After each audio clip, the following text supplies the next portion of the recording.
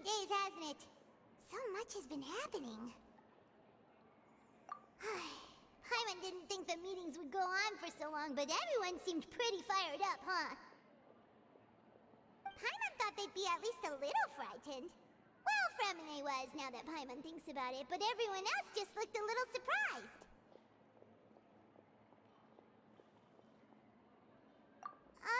Well... It's hard to say. Paimon doesn't have any experience with this sort of thing. But with you around, Paimon sure will do great. After all, you're the most reliable person in the world, aren't you? Huh?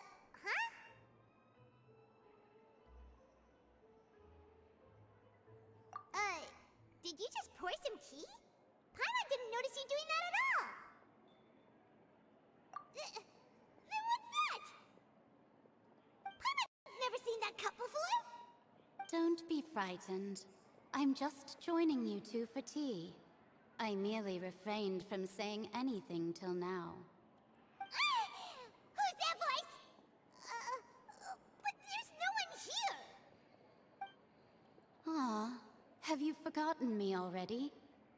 Wait, you are familiar. You're the voice we heard from the sky in Sumeru. The voice from the sky, I fear that description is wrong. Though, not completely wrong.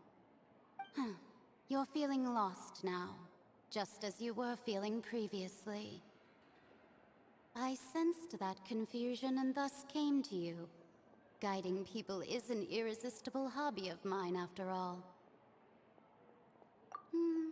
Consider me a passerby, just accepting a commission from my friend's disciple on a whim.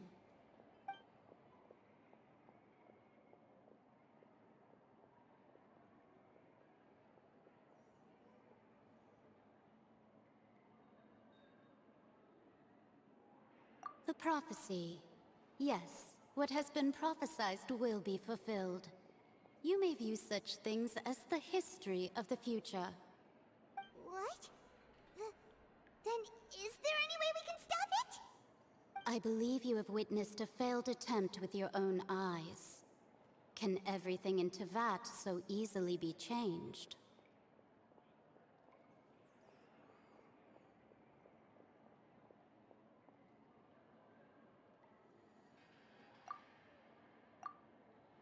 Ah, so you've caught on. Just as prophecies are usually only the future as seen from the perspectives of the gods, could things be happening in hidden corners where the gods' gaze does not fall? Are the things that you shall see different from the fate that the gods perceive?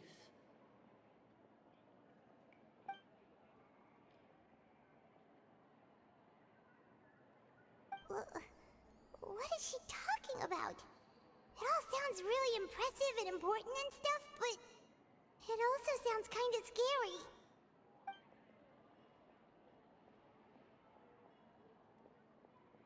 I believe that you understand, right?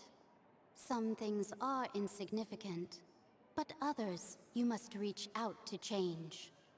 Ultimately, fate shall serve as your only guide, no matter what will happen in Teyvat's future. All you need to do is to play your part. This was good tea, by the way. Thank you for your hospitality. Well, that'll be all for today. The voice. It's gone.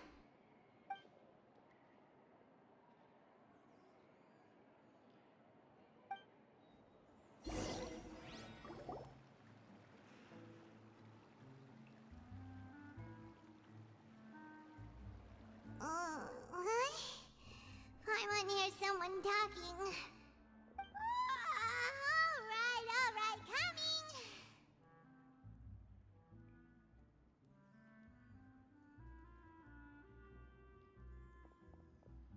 Hey, it's you who's getting lazy, okay? Well, I see I've walked in on some lively banter. Mona! Fine, just fine.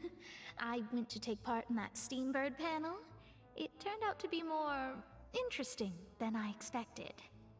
not all Fontanians are pessimistic about this. One journalist mentioned that sitting around and waiting for the end to come would be wrong, and that they should make their own rescue preparations. I agreed, so we had a brief chat with her. Did she have pink hair by any chance? Why, yes, it was Charlotte. I assume you've heard of her, no? That daredevil journalist? I'm in full support of her view. Prophecies are very important, but how can people allow their lives to be commandeered by just a few words? That's right! Paimon's glad to hear something sensible for once. Ah, yes. About what we had discussed before. I did try, but I'm afraid I couldn't reach the old hag. I'll try again tonight, but I wouldn't get your hopes up.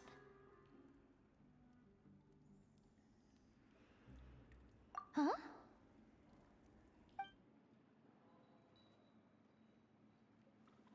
Goodness gracious. Are you serious?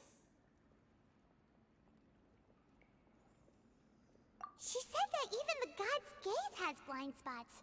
Pretty bold if you ask Paimon. Most people would believe the gods to be all-knowing, right? The Hexen Circle members are certainly anything but ordinary. As for the mage named N, the old hag has mentioned her a few times. She said that N's sense of direction is incredible, and that she loves guiding those who are lost. But I've never met her, and if she were still alive, she'd be... well, suffice it to say that the hag's at least a few hundred now, and N's been around for longer than that. Whoa. The Hexen Circle sounds like a scary group. But they must really stay in shape to live so long. Their abilities alone are pretty terrifying. If she came to see you personally, then the problem you're facing must truly be of great importance. Well, it's not like Paimon could understand anything she said. Yes, she was quite cryptic, but I suspect she means that there is still a way to turn things around. She didn't say when or what that would be, though, so... perhaps it is something that you cannot know right now.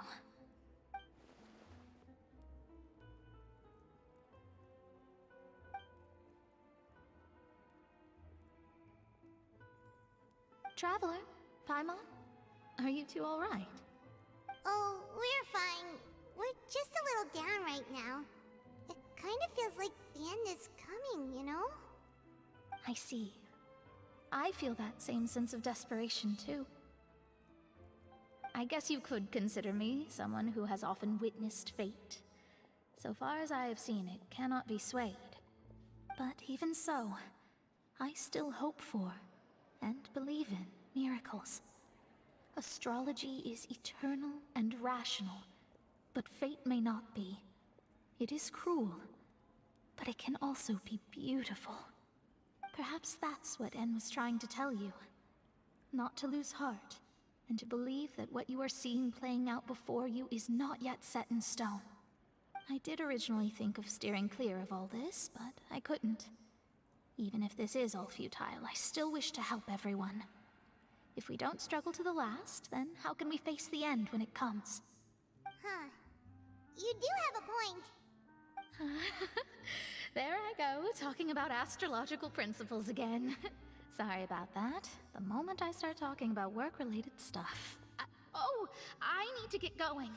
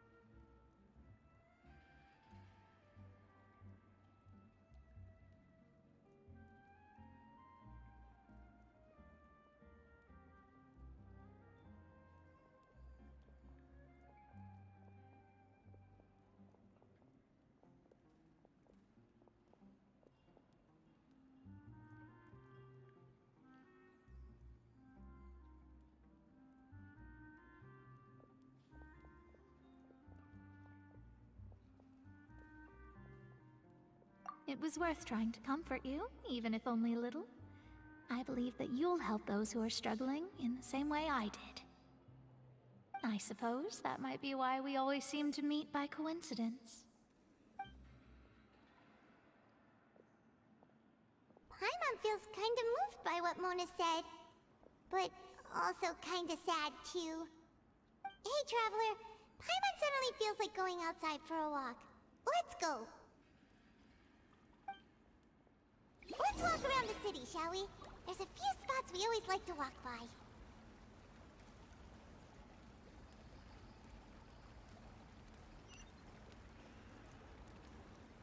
There's no such thing as pure freedom in this world. Even the wind cannot blow on forever.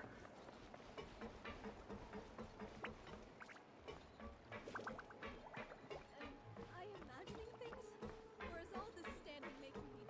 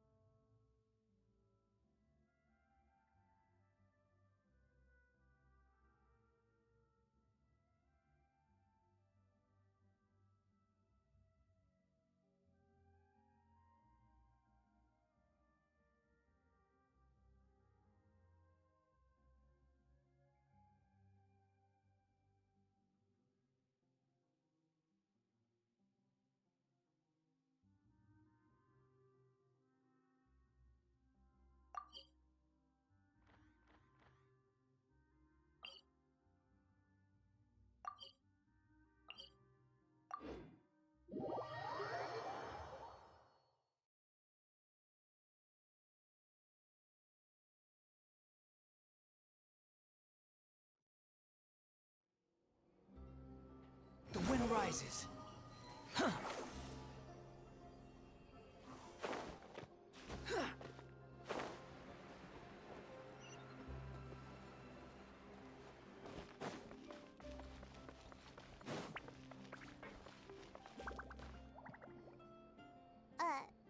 Huh? Our names are written in this newspaper. what's going on?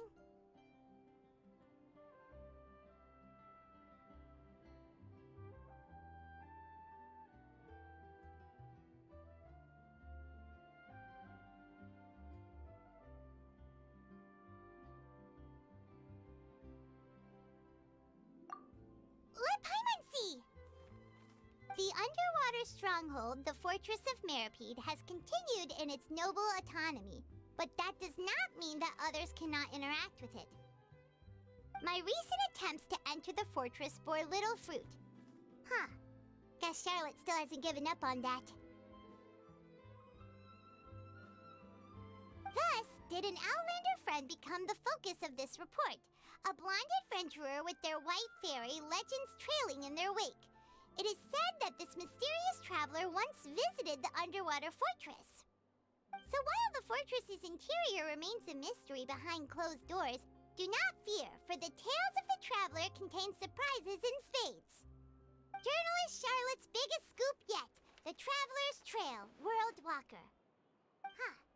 Charlotte took so many awesome photos of us and we never even noticed her. She hasn't been able to get a hold of anything at the fortress, so since we're easier to find, she's using us as the subject matter instead?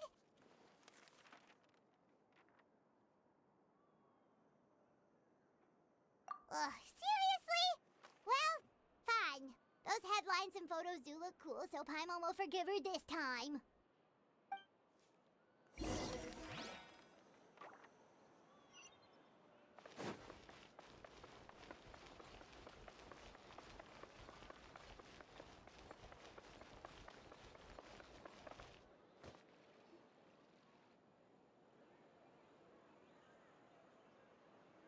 We're here! Paimon's hungry. Should we go in and get something to eat?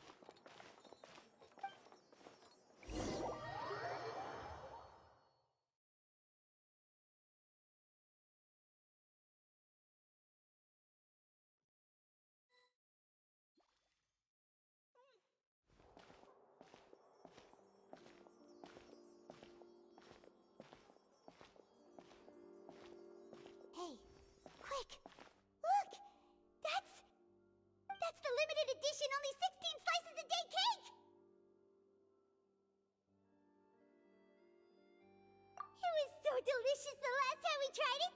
Despite the tense situation we were in, let's give it another go! I'm sure it'll be great! One slice of cake, please. Someone showed up after all!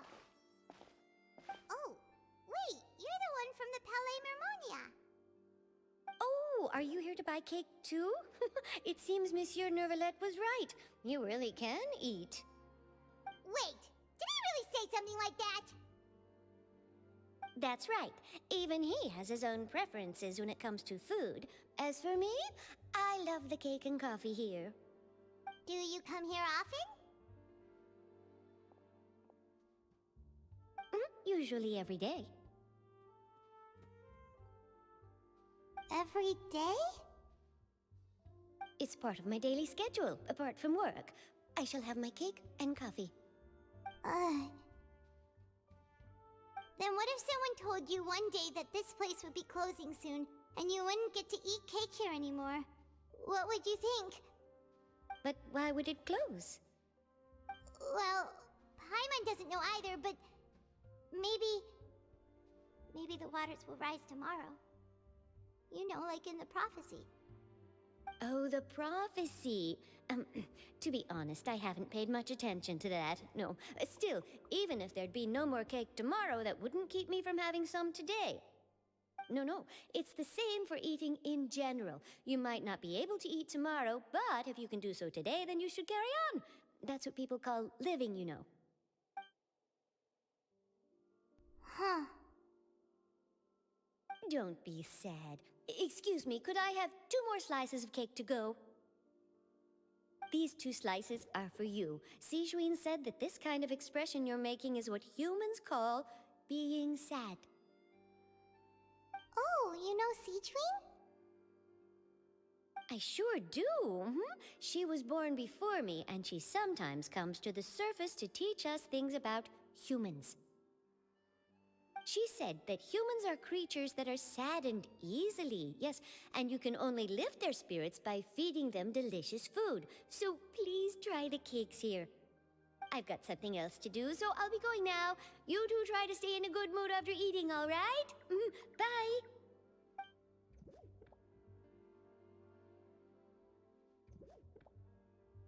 And there she goes. All right, let's dig in.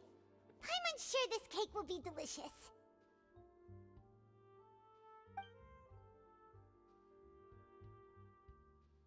It's more delicious than last time, and the flavor gets even better with a sip of tea. It sure would be nice if we could come again tomorrow. Sure would be nice if we could always eat delicious food here.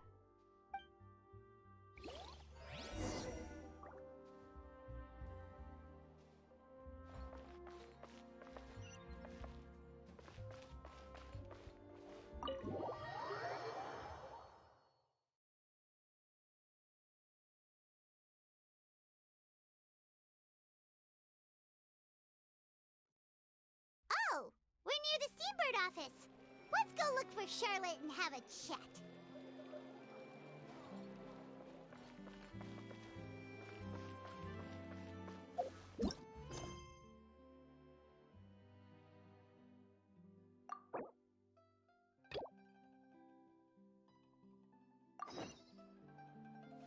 Squall and Fury.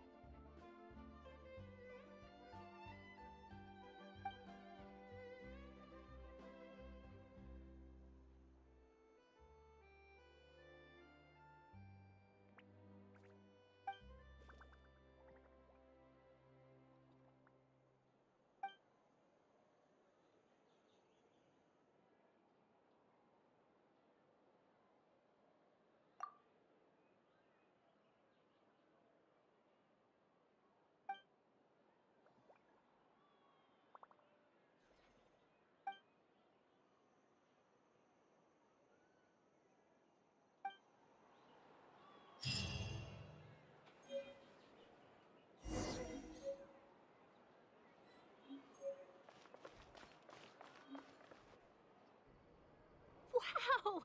If it isn't the Traveler and Paimon! Oh, have you seen the article I wrote about you? Ha! You've got some nerve! You just used us to make some quick mora!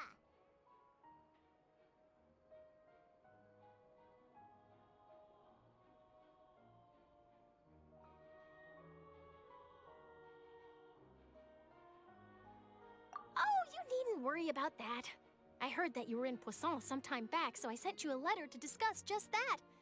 It appears you didn't receive it, though. It's all right, though. I've set aside the amount intended for you. I've even set the table with some food. Really? Oh, you're the best! You're almost a little too easy to win over, Paimon. If I were a journalist with ulterior motives, you'd be in trouble now, you know. Oh, Paimon knows you're not like that. Still, what brings you here all of a sudden? Were you looking for me? A friend of ours met you a while back, and when she mentioned it, we thought of coming to see you. Her name's Mona. Ah, so you know Miss Mona as well. She's a guest columnist for our paper. Really good one, too. She's so young and already such a brilliant astrologist. So she mentioned me? What did she say? She said that you're a real daredevil of a journalist. Nice. In which case, can this daredevil journalist dare to request an exclusive interview with the legendary traveler and Paimon? Huh? So your article in the paper today doesn't count? Oh, of course it doesn't. That was more like live photography. What I'd like to do is dive deeper and ask you to talk about the things you've seen and experienced. Yeah, are we even qualified enough? Why not? If I say you're worth an interview, then you're worth it. But not right now, of course. I'll need a few days to prepare. Oh, in that case, we'll just chat when you have the time then? Oh, so that's a yes? Ooh, splendid! I'll tell the editor-in-chief immediately. I'll have to apply for lighting, a venue, some props, and... Whew, so much to get done now. Talk to you later. Wait, Charlotte, Paimon's still got a question for you. And what's that? If, just for example, Fontaine were to be flooded tomorrow, what would you do today? Huh, that's the prophecy you're talking about, isn't it? I mean, I do hear about it often, but I've never once thought that the day could be tomorrow. If you're seriously asking, then I might try and think of a way to leave Fontaine. Oh, but I'm still a journalist first and foremost. That means I have a duty to be reporting from the scene. And secondly, I wouldn't forsake my homeland that easily. From what I've seen, most people don't know what they'd do should the worst come to pass. In truth, it might be better just to behave like normal rather than worry over such an end. So in all likelihood, I'd probably still be prepping at the office for that interview of ours. I know what you're thinking. That sounds a bit sad, but I've always believed that it's best to do what you enjoy. Just think about it. If this nation really were to be suddenly destroyed tomorrow, but I still successfully finish an exclusive interview with a truly unique person, then the story I would wind up writing would truly be timeless. And then do you know what I'd do? Well, I'd write that story, send it for printing, and use messenger pigeons to get copies out to the various nations as soon as possible. I'm not a dreamer, nor am I a workaholic, but I do love my job, and I'd be proud of leaving such an article behind. I guess you could say that I was born to be a journalist. But anyway, that's my answer. And on that note, I'll get back to my preparations. That's so nice. All of a sudden, Paimon actually kinda envies her. Anyway, let's go and take a look at the sea, shall we?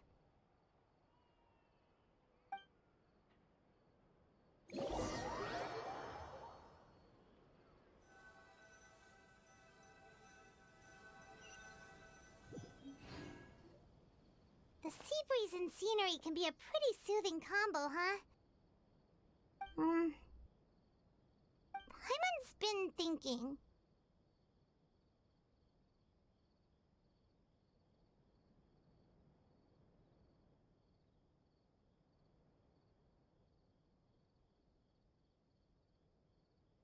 If it wasn't Fontaine, but all of Tevat that would be destroyed tomorrow, where would we go and what would we do? No, Paimon should ask, if you could choose, what would you like to do?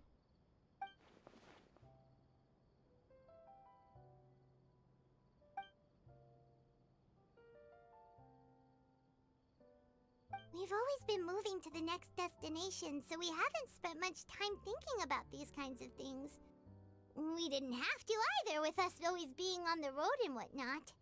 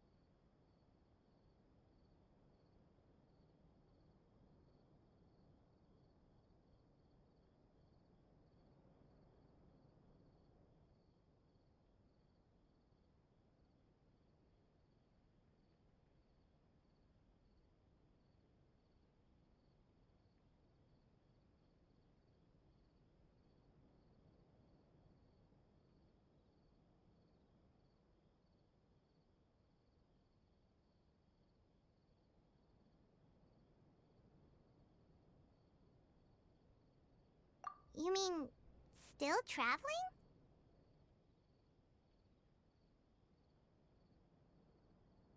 Huh. Wait, isn't that what we've always been doing?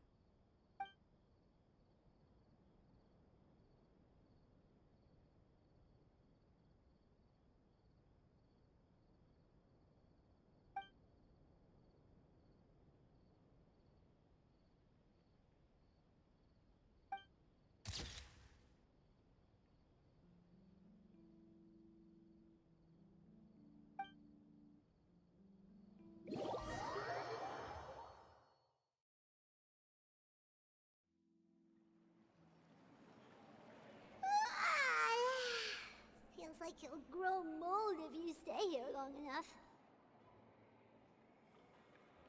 But it's still better than the Fortress of Mirapede, that's for sure. It's not only damp there, but salty too. Ah, so the two of you are still here. Wonderful. Oh, you're from the Palais Mermonia, aren't you? Yes, I'm Isadora. Monsieur Nervillat sent me to look for you two before. I heard that afterward you went to the Fortress of Meropide.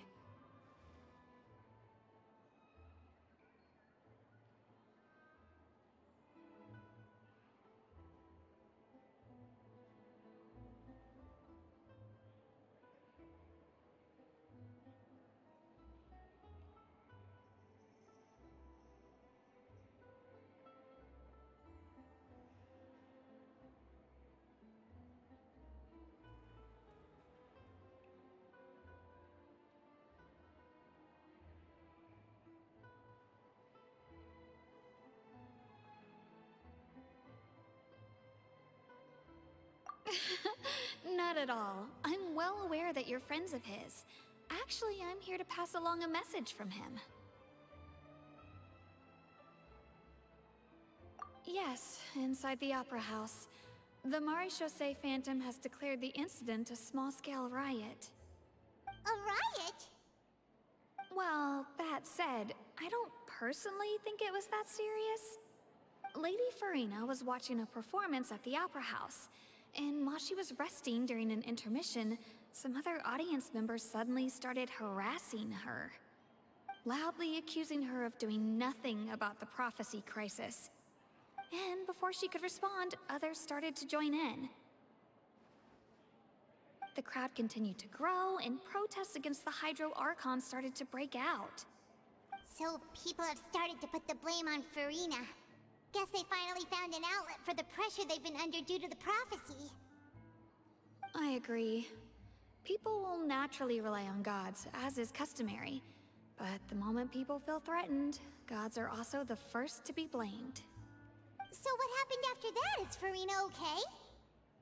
Seeing that the situation was spiraling out of control and that further argument was pointless, she claimed that she'd gotten tired of this and left in a hurry. The Maréchaussée Phantom had their hands full maintaining order and did not catch where Lady Farina had gone. Only when things had stabilized did we realize that she had gone missing. So, you mean she's still missing? That's right.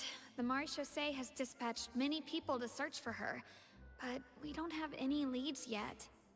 That said, I don't think there's much to worry about. She is a god after all. Even if she were to fall into the hands of rioters, what could ordinary people do to her?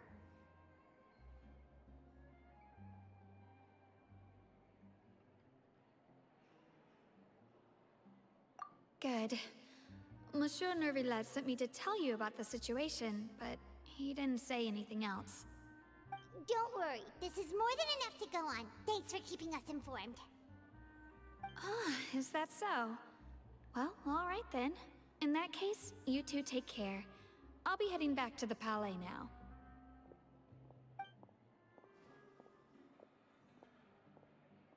Well, sounds like we should hurry over to Poisson then.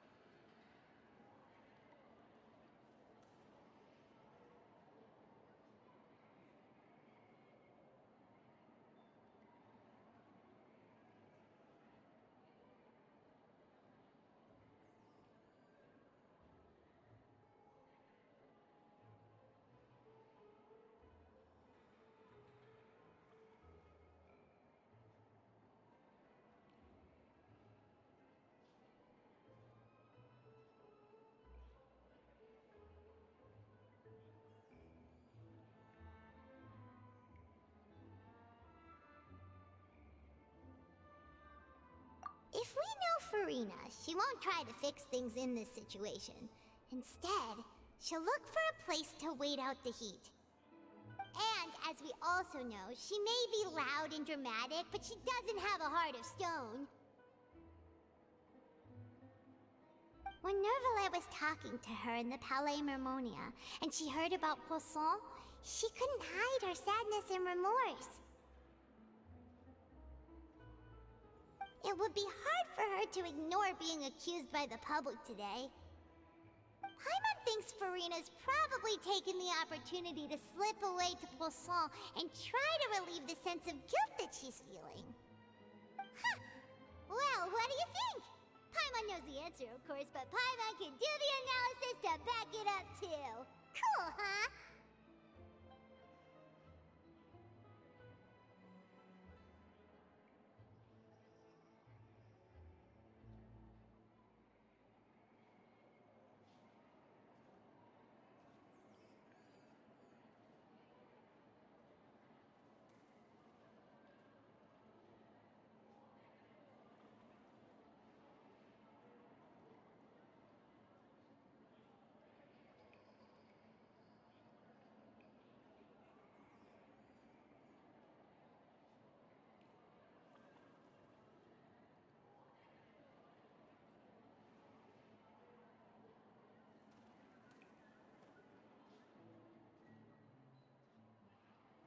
In that case, there's not a moment to lose! Poisson, here we come!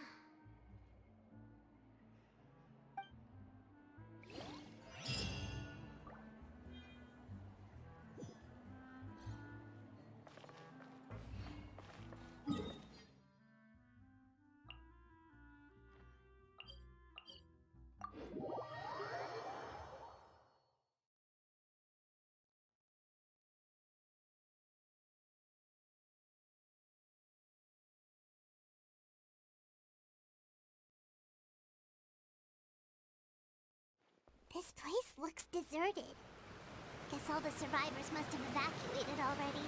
All that's left here are signs of devastation. Could Farina really be here? Let's try to find her as soon as possible.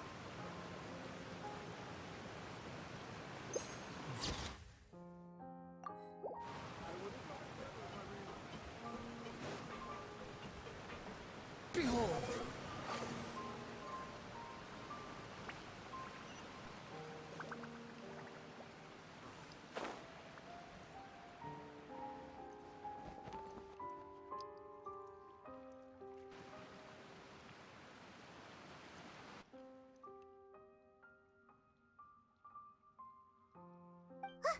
That's Farina, right over there! She really is here all on her own.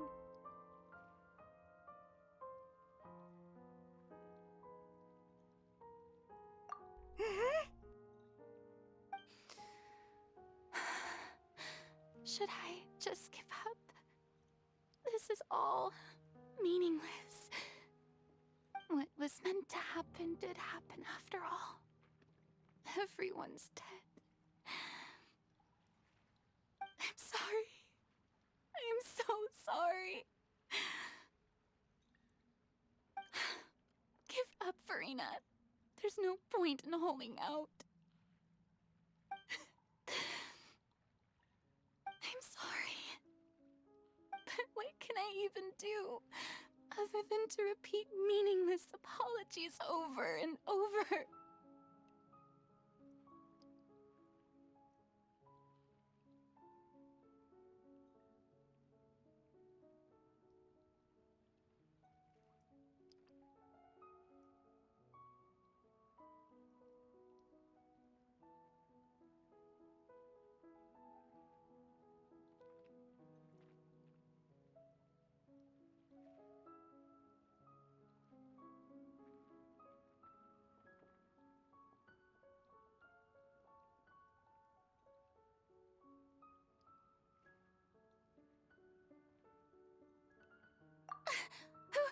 Who's that?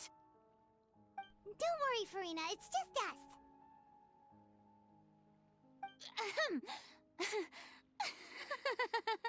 So it is you, blonde traveler from another land. Why, I almost thought you were someone from that mob of my ignorant subjects, come to kneel and beg for my forgiveness.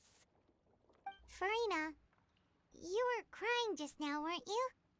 The tear stains on your face are obvious. What do you mean, tear stains? Oh, I remember. The show at the Opera House earlier this morning was so moving. I'm still trying to process it. Who did that uncivilized rabble think they were, disturbing my enjoyment of the arts? They even dare to tout their Archon. I must teach them a lesson. I can just imagine their twisted and frustrated faces once they realize that I'm nowhere to be found. Oh, and I'm sure Nouvellette and those people from the Marish Chaussee Phantom are freaking out right next to them, too.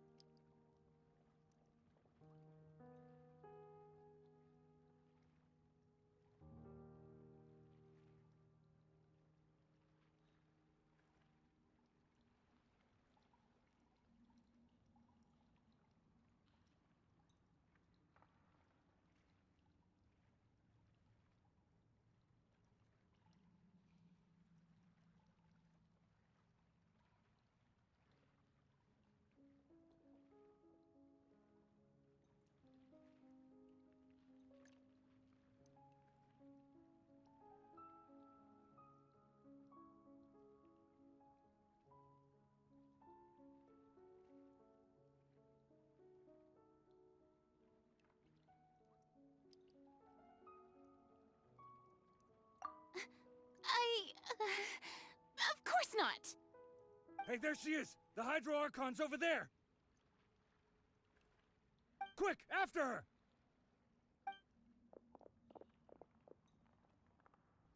Farina, those people seem to be after you.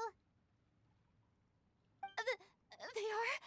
They're just some rabid fans who want to cut the line because they haven't been able to meet me in person, aren't they? That's against the rules. I can't let them get their way. Farina just ran off! Quick, we have to catch up with her!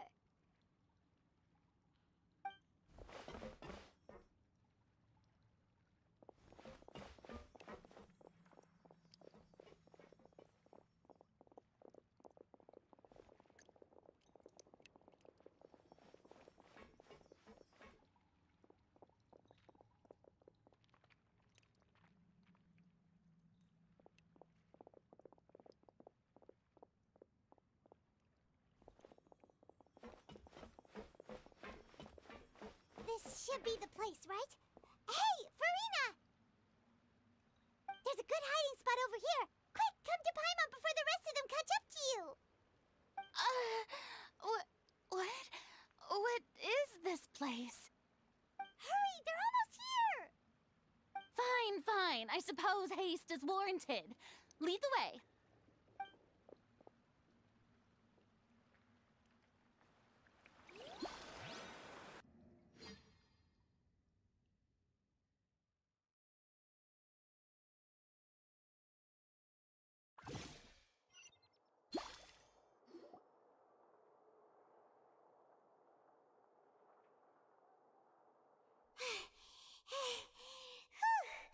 Paimon's exhausted.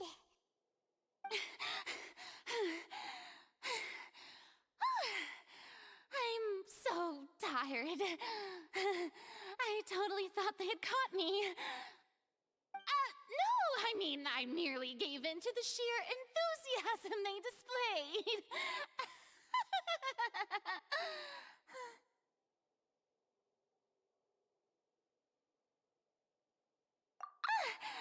You're right. Yep, that's a good girl.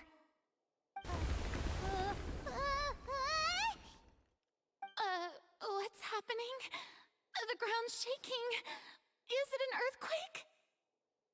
Yeah, a quake of this kind preceded the flooding in Poisson, didn't it? It can't be. It's happening again. Well, there's no need to worry too much about that.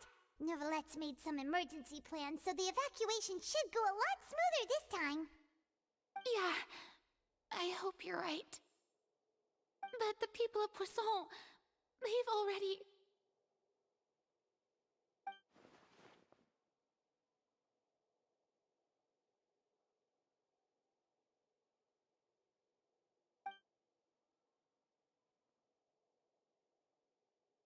It's true. I've been investigating the prophecy for hundreds of years. I once had informants all over Teyvat, searching for clues and feeding information back to me. I've tried all kinds of ways, too, to hold back the sea. Anything to keep the coastline from advancing. But all my efforts proved to be futile in the end. Really, the truth has been clear to me for a very long time. We cannot make an enemy of the divine. No matter what we do, the will of the heavenly principles will have its way, and the prophecy shall be fulfilled.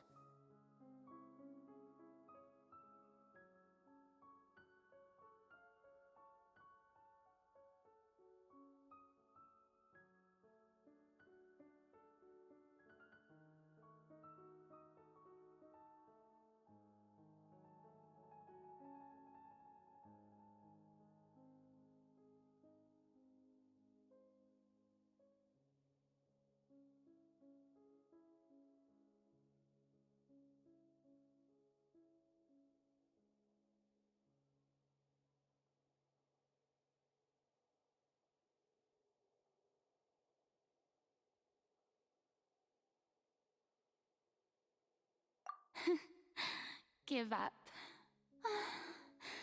I do love the sound of that phrase. It would mean finally coming to terms with fate, but also for me to finally be free.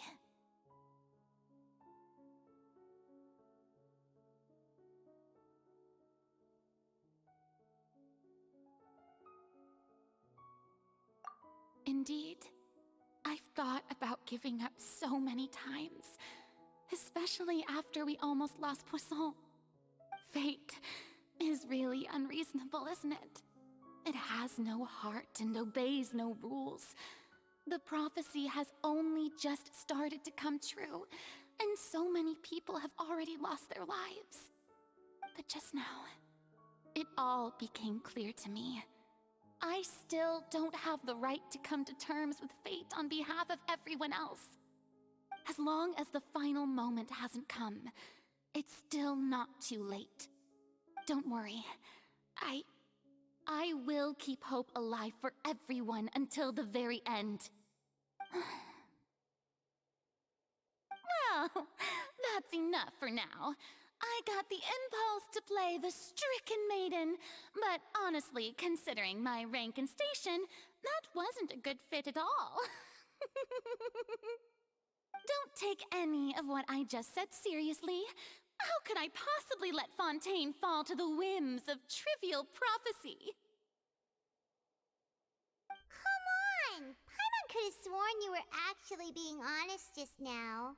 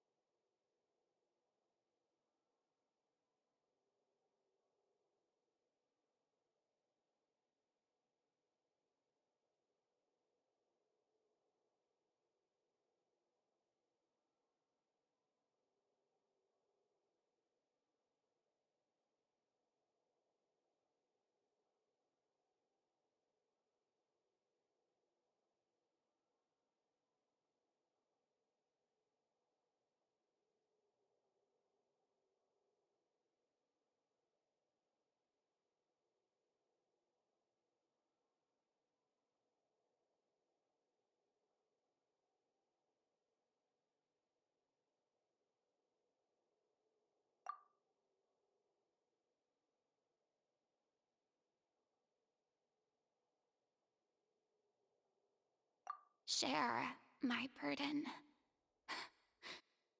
That's impossible. It was fated right from the start that this would be my duty alone.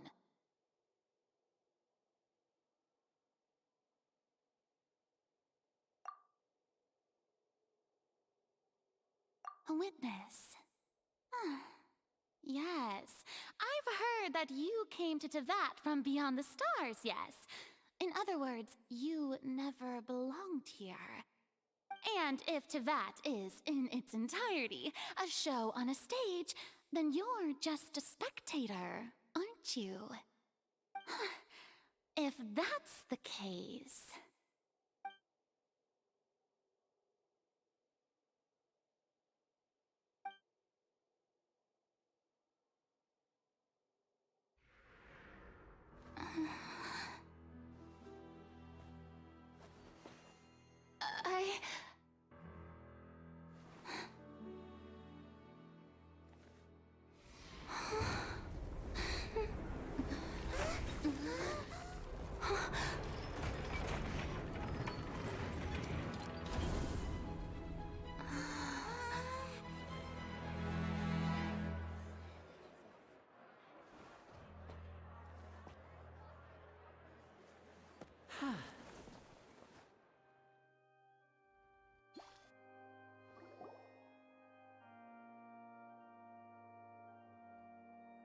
Ladies and gentlemen, this concludes my opening performance. Now, without further ado, we may proceed to the trial of our god. So, this is what it is. Yes, you deserve praise for the effort you took to raise the dramatic stakes. Do not forget, however, that I am Fosalor, the god of justice, the embodiment of justice itself. Does it not strike you as even the least bit absurd to bring the very concept of justice to trial? May I interpret these words as your refusal to stand trial? In that case, you will have the opportunity to defend your honor through a duel. You would draw your blade against a god?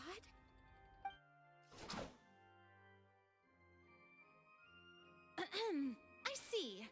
It seems like you have made up your mind.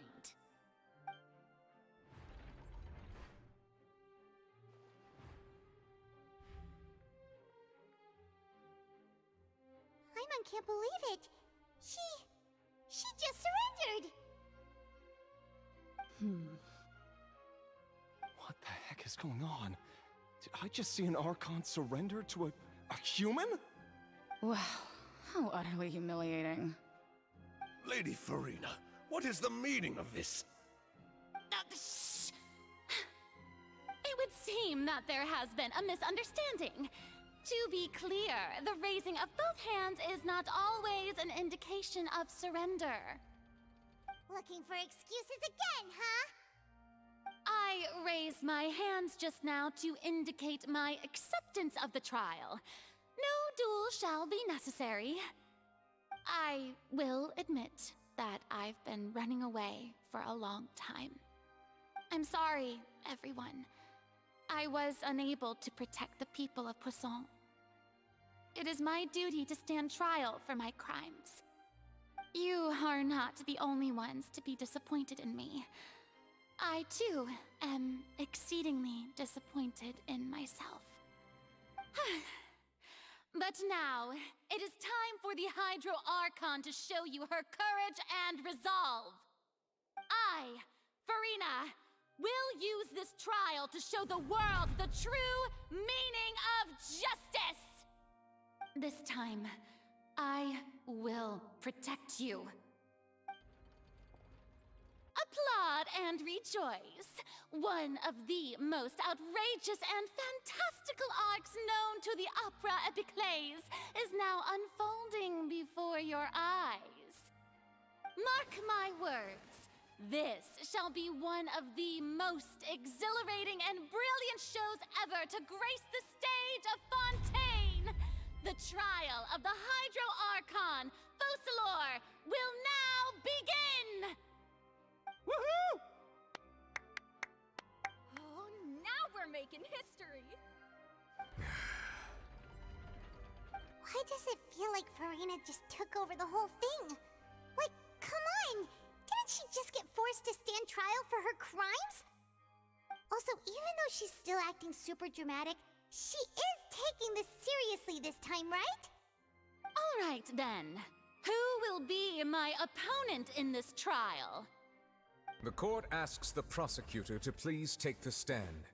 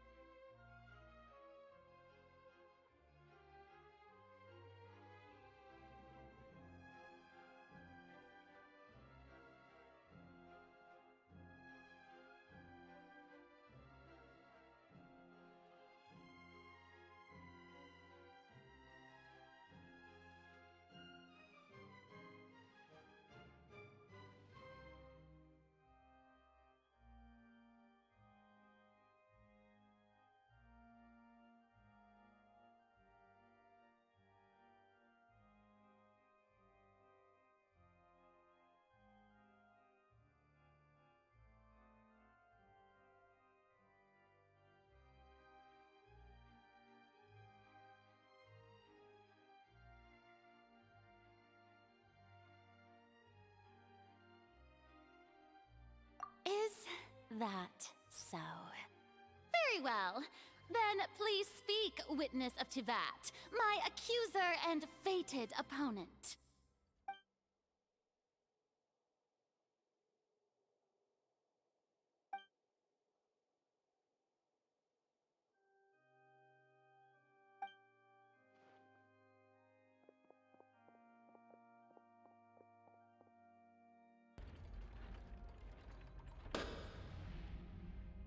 Also, please allow me to ask, as a final question before the trial begins. Just how much work did you do to force me onto this stage? Well, we did do a lot of prep after the meeting that day.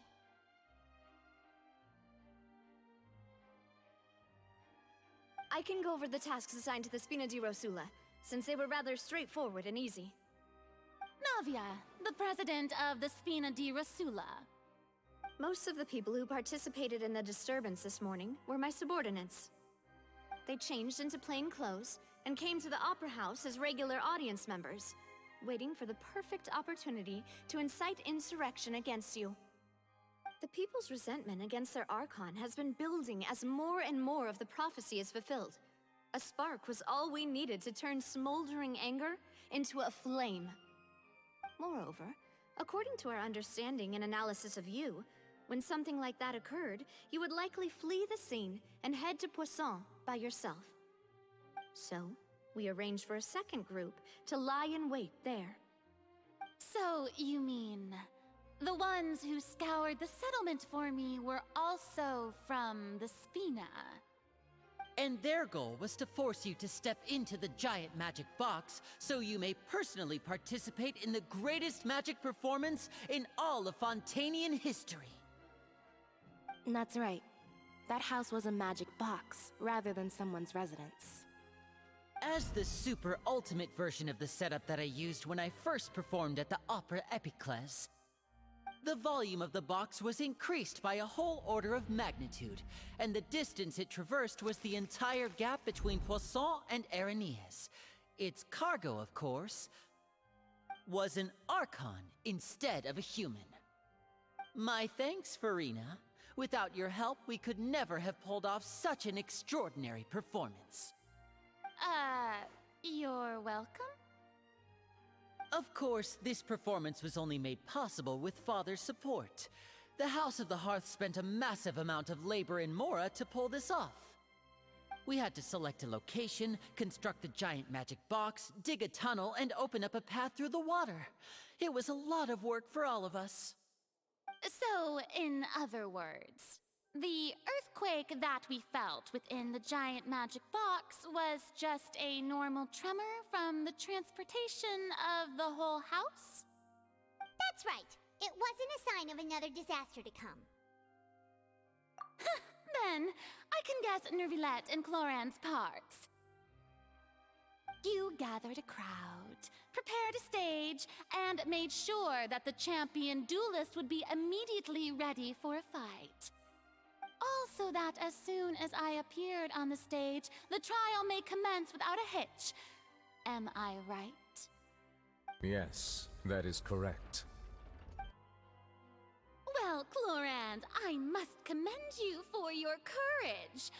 Only the most outstanding champion duelist in all of Fontaine would accept a duel with an Archon without flinching. Thank you. As for you, Traveler, I suppose your role was to keep me distracted with conversation once you found me in Poisson. You'd make sure that I didn't notice anything amiss before revealing yourself as my prosecutor once we'd arrived onto the stage. Oh?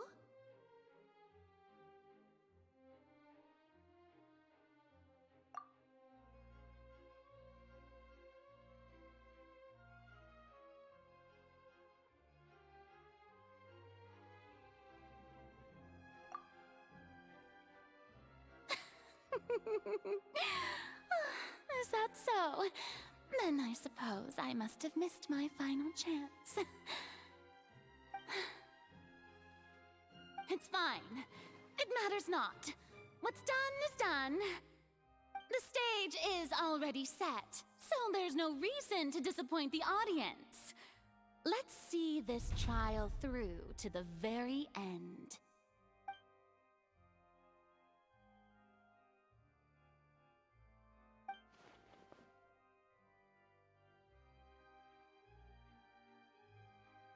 Madam Prosecutor, please allow me to pass this along. This is a document that Miss Charlotte applied for and received permission to share with you during the trial. According to her, it should speed up the proceedings. Huh? Charlotte wanted to give us something? Oh, so she's here too! Hey, Charlotte! Oh, let Paimon see. Isn't this the exclusive interview that she did with us before? So she's already finished it, huh? Wait, then that means this document is a perfect timeline of everything that's happened ever since we stepped foot in Fontaine! So in other words, we can refer to this anthology of evidence every time we want to use something from our journey as evidence for an argument! Let's quickly confirm the information in it. Just think of it as a refresher, alright? You defeated the Hydro Archon in the very first duel you took part in at the Opera House. That's one for the history books, all right. I didn't think that you'd wind up getting to the bottom of the case I'd been following all this time. I guess you could also see this as a happy coincidence.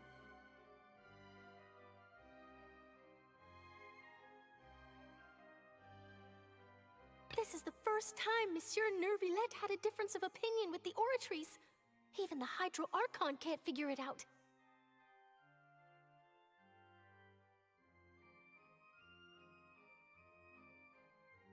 A Fatui Harbinger. She's an extraordinary person. Her instinct must mean something. The fortress of Meripede was almost destroyed in a single day. That I didn't witness that scene personally will always be a source of professional regret, I think. According to Monsieur Nervillette, both Child and that whale should have been in the primordial sea at that time. I nearly lost my awesome friend Navia.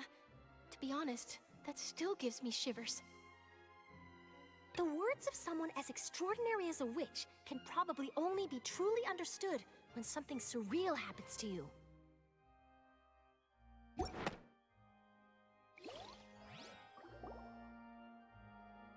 The prosecution and the defense are both in position. The trial shall now begin. Oh, come on, Nervillette. There's no need to repeat all the unimportant legalese. Just fast forward to the part where the prosecution lays out my offenses. As the defendant and the lead actress of this performance, I still haven't even been informed of my supposed guilt in all of this. Of course, it is only natural for humans to struggle to understand the actions of a god. However, you will need more than that to convict me of a crime. That's true, but my charge here is unrelated to your conduct as an Archon. Instead, I would like to charge you as a fraud, who's never been the Archon in the first place. Wait, what was that? Lady Farina's a fraud? Hey, I came here thinking that we were going to try the Hydro Archon for forsaking our duty, but did I hear that right? She's not our Archon at all? Charge accepted. Lady Farina, do you plead guilty to the charge?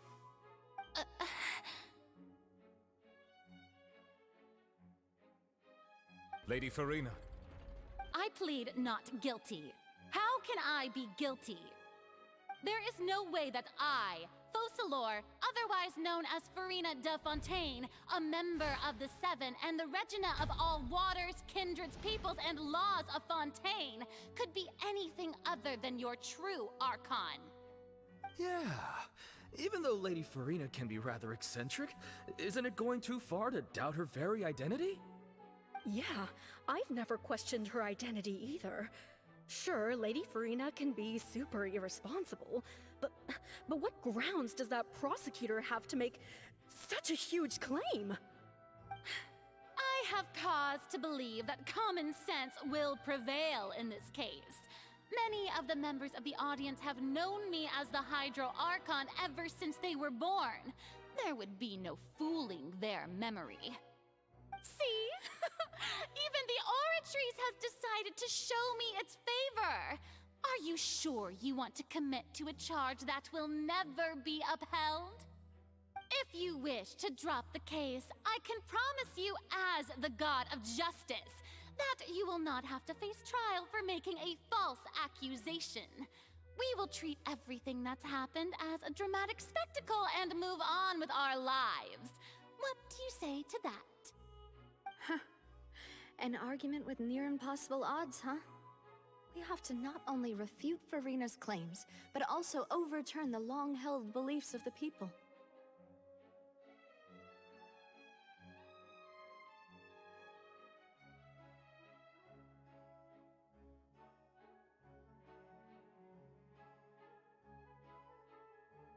Well, I tried to give you the chance to surrender. If you must persist, then let me ask. If you believe I'm not the Archon, then what manner of being do you think I am? And if I was not the Archon, then how did I manage to live for over 500 years?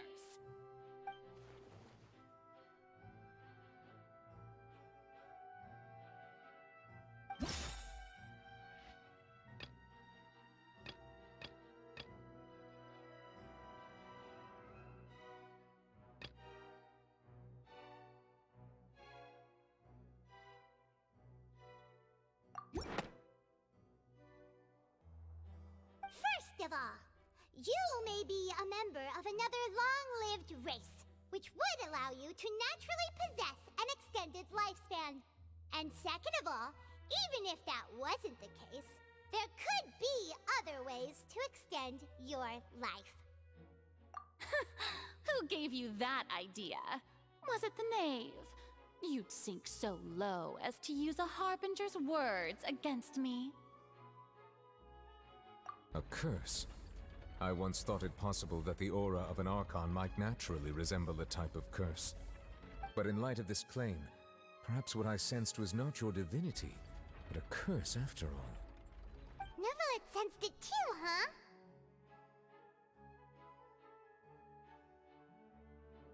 Lady Farina is actually a human? Well, it is true that it's extremely difficult to tell humans and gods apart just by looking at them. It's not impossible.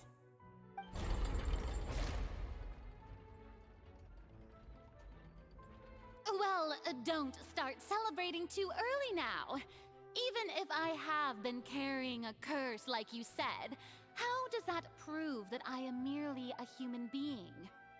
Besides, everyone knows that the main difference between a human and a god is the possession of authority. Gods can do what humans cannot. That's why they're worshipped as gods. For centuries, manifestations of my authority have served the nation of Fontaine. One need only to turn their eyes towards the Oratrice Mécanique d'Analyse Cardinal in this very opera house, or consider the indemnitium that is used in every aspect of life.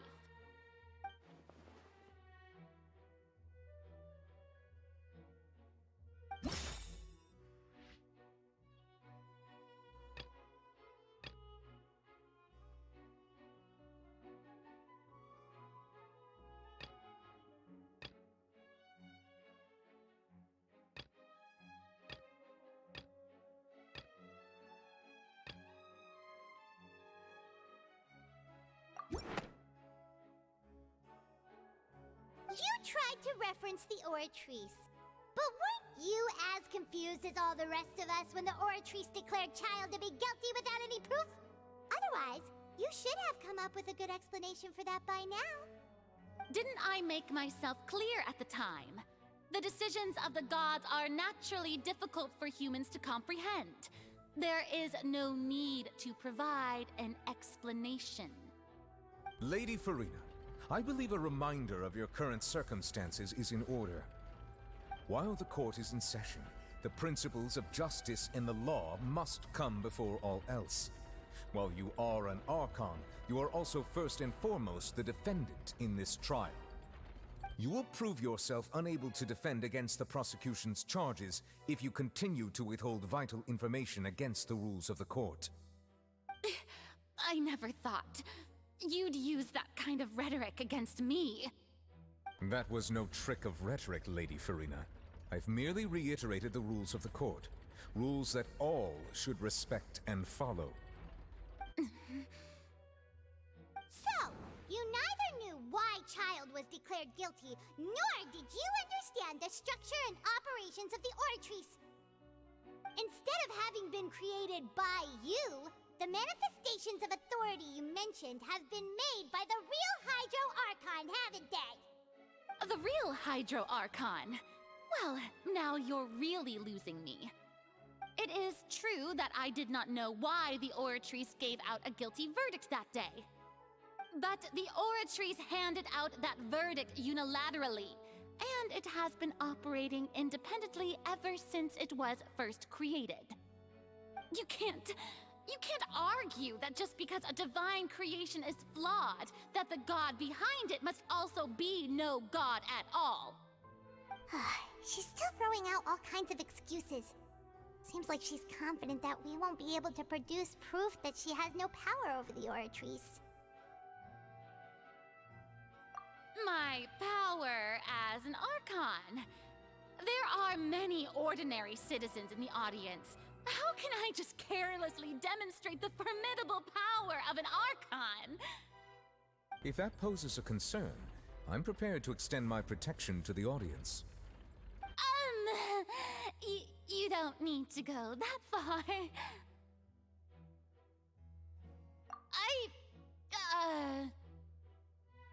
Aren't you the Hydro Archon? Or is it that you can't even wield the power of Hydro, much less the authority of a god? Indemnitium! Yes! It's all because of Indemnitium! All Archons derive their power from the faith of the people, and I've converted the people's faith in justice into Indemnitium! Thus did I give up all of my divine power to provide everyone with energy for their daily lives. Have you ever seen a more magnanimous god? Isn't that a huge stretch? Yeah, no matter how generous an Archon can be, how could they give up all their power? Can a god with no power even still be called a god? It seems like nobody's buying Farina's excuse. Hey, come now, everyone. Please don't stare at me as if I was a liar. I'm still the same Farina you knew, right? The one that you loved. Shouldn't you want to believe in me? Please? You've got to believe me. If what the prosecutor said is true, she really has committed a grave offense. Did she deceive all of us? And all of our parents and grandparents too? And then all of our ancestors? Ever since they were born? Enough! That's enough. Tell me then, if I'm not the real Hydro Archon, then who is? If you have no evidence of another Hydro Archon's existence, nor can you find anyone who can back up their claim to be such, then what grounds have you to say that I'm not actually the real deal? Wow, she came up with yet another argument. How can we refute her now? Seems like she really doesn't want to give up.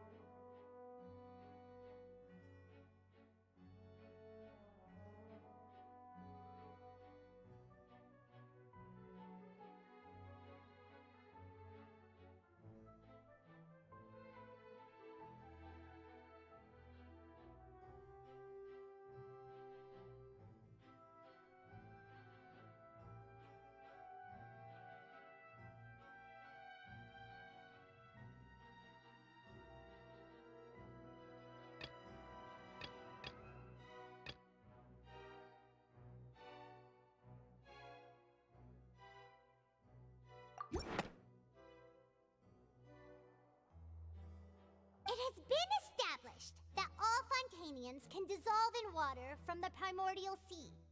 And that means...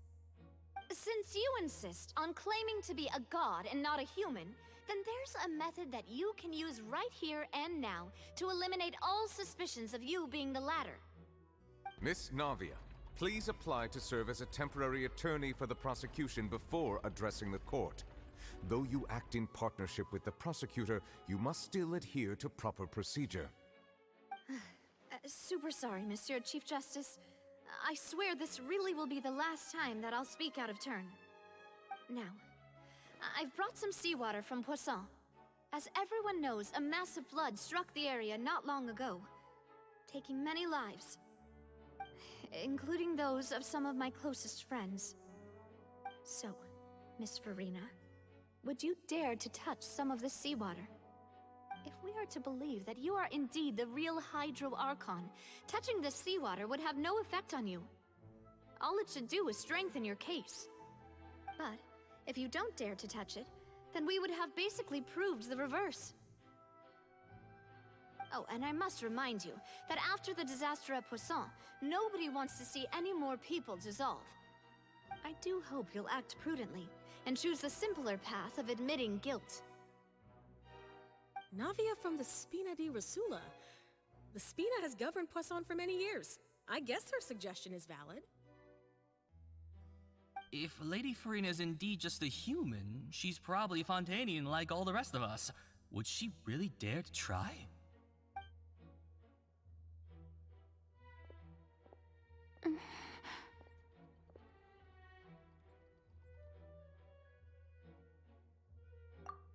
Lady Farina, this test has been unilaterally proposed by the prosecution. As it falls outside the realm of standard court proceedings, you possess the right to decline participation.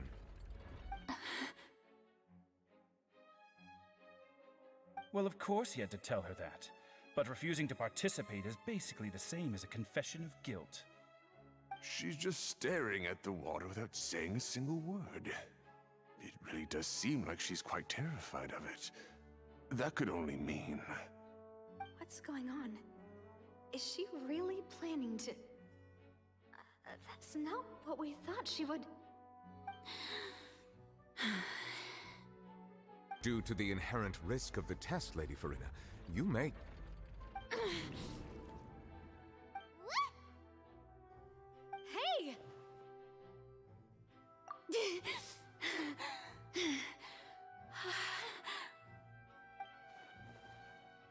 Hey!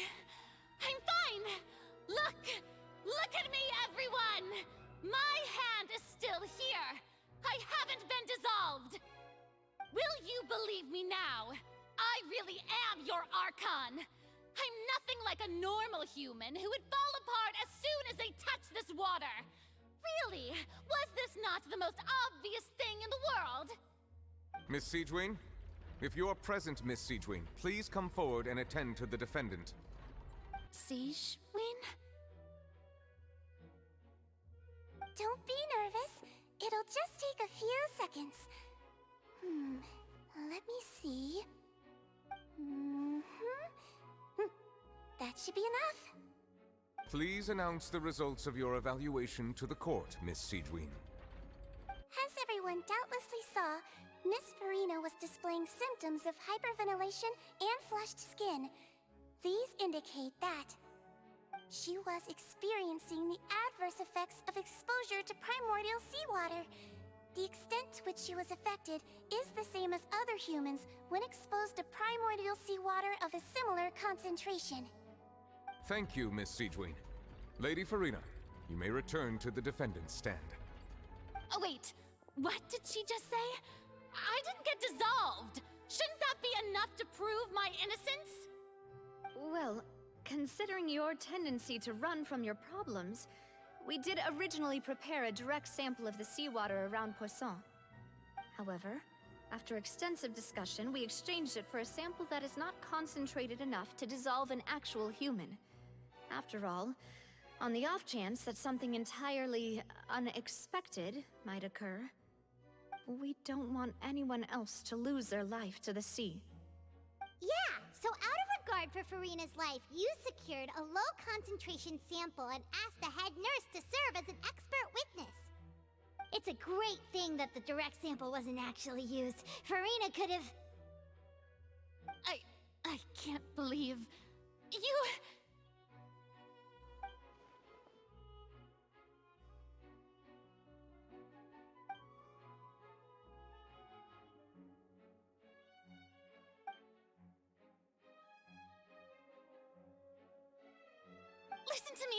Listen to me, everyone.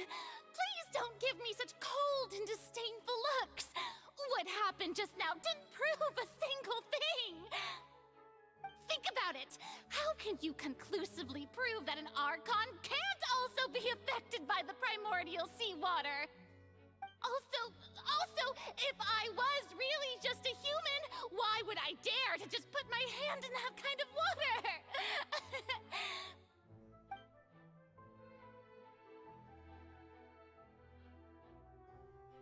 Please, everyone, anyone, just listen to me. I swear, I really am your Archon.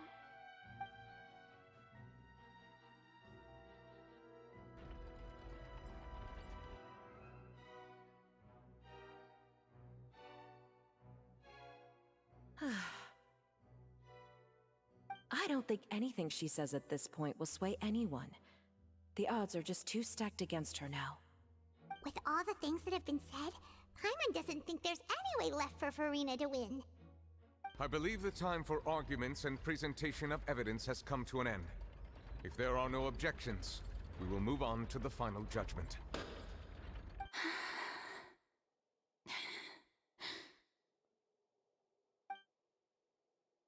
I don't think anything she says at this point will sway anyone. She's too stacked against her now.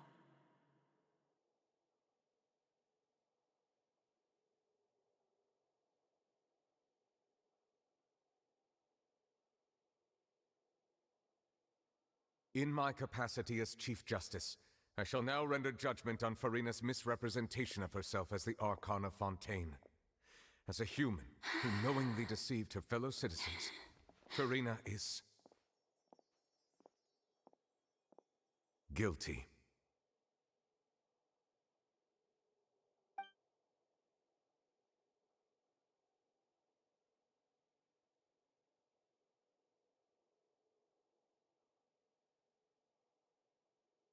We shall now turn to the Oratrice Mécanique d'Analyse Cardinal to render the final verdict on the charges.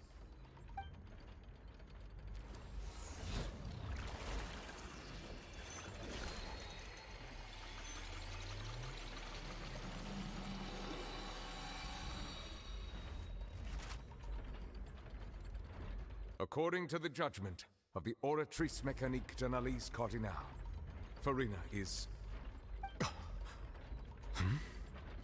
Well, what's wrong? What's the Oratrice's verdict? No, the Oratrice also displays a guilty verdict. Isn't that correct, then? However, the exact wording of the verdict is thus.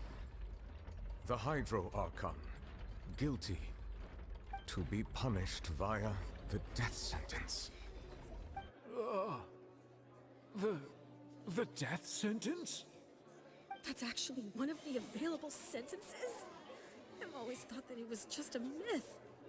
The one and only time the death sentence has been handed out at the court, and it's been given to the very person we've worshipped as the god of justice? What an unexpected twist. Farina's been sentenced to death by the Oratrice? We just wanted to use the trial to show her the seriousness of things so she'd tell us the truth. How did things escalate this quickly? This outcome is indeed quite strange. According to Fontaine's current definitions of justice, as well as its recommendations for criminal sentences, is this sentence really appropriate for the crimes that have been committed? Yeah!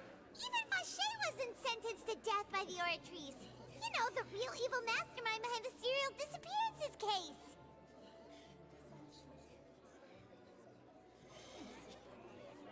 Indeed. Not only is Farina's sentence overly excessive, the very point of our trial today was also to prove that Farina has never been the Hydro Archon in the first place. But now, the Oratrice seems to have deliberately invoked the title of the Hydro Archon. What does this mean?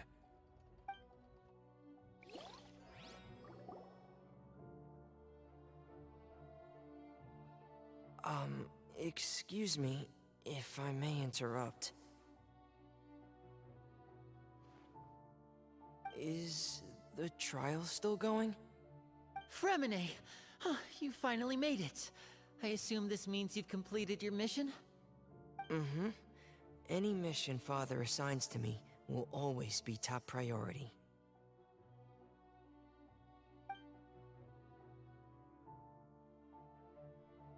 Is that the first prophecy slate?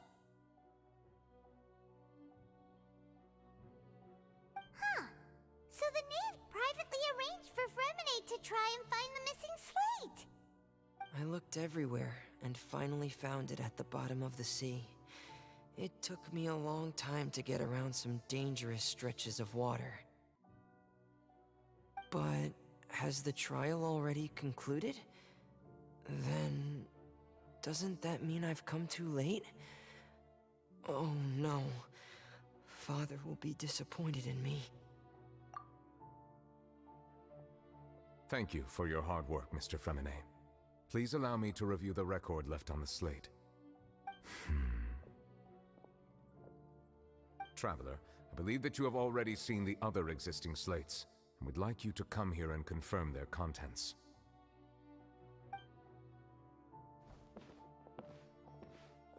Huh? So what do you see? What is it?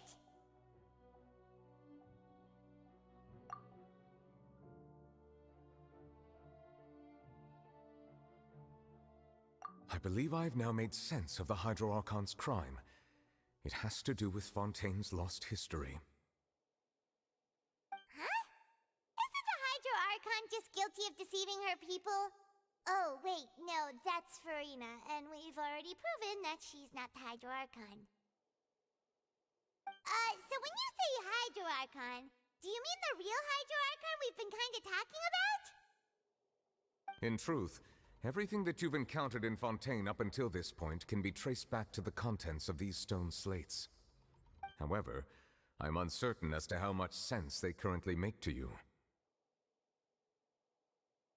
Okay, let's try to recall the contents of the other 3 stone slates. Paimon will do her best to help you remember.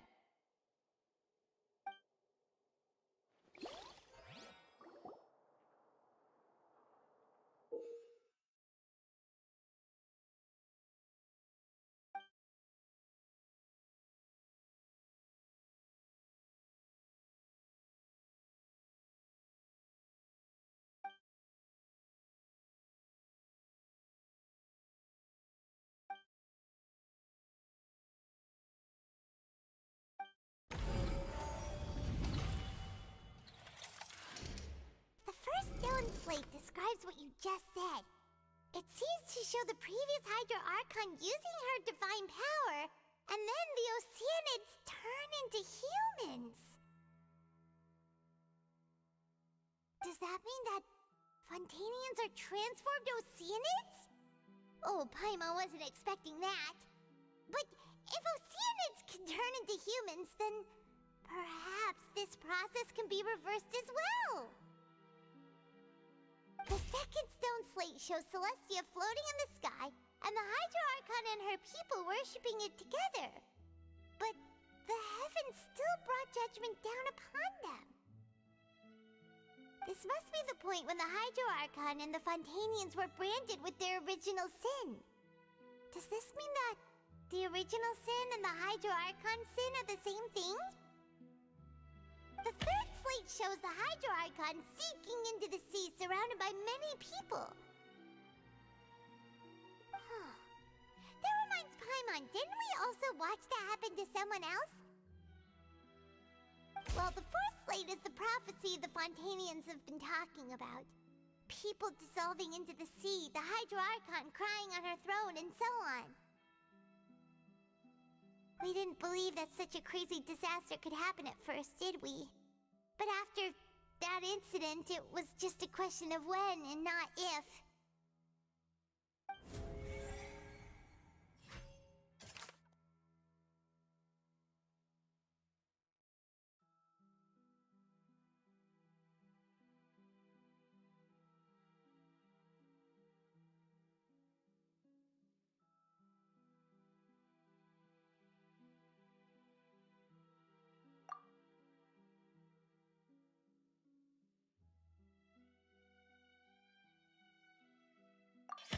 We know from the case of the serial disappearances of young women that Fontanians can be dissolved in primordial seawater. And the first stone slate tells us that long ago, the Hydro Archon used her power to turn Oceanids into humans. This might be the reason that Fontanians can dissolve.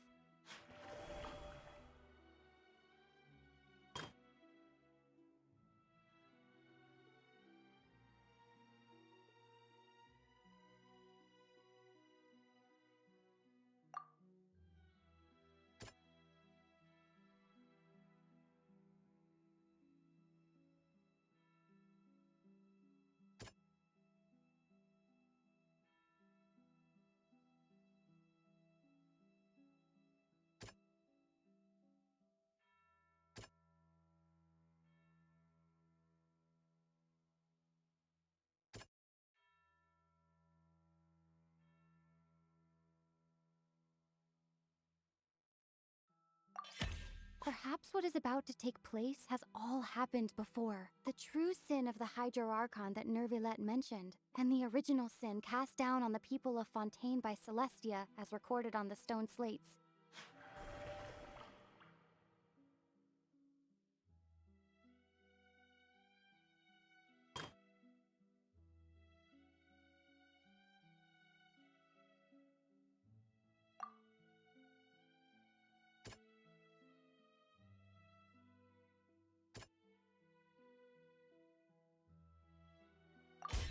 It's not as simple as falling into the sea. When Navia fell into the sea, her consciousness was subjected to judgment. The stone slates show the people gathered around the Hydro Archon in the sea. Could that be alluding to the same thing?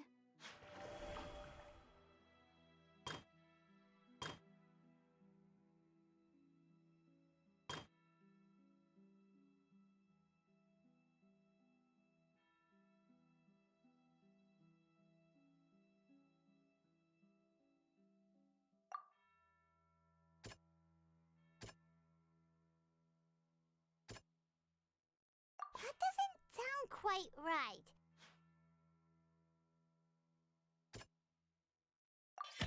The prophecy from the stone slates found its way into society, but not many people believed it at first. The fortress of Meropide was nearly flooded with primordial seawater, which we know can cause Fontanians to dissolve. It seems increasingly likely that the prophecy may come true. If we hadn't dealt with it in time, things could have gone very badly. They'll dissolve into the primordial sea but won't cease to exist. Their essence will flow in the seawater, converge, and take the form of an Oceanid. The Hydro Archon was sentenced to death in court, shocking everyone present. Perhaps this means that her sin was actually Fontaine's original sin.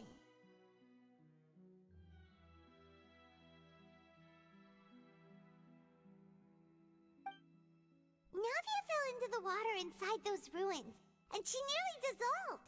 She was surrounded by the people of Poisson in a court within her consciousness, and was forced to take part in a trial meant to make her stay.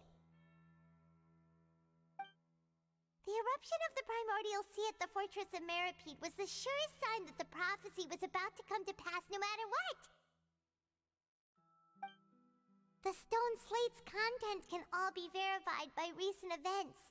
If we combine what we know together, loads of truths should come to light.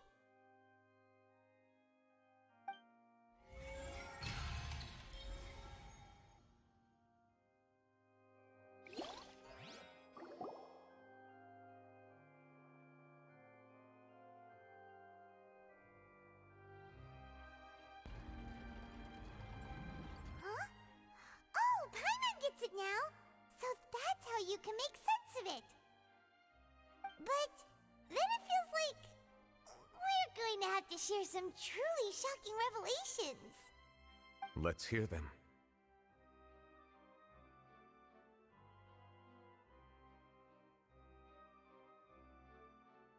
Incredible. Linny, did you hear that? We're not real humans.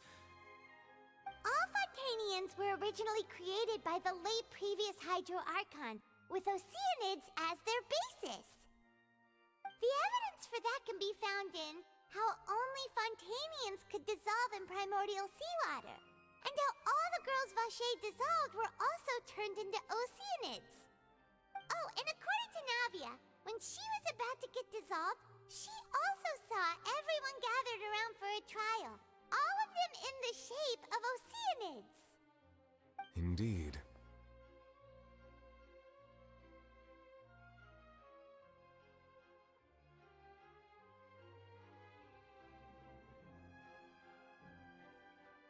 Yeah, and it follows from the content of the first slate that she probably angered Celestia by creating humans without prior permission. That could also explain why the Oratrice judged the Hydro Archon to be guilty. It's to account for that ancient sin. The Hydro Archon's true sin was creating us? And yet, after many hundreds of years, the Hydro Archon's creations have turned around to try to judge the Archon within the Opera Epiclese. The twists of history are often the most unexpected of all.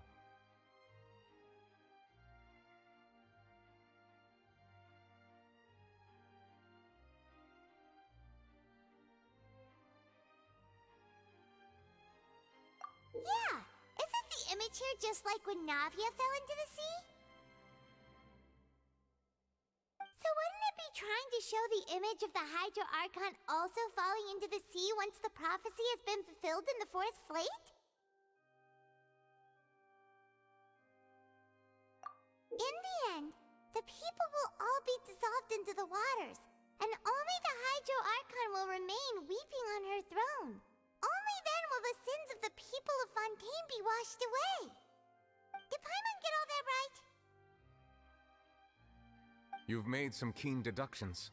I must say, given how much you still don't know, it is impressive that you've already managed to connect so many pieces of the truth. However, while you were able to decode all the information on the slates, they've also been etched with an additional layer of hidden information using a different power source. When we were at the ruins, I tried to decipher the hidden information recorded in the slates. But since we only had 3 slates at the time, I was unable to come to a full conclusion. Now that the slate collection is complete, I shall make another attempt to decipher the narrative recorded within. If everything goes well, we should finally be informed of the unadulterated truth.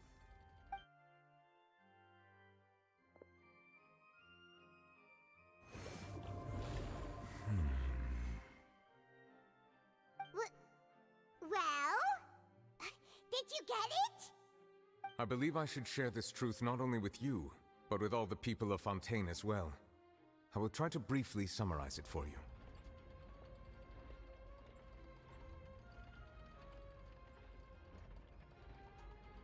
Your hypotheses regarding the origin of Fontainians and the sin of the Hydro Archon were both correct. In the Fontaine of old, the previous Hydro Archon sensed the yearning of her Oceanid familiars for life on land.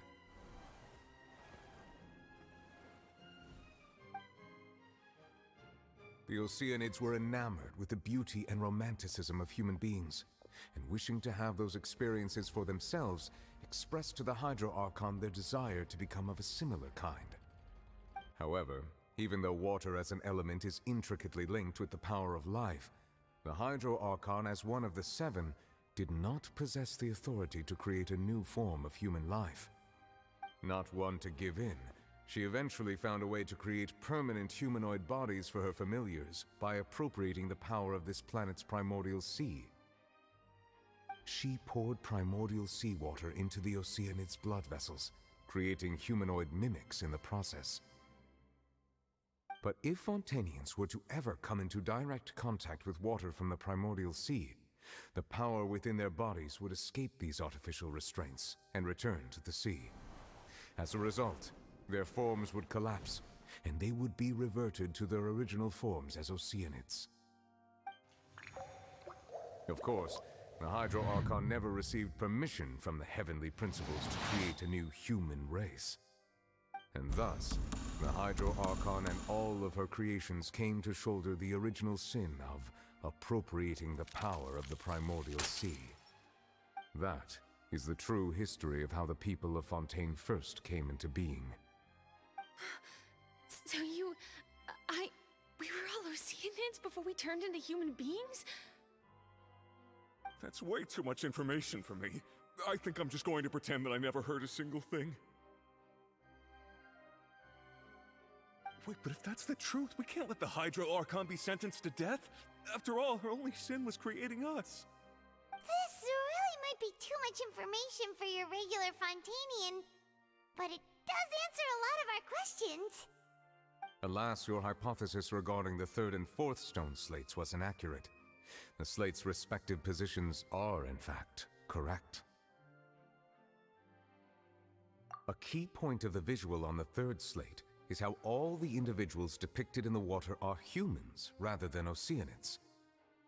They have not been dissolved, which implies that the water depicted in this slate is not water from the primordial sea. The nation of Fontaine is the nation of Hydro, as well as the nation of trials and justice. Instead of being the literal element, the water in the scene symbolizes judgment and justice. You may also recall Navia's experience. When she fell into the sea, her consciousness was surrounded by that of many others who intended to hold a trial to determine her fate. Therefore, the meaning of the third slate is that the people of Fontaine shall try the Hydro Archon at the court of justice. Yes, it refers to our present situation. I think I'm following now. So, what you're saying is, even though we decided to put on this trial to avoid fulfilling the prophecy, in truth, everything we've done has happened exactly as the prophecy foretold. So now, it seems, we're the ones making sure it comes true. What should we do? Huh. No matter what, the prophecy will be fulfilled. Is this what it feels like to be a prisoner of fate? If that's the case, does that mean the scene in the fourth slate will also be fulfilled soon? Traveler, I would like to point out another small fallacy in your deductions. About the fourth slate, you probably thought that the eruption of primordial seawater beneath the fortress of Meripede served as the surest sign that the prophecy was about to come to pass, yes? However, I believe that rather than being a sure sign, that eruption could in fact only be a small warning of something far worse to come. As for the root cause of the catastrophe, I believe you've already encountered it once before.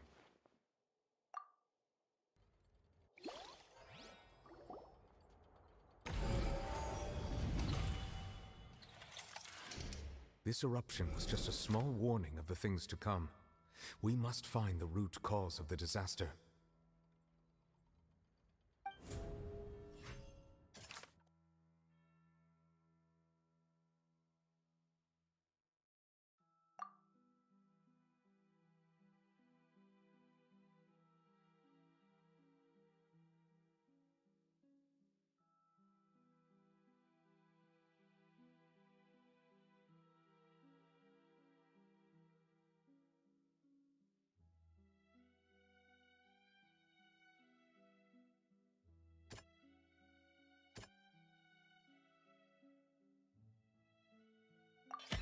It was both dream and reality.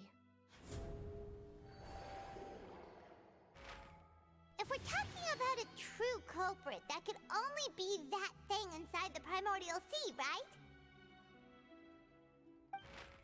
The truth, the original sin, the trial, and the root cause of the disaster.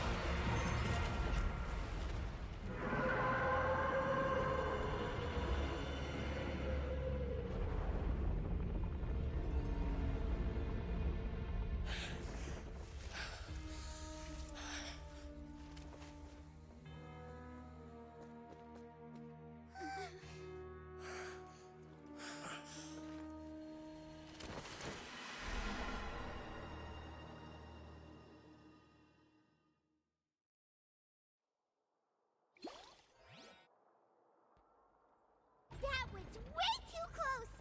How did that thing just burst into the Opera House? Wait, was that the huge whale you saw in your dream? So we've met it at last. I understand very well why it has chosen to make an appearance here. That whale does not belong to Tevat. It is a monster that has traversed the stars, weeping all the while. It has been greedily consuming the energy from the planet's primordial sea, using it to grow. That is the main cause for the rising sea levels. And once it has finished consuming all of the energy contained within the sea, its next step will be... You said that when the Hydro Archon first created Fontanians out of Oceanids, she filled their blood vessels with primordial seawater. Precisely. That whale finds the blood of Fontanians nigh impossible to resist. Therefore, when it left the primordial sea, it decided to make its next stop a packed opera house full of food. Food in the form of Fontanians. We just barely managed to push it back, right? In that case, won't it come back to target the people again once it's managed to recover its strength? That is correct. Indeed, it is more accurate to say that we should thank that Harbinger for buying us some time. Without him, the whale would have likely come onto land far sooner. From the way he looked, he must have been fighting the creature for quite a long time. That battle maniac. We've always known that he had a special connection with that whale, but we definitely didn't expect it to help us out like this. Anyway, now that we know that this whale is the actual cause of the disaster recorded in the prophecy, all we need to do to stop the prophecy would be to find a way to beat it up, right? It is too late.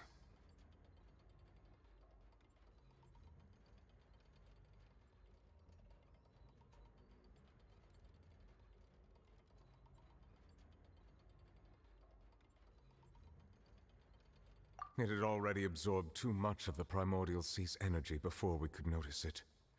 At this point, it has become practically integrated with the sea itself. Even if the entirety of Tevat were to be destroyed, it could still survive and swim off towards some other world. That's not something I will accept. We've already done everything we can, and we even found the true culprit. We've come so far. You can't just tell me that the last hurdle is some impossible foe. That's just not fair. Indeed, that's not how a grand performance should end. I'll fight it to the end, no matter what. So the prophecy will be fulfilled no matter what, huh?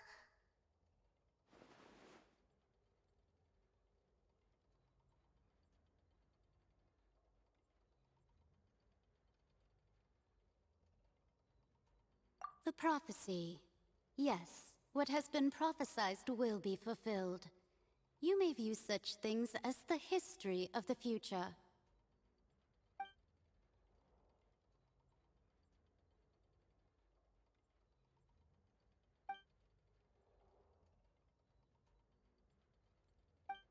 Just as prophecies are usually only the future as seen from the perspectives of the gods, could things be happening in hidden corners where the god's gaze does not fall?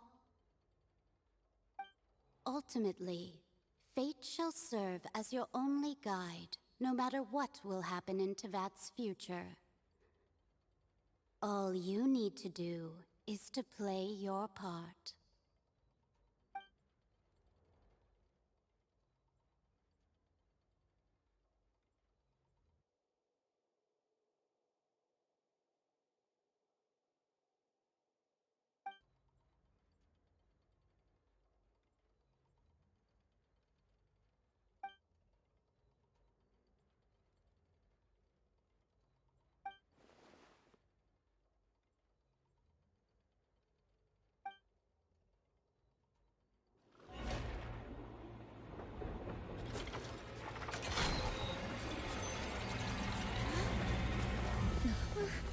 What's happening with the oratories?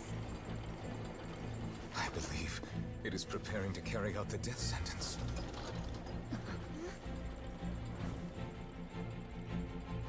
Farina!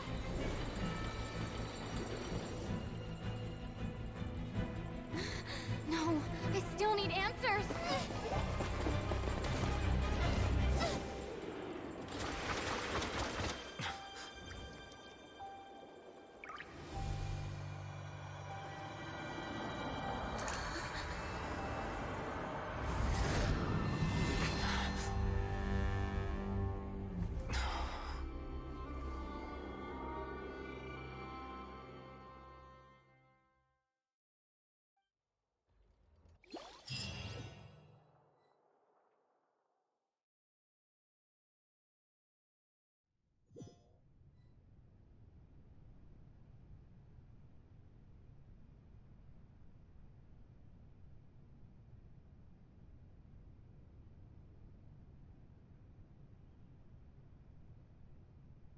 You...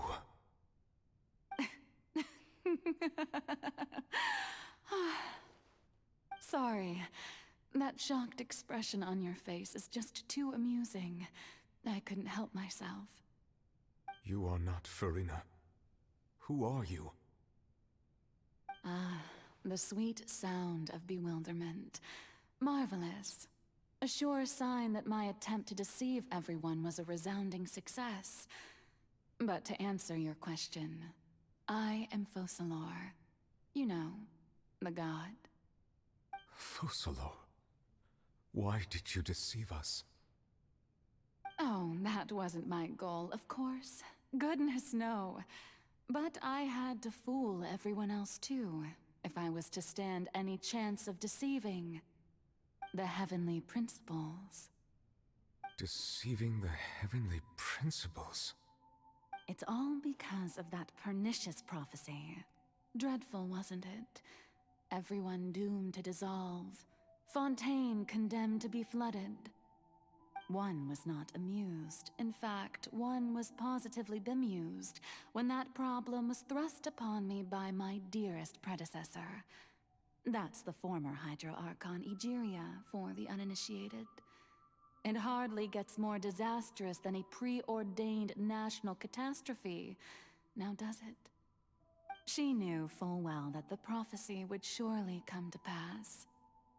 And as one of the seven, she also knew full well that one defies the heavenly principles at one's peril. So yes, as you have no doubt surmised, it was a rather impossible situation that I found myself in. I spent a terribly long time mulling it over, alone on the ocean floor.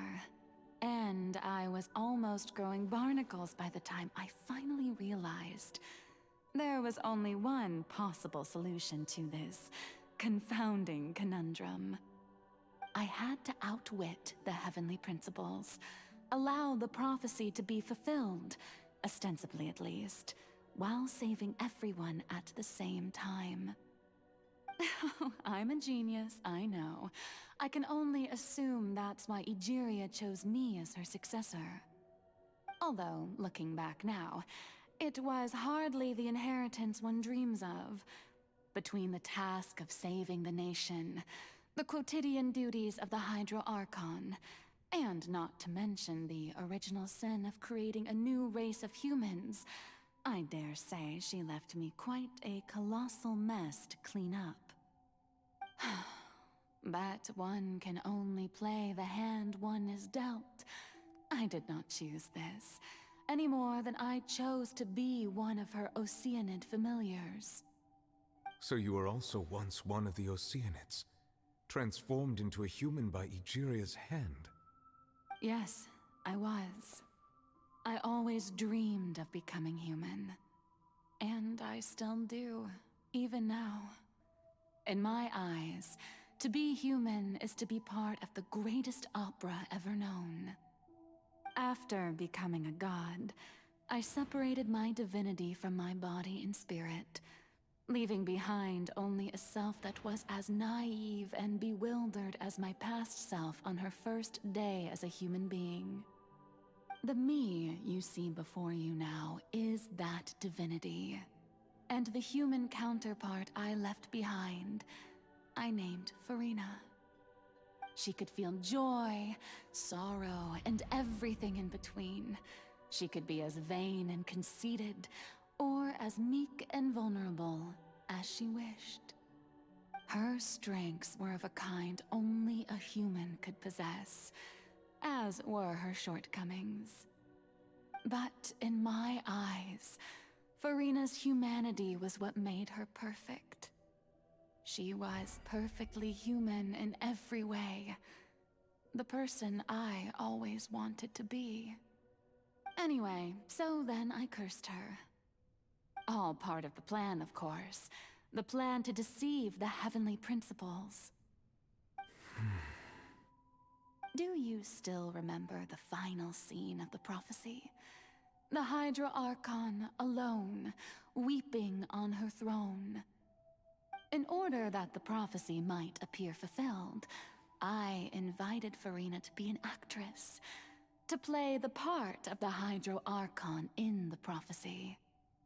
Under the curse I placed on her, so long as I, Focalor's divinity, continued to exist, she could not die. But nor was she free to live her life in the pursuit of happiness. Instead, she was forced to take the stage in the opera house, to embrace the role of leading lady, to forever play the part of the god from the prophecy, all to create a deceitful appearance of that prophecy coming to pass. I suppose now you probably understand why your court is called the Opera Epiclese. But Farina is only human, isn't she? Even though she has had a long life, her mind is no stronger than that of any other ordinary human being. I cannot begin to fathom what she has had to endure. It must have been torture for her. It has indeed. And although she is, in a sense, me in human form, I most definitely owe her an apology for it. It's been 500 years.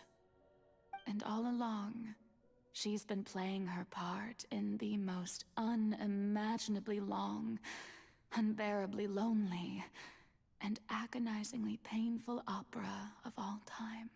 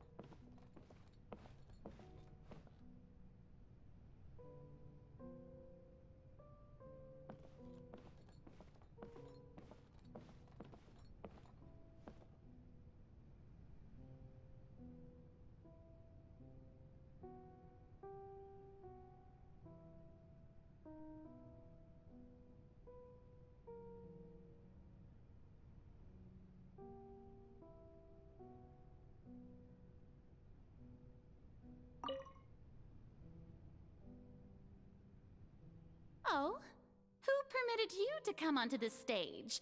Now, I understand your admiration for my august self, but I must ask you to keep to the rules.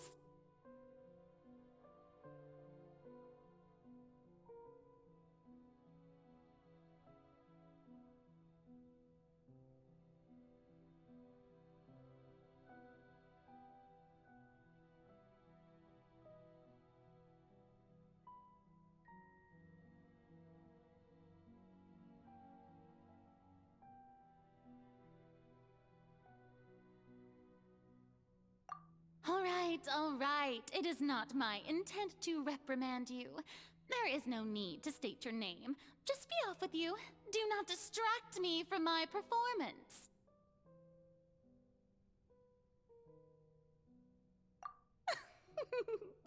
Oh, do not jest.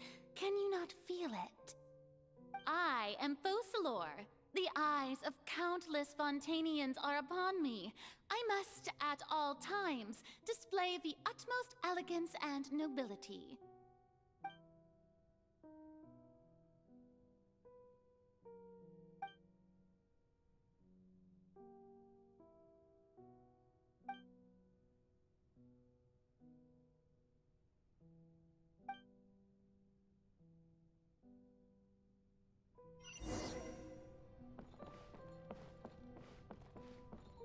Dear audience, the performance is experiencing a technical difficulty, but worry not. The guards shall resolve it soon enough.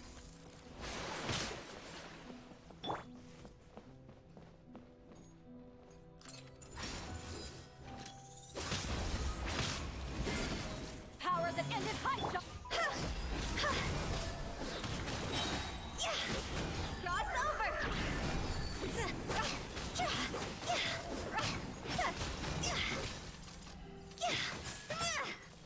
Cross over. Rest and rebuild. The wind rises.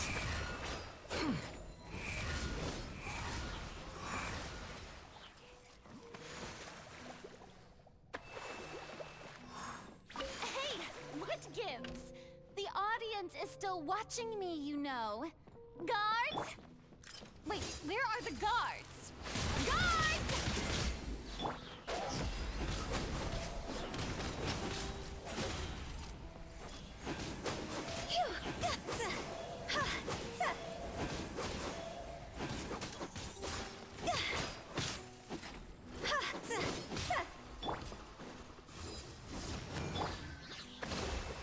Covenants of the Deep.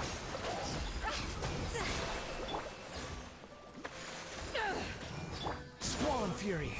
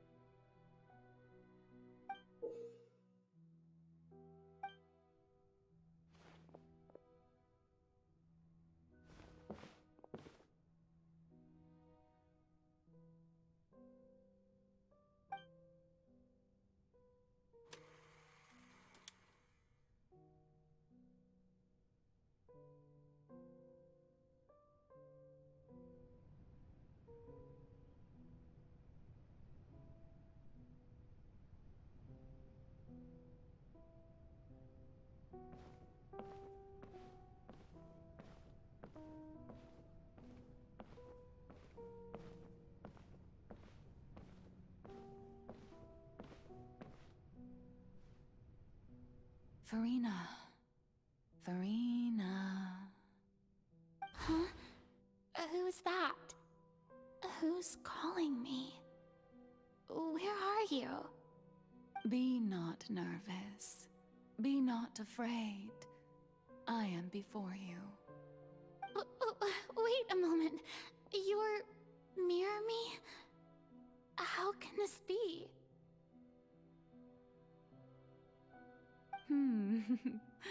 Mirror you, huh? You know what? That's not bad. Let's go with that. Mirror me. What do you wish to say? The prophecy. Have you heard of it? What prophecy? Wait. I know. I think. I don't know why, but it's in my head somehow. The people will all be dissolved into the waters, and only the Hydro Archon will remain, weeping on her throne. Only then will the sins of the people of Fontaine be washed away. Oh, very good. You know it well. What's going on? I can't seem to remember anything clearly. The only thing I know for sure is this prophecy. Will it really come to pass? Yes, it will. And that is why I've come to you. Disaster will come to Fontaine sooner or later. Things will develop just as the prophecy declared. There is no escaping it. But doesn't that mean everyone will die? I'm a Fontainian just like them. Will I dissolve too? Oh, don't worry. Magical meetings exist in this world precisely to give people a chance to turn things around. It is the reason why you met me today.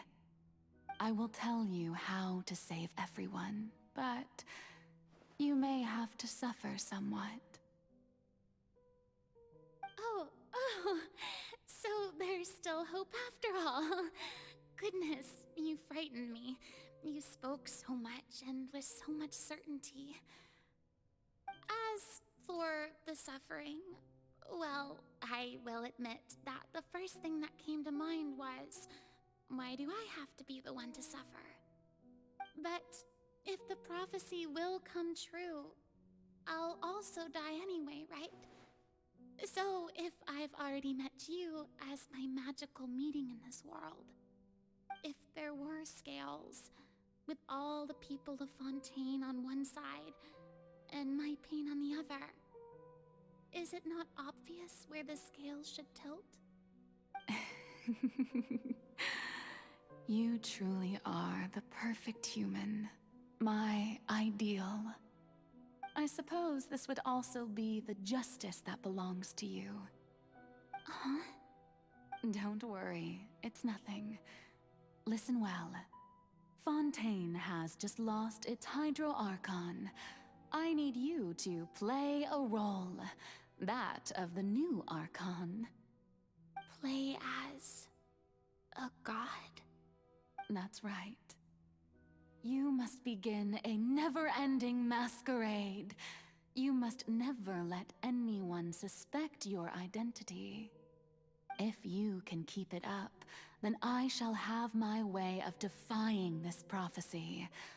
But should your identity be revealed, then all hope will be lost. But how will I do this? A human assuming the role of a god without being exposed. Don't worry. What you must do is not to turn yourself into a real god. You simply need to play the role of a god as humans imagine them to be. Being a human yourself, I'm sure you already know what such an entity would be like. Remember, your true challenge will not be pursuing divinity, but contending against humanity. I'm still not sure I understand, but I'll try.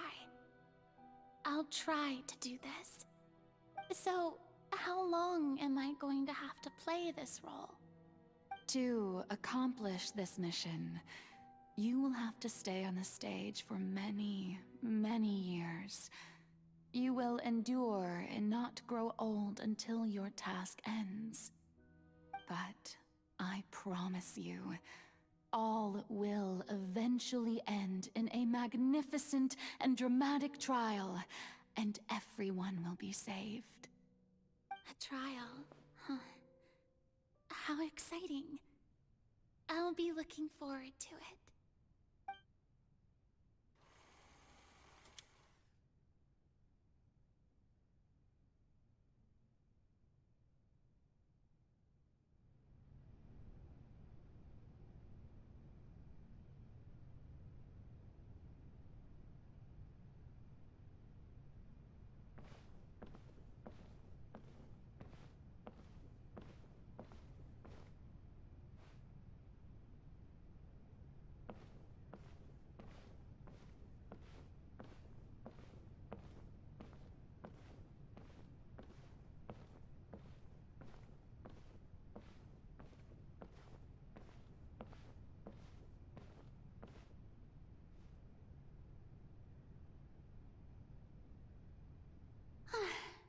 The Maison Cardinalise has announced my accession, but this is my first time facing the people.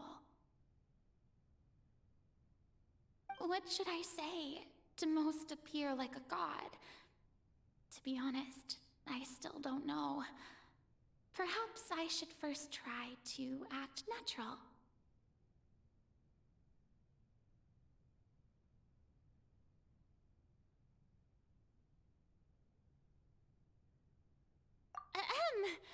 Ladies and gentlemen, good evening, and welcome to the Opera Epiclese. I'm sure you've all heard about how I have taken on the role of Hydro Archon. Indeed, I am Verena de Fontaine, your new Archon.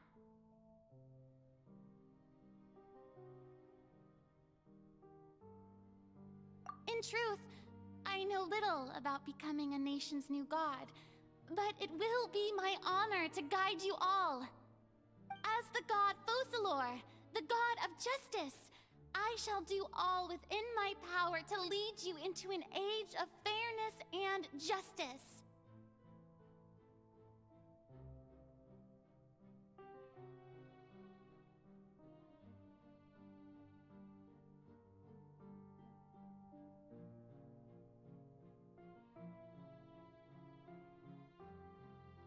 Once again, thank you all for coming. If you should have any questions or suggestions, please send them to the Maison Cardinalise. The future of Fontaine will require us to work together, after all. This should do it. I thought I might stammer, but thankfully, I was able to convey my thoughts just fine. Okay, and next. That's the new Hydro Archon. Is this some kind of joke by the Maison? I would have thought that a being that surpasses humanity would be a bit more assertive. Hey, did you hear that? She even told us to send her suggestions there at the end. Shouldn't gods be all-powerful? She's being so modest. What's the difference between her and an ordinary person, then? If you ask me, perhaps the succession didn't actually happen. She might just be a Maison-backed puppet. Wait, what's going on? Why is everyone suspecting me of being a fake? Oh, this is bad. If I get exposed here, there'll be no saving the people from the prophecy. Right. Mirmi said that I just need to play the role of a god as humans imagine them to be. Calm down, Verena. Think. What do the people want? How would they imagine a god to speak and act? Assertive, with a strong sense of presence. One who can dispel all doubt. That is the character I'm fated to play.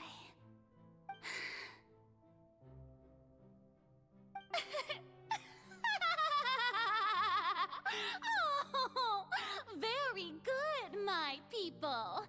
Only ones such as you are deserving of my rule. Now, I was wondering, if some weak puppet were to one day come onto the stage and claim ownership of this opera house, would the children of Fontaine follow them? Well, It seems that you would all see right through them. Having passed my test, you are qualified to witness wondrous trials alongside my august self, here in this opera house. You may consider my previous act a door gift of sorts. I thought it was a debut that suited the atmosphere. Now then, let us be reintroduced.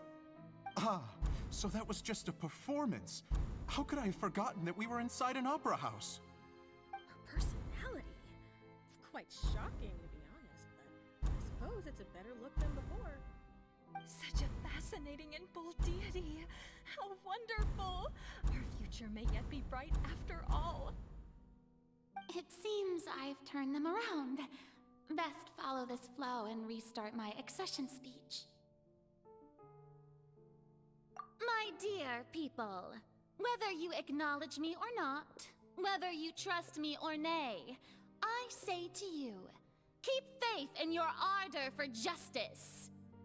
We have heard it said that this nation's sins can no longer be washed away. Well, I say that justice is most fragrant when it blooms amid sin. The scales of justice should not weigh heavy in the hands of its God. On one side, it must carry fairness and justice. And on the other, praise and applause. May law be the prayer on our lips. May judgment be our worship. Let us light the fires and drink to the future of Fontaine! There is no trouble in this world that justice cannot solve. All that is needed is for you, my people, to believe in it, heart and soul. So long as I, the Archon Focalor, stand within the Opera Epiclese, so long as I stand before the Oratrice, I shall even judge the gods of this world!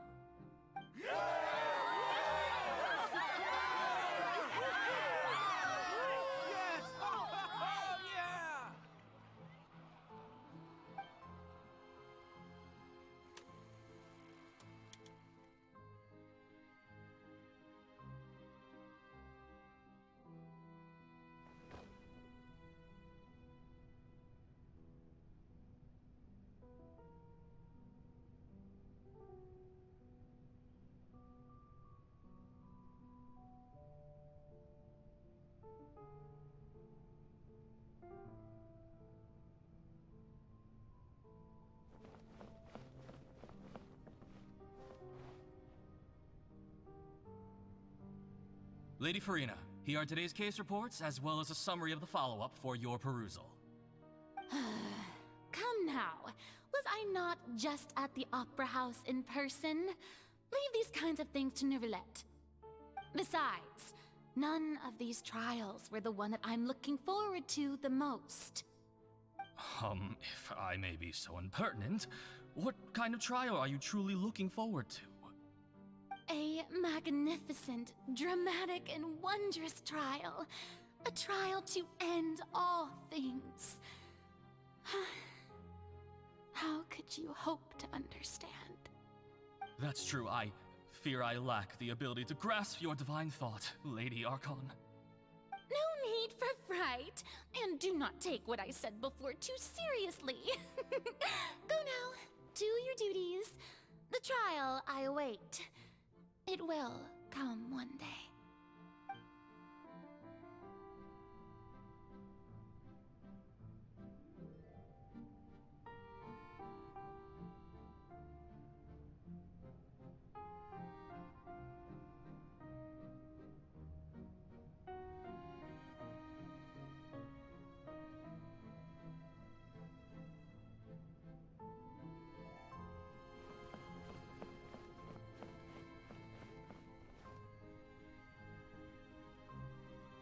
Lady Farina, I don't know what to say.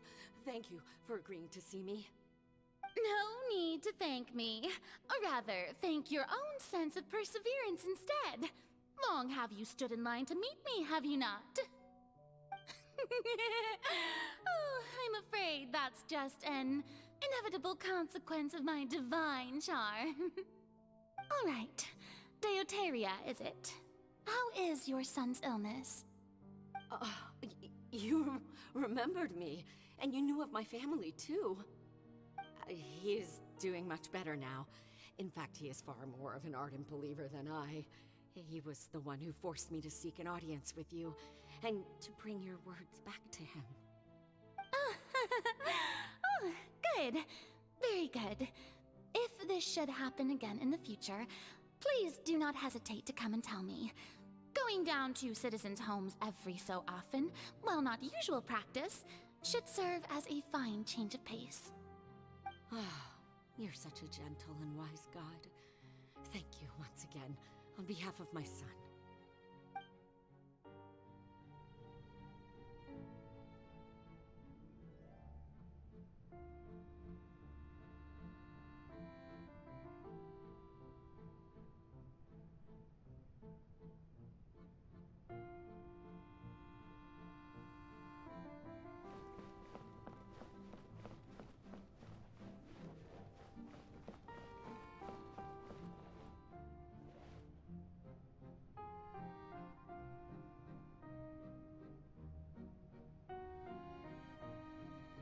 Lady Farina, here are the latest hydrological reports.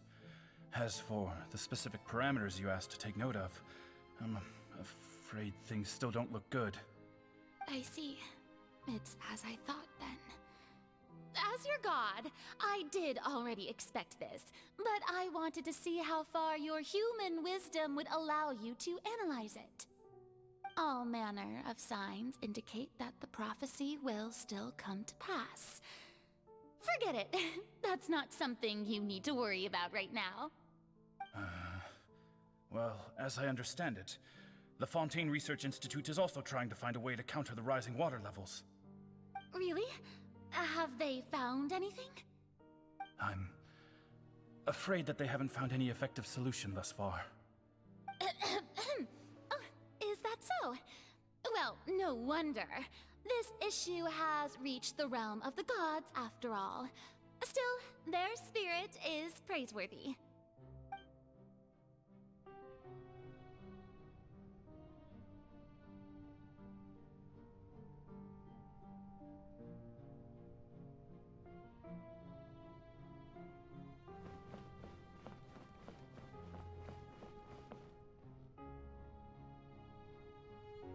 The day is finally over. I haven't had a moment to breathe this whole time. But it's good to see that everything's getting on track. There are no longer any voices of suspicion. Maybe this is fine. I just need to keep going, and everyone will be saved. Alright, Farina, don't think too hard about this. You need rest. Tomorrow's a new day.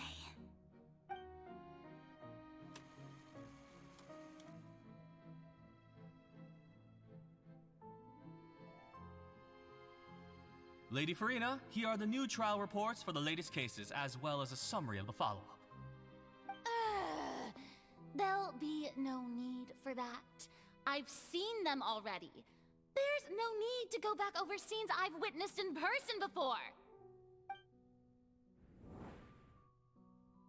Lady Farina, I've waited so long for this chance to see you in this manner. Indeed, my dear, loyal citizen. This joyous moment is an honor for us both.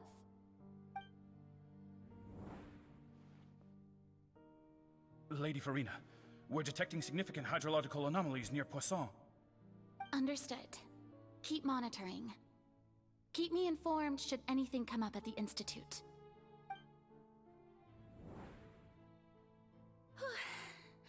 I don't think I let anything slip today. I must show the people that there is nothing to worry about. I just don't know when these days will end. I feel utterly exhausted. Best to rest early today, too.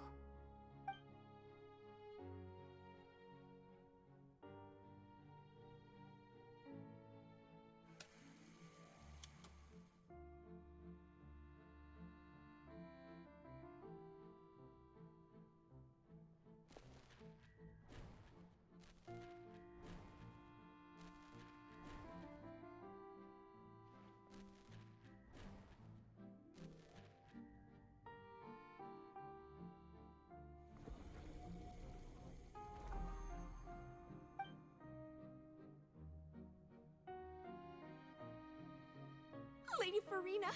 It's like a dream being able to speak with you up close like this.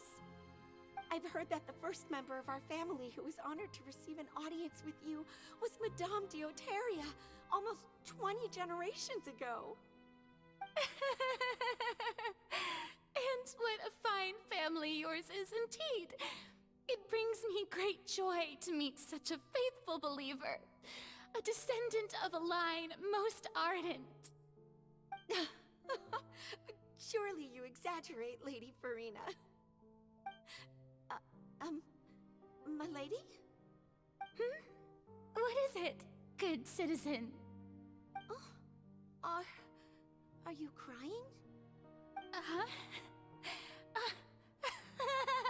Oh, really now? I didn't even notice. This must be the overflow of hydro from my person. Well, can't quite help being the god whose dominion is the waters, can I? No wonder. No wonder. A manifestation of your power, then. Oh, Archon, I am honored to have witnessed it. Honored indeed.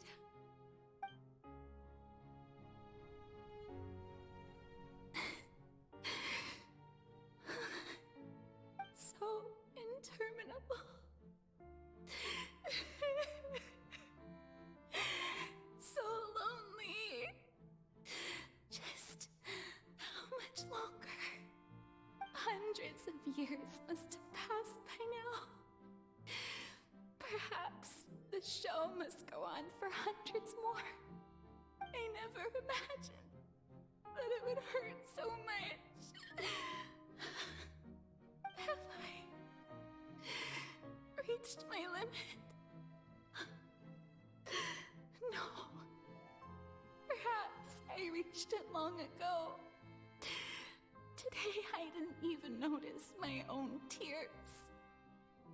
I want to tell someone, anyone, about this. But would that not destroy all I've done so far? I've conducted so many investigations across the centuries, but there's not even a sliver of hope that we might break the prophecy. All I can do is keep heart. I must maintain this act. It is the only way to save Fontaine. Please, mirror me. You have to succeed.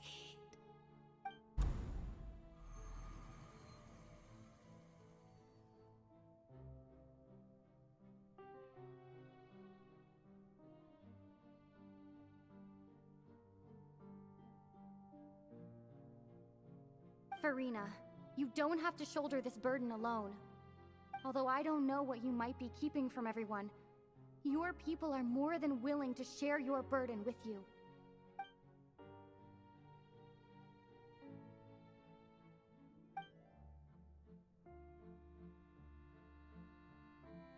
Share my burden. That's impossible. It was fated right from the start that this would be my duty alone. But even if your burden doesn't need to be shared, you can still choose to confide in someone. Just share it with me. I'm what you'd call a witness. A witness? Yes, I've heard that you came to Tevat from beyond the stars, yes. In other words, you never belonged here. And if Tevat is, in its entirety, a show on a stage, then you're just a spectator, aren't you? If that's the case... She's right. I could confide in her, couldn't I? But if things don't play out as expected, the people of Fontaine will be the ones to pay the price. No, Farina. You shouldn't be selfish. But what if it's really alright? Farina, you've worked so hard for so long. Surely it would be okay to put yourself first for once. Just this once. Is it such an outrageous thing to do anyway? To find someone in whom you can confide your frustrations and sorrows? Surely it could not hurt. If you let this opportunity slip through your fingers, it might never come by again. Think about it long and hard.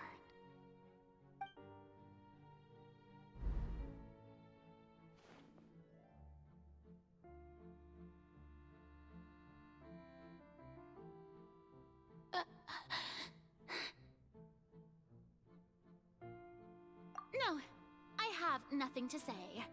I am Farina, the Archon of Fontaine. Everything will surely get better. All you need to do, dear spectator, is to witness my performance until the curtains fall.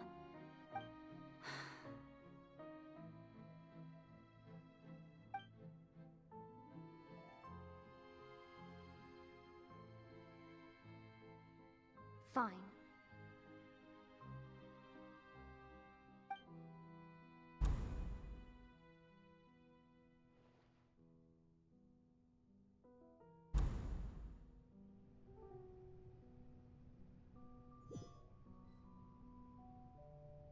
So even Farina doesn't know the truth?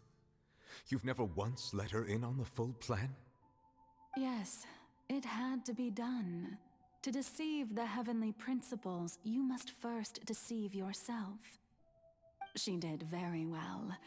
If she had let her resolve falter even once in these 5 centuries, Fontaine would have been doomed to the most tragic fate. It seems that trusting humanity was the right decision after all.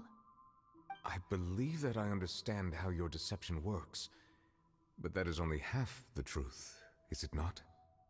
How would you build on this foundation to save the people of Fontaine? That is the most important thing. Ah, good, good. Of course, the Iudex of Fontaine has pinpointed the crux of the issue. I'm sure you've long sensed that the Oratrice is no simple machine, yes? I've always suspected that it had its own consciousness. And Lenny did mention that he heard a human voice within the core chamber. It now seems that that person was you, hidden within the machine all along. Am I right? And then I became one with the Oratrice, taking Fontaine's gnosis with me. Yes, it would seem so, wouldn't it? Alas, your understanding of this device still lacks sufficient depth. In truth, it is no enactor of justice. It is, in fact, a device created to kill the god of justice. I beg your pardon? Oh, you have it. And to be more precise, not only will the Oratrice take down the god of justice, it will also take down the divine throne upon which she has been placed. I mean, did you think I would be the sort to enjoy peaceful repose while Farina suffered? My work over these last 500 years has been to constantly accumulate indemnitium within the Oratrice. But really, some have already discovered that only a small fraction of the energy generated by the device was ever used to provide power to Fontaine. The vast majority has been, had to be, accumulated to enact this death sentence. It was all a part of your plan then? Both the trial and the sentence? Indeed. This power, accrued over 5 centuries, could have sustained Fontainians for millennia had it only been used for that purpose. Almost all of it has now been stored within the Oratrice. But only power of this magnitude could hope to destroy the Hydro Archon's divine throne, shaking the rules established by Celestia, and breaking through the institution that is the Seven. So the Oratrice's call for death was for neither Farina nor Focalors, but for the Hydro Archon. The destruction of that divine throne. If I do not misunderstand your intent, you must be... Returning what's rightfully yours to you, of course. In other words, this was all done to return the authority of the Hydro Archon to the Hydro Dragon of this planet. But...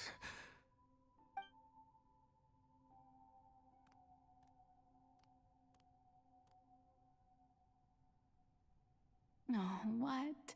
Getting sad again, are we? The authority of the ancient dragons shall soon be yours once more, O Hydro Dragon Sovereign. And this is the face you make. all you've done throughout the years is just so you can sacrifice yourself at the very end. I've never quite seen it that way, you know. Even now, I'm quite pleased at how well my deception worked.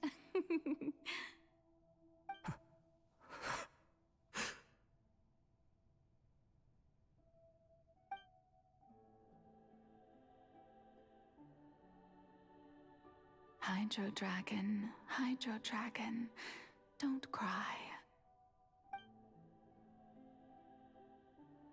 I must say, had it been within my rights, I would have loved to judge the heavenly principles themselves. Were they not guilty of essentially the same crime? Egeria stole the power of the primordial sea, and the heavenly principles stole the power you ancient dragons possessed. I, for my part, am the god of justice. And is it not just that your original powers should be returned to you? Speaking of justice, I have always believed that justice lies in the process of pursuing human existence itself. So, if the theft of the primordial sea's might was Fontaine's original sin, then, leaving matters of procedural right and wrong aside, the descent of the Fontanians as humans and their right to exist in this world would be Fontaine's original justice. In other words, existence was Egeria's justice, and to me, justice is the continuation of that existence. Defying the prophecy and ensuring that Fontaine's people shall live on, that should be the justice enthroned over all others. At this point, we, whether it be myself or all other Fontanians, have shouldered the burden of this sin for far too long. Iudex Nervilette, the highest judge in our land, when you regain your full power as an elemental sovereign, what verdict shall you pass upon us? So when I was invited to the court of Fontaine to serve as Iudex, I see now that that was your idea too. At last, I now understand the true purpose behind this position. In the beginning, I was uninterested in human existence. But these 5 centuries of living alongside them have gradually brought about mutual understanding between us. And I have even attempted to feel as they feel. You are a devious one, Focalors. Things being as they are, surely you know that I could never declare them to be guilty.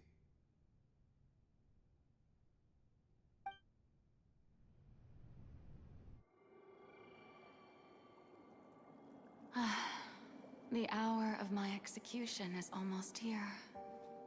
For the sinner, the curtain call has come. I know I may not sound it, but faced with death, I find myself a little afraid. Perhaps this is one thing both gods and humans have in common.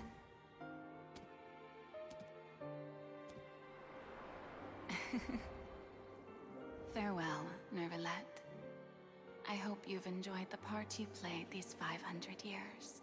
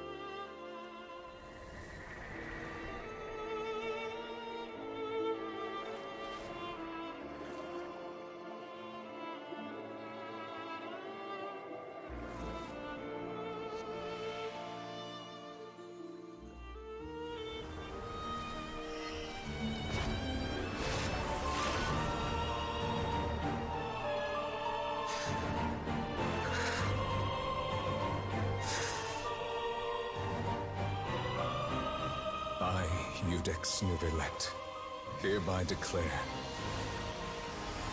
people of Fontaine, your sins are forgiven.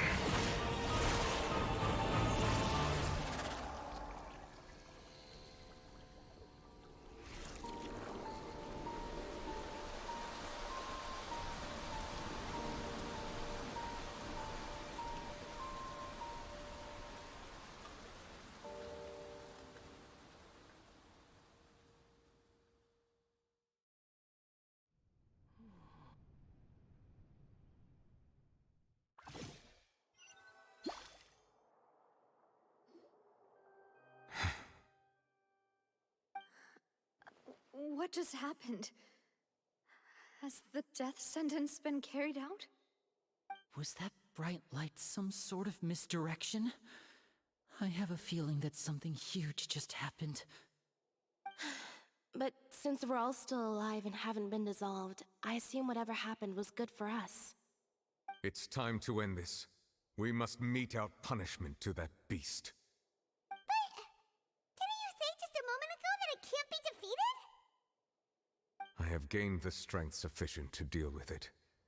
Through certain means, I now have the ability to separate the power of the Primordial Sea from that creature. We should seize the opportunity to pursue our quarry.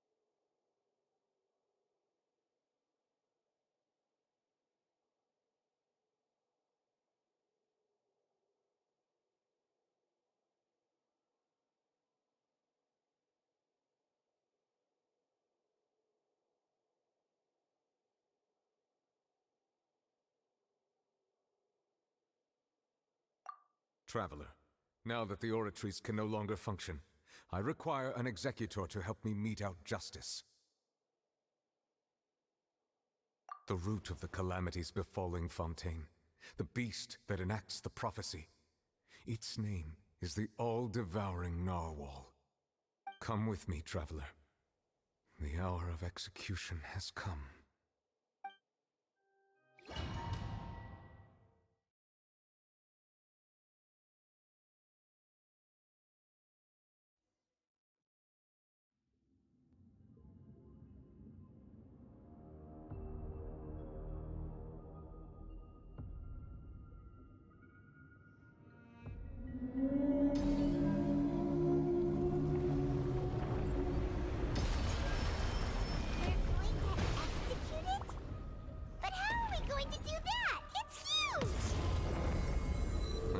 Done my best to separate the power of the primordial sea from the way.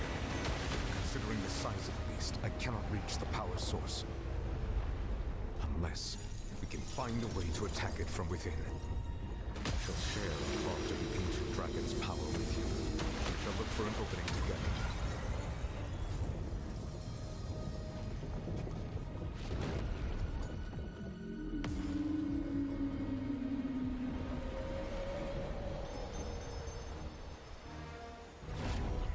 Feel its sorrow turning into hostility.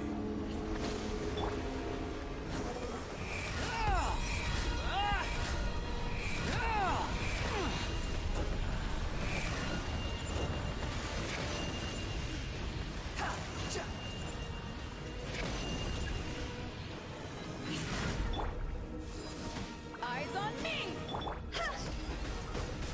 Time to go!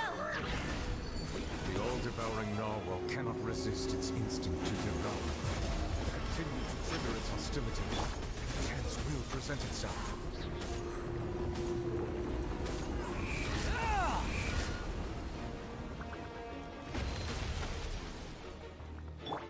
Rest and revamp!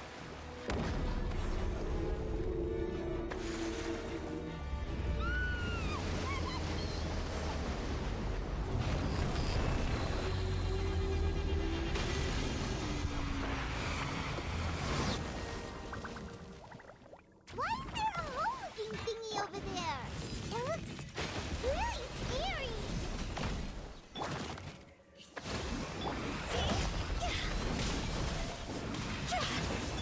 The wind rises.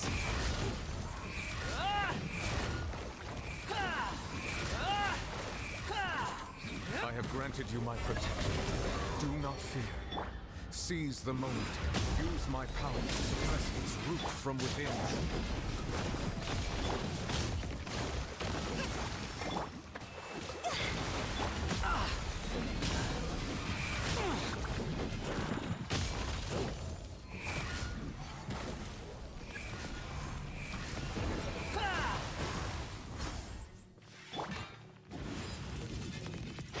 Take this!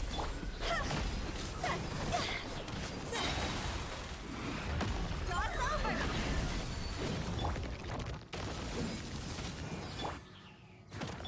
Hold the line. Squall and fury. Upon the gale.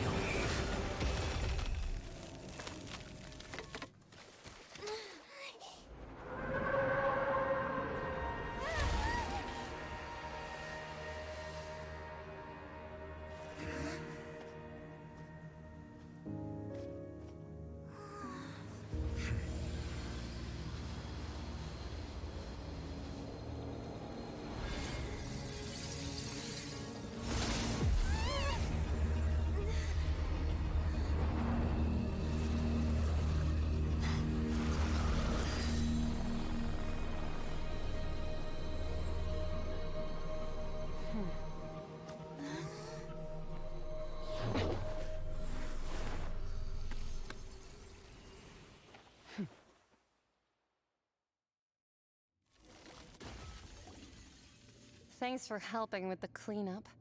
It should have been my job, but... oh well. It was just supposed to be a short private training session for me. I didn't think that my disciple and my master's pet would start brawling in the meantime. Well, actually, I had a feeling that it would happen at some point, but they bumped into one another earlier than I thought. What a blunder. I suppose I'll have to swing my sword 3 million times as penance. That power. Who are you exactly? Paimon has an idea. From what she said earlier, she must be Child's master. Skirk, right? It's just that he gave us the impression that she was the less talkative person. I simply did not have anything to say to the weak. But you, on the other hand, managed to defeat the all-devouring narwhal without using power from beyond this world. So you may speak to me as equals.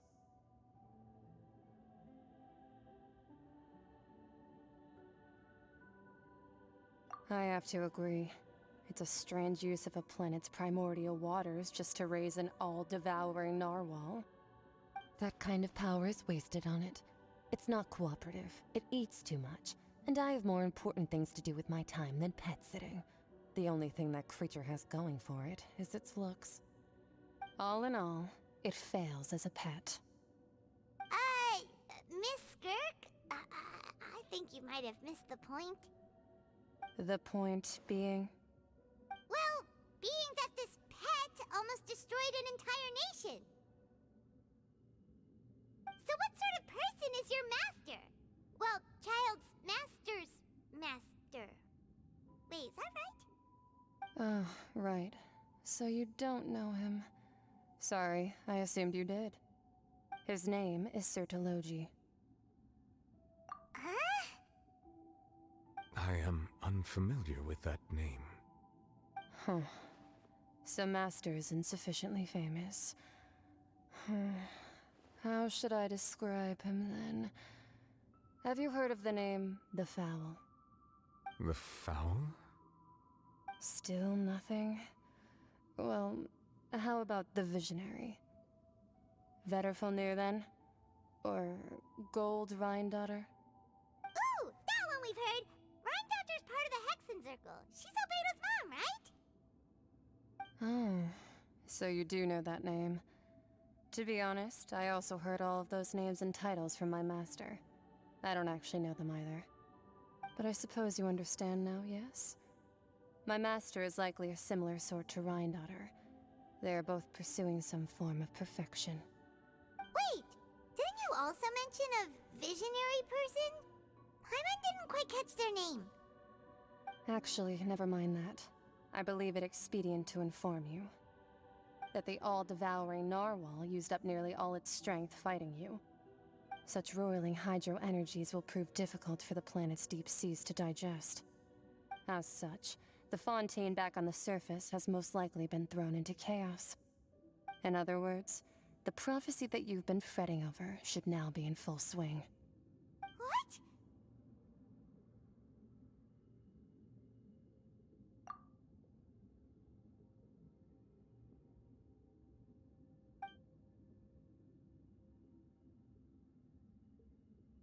Not to worry. Focalor has already managed to deceive the heavenly principles.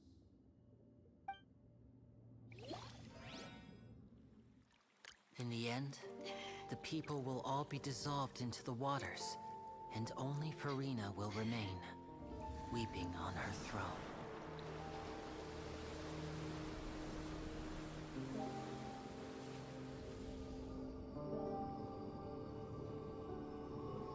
Only then will the sins of the people of Fontaine be washed away.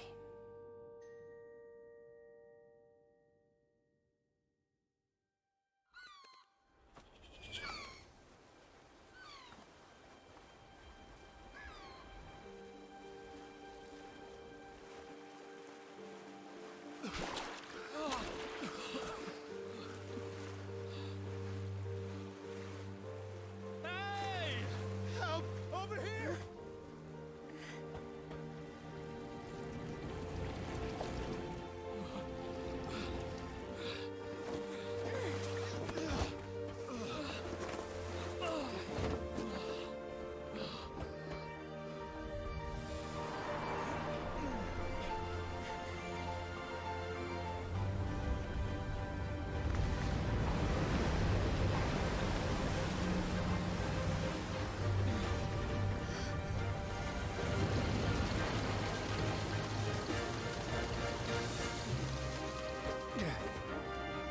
Let's initiate emergency rescue!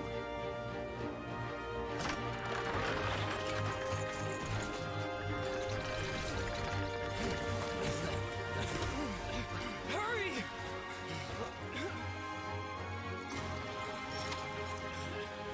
Hey, lend a hand!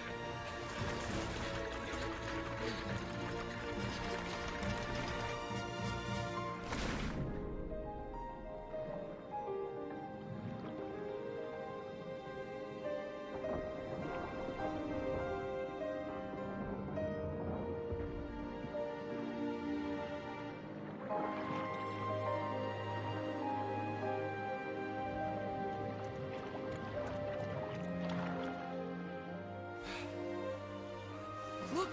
The water's receding!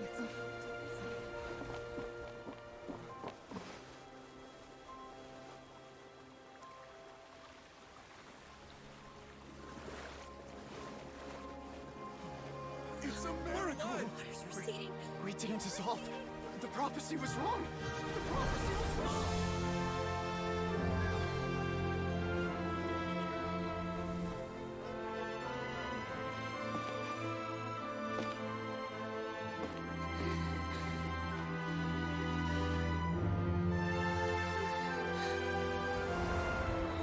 Are you alright?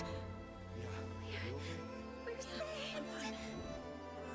The prophecy was wrong.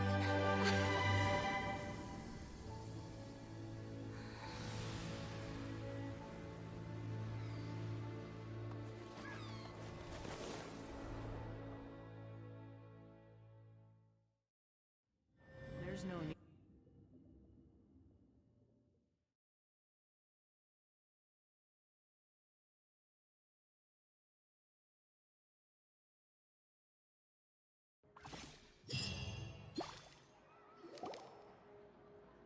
The soil renewed. The Spina di Rasula talks post-disaster rebuilding. I recently visited Poisson to meet with Miss Navia, spokesperson of the Spina di Rasula, and we spoke about Poisson's present and future. Old soil can still give birth to new bloom, Miss Navia stated. Hope is like seeing a small cookie when you're starving late at night. You just need a little of it. Skyship Winglet, boon or bane of the Fontaine Research Institute. The various disputes that have arisen on account of Mr. Edwin have suddenly become a shield over the Institute, with Jurier turning out to be a once-overlooked hidden gem. People always call the first researcher mad, but few know what to call the second.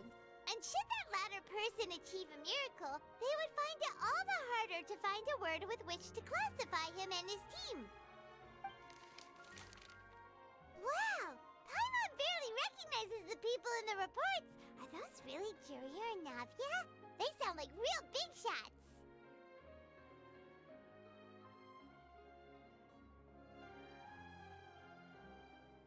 What do you think? Pretty enthralling, huh? The Steambird's idea was pretty simple.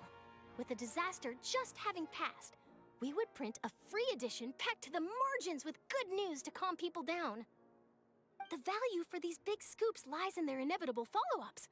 We'll publish further reports and go into the stories behind those people.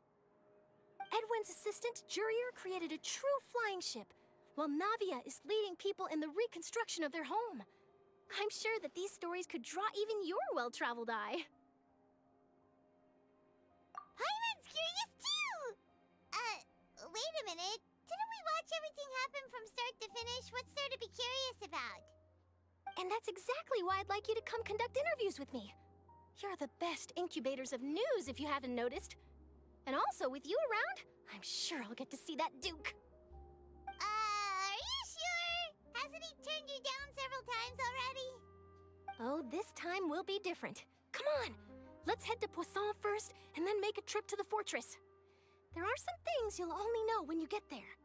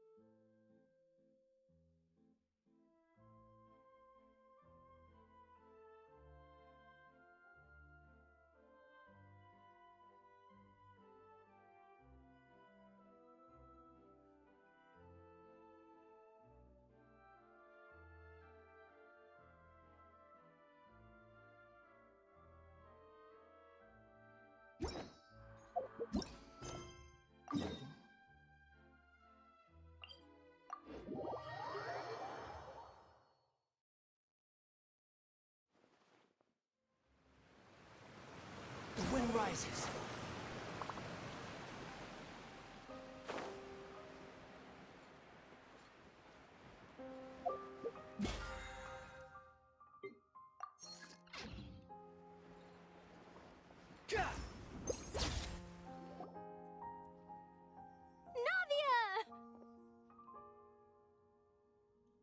Oh, it's you.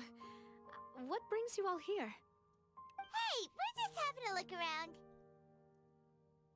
I'm here to update myself on how things are going here. Oh, the Fatui are here too!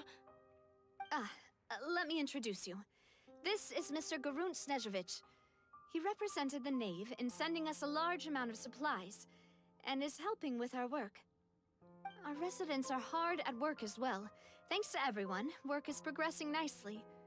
We've lost a lot of people, but we're moving forward. That will have to be enough. Hello, Miss Charlotte. I'm a big fan of yours.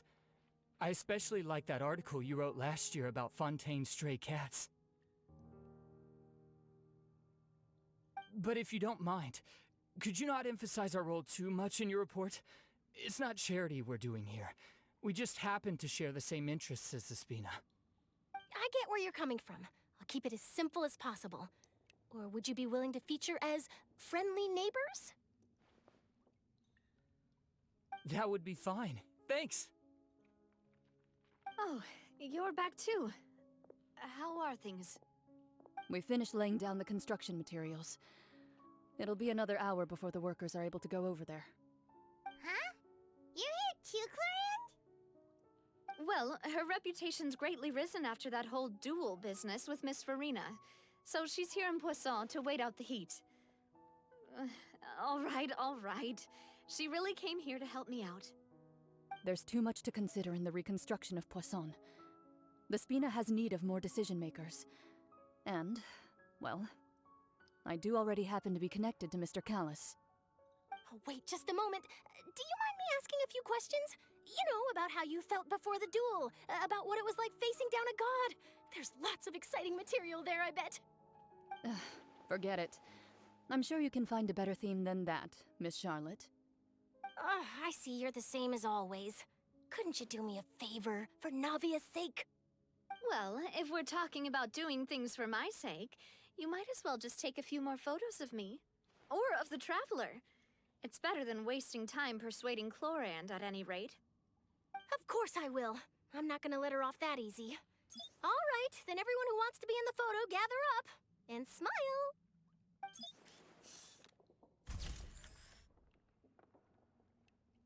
How did it go? Was it a good shot? Did Paimon look cute in it? Not bad. Your addition really helped the composition of the picture. All right, hang on a moment. Let me snap a few more shots.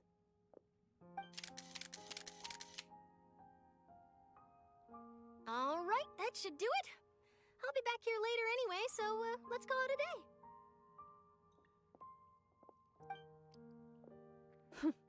You're very quick. Speed is of the essence when it comes to the news, and freshness is the key. Also, not to brag, but I'm pretty good at building connections. Who knows? I might eventually get that interview with you after all, Miss Clorinde.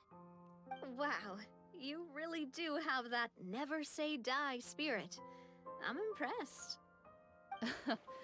I'll hazard a guess that this is how you got that interview at the Fortress of Maripede. Whoa, you're well informed. Let me make a guess too. I asked Sijuin, who told Monsieur Nervillette, and he told you, right? That's a very complete information chain.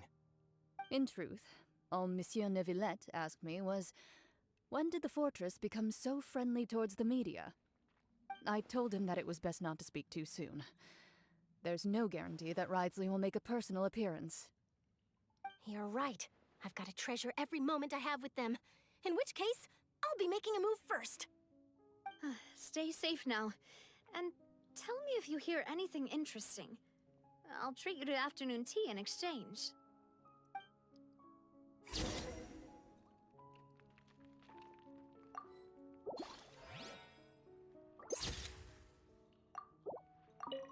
You seem curious about the fortress. Of course. That Ridesley. I still remember going down to the fortress to grill him for information on my father's case. Boy, did he take me for a ride. Without telling me anything, of course. But he did invite you to tea, didn't he? 2 large pots of it, in fact. It was good tea, though. I have to agree. The tea there is very good. Ah, speaking of that, would you like to have some today? I mean, you've got time, right? Well, I'd be partial to some shortbread. Wow, it's like we've got a menu or something. Sure. Good. What flavor of biscuits would you like, Mr. Snezhevich? Me? I'm fine with anything. But I would prefer chocolate, should you have it. All right. Leave it to me. I'll go over the newly arrived supplies with you later, Mr. Snezhevich. We should be able to finish the preparatory work today. That works great for me. Huh. Is it just me, or did you get a new lipstick? I did. It was a gift from Sijuin. Want to give it a try? I think the color would suit you, too.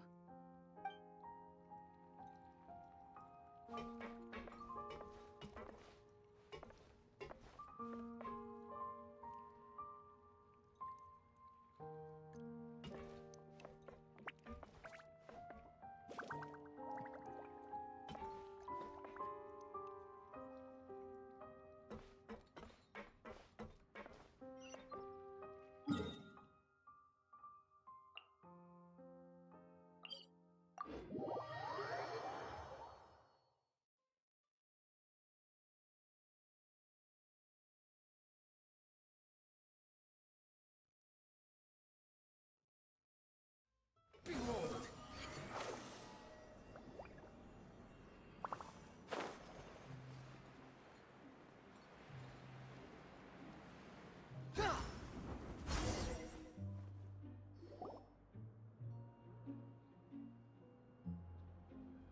Wow, guess we're here again, huh?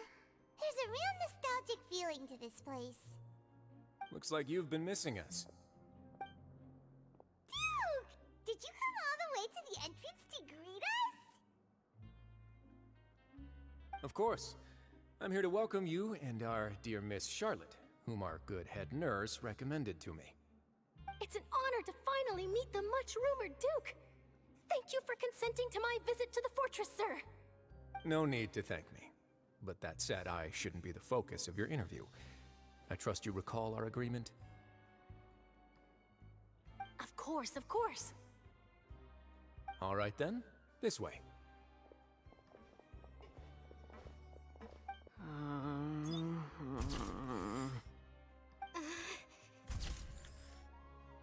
Hey, no need to be so nervous.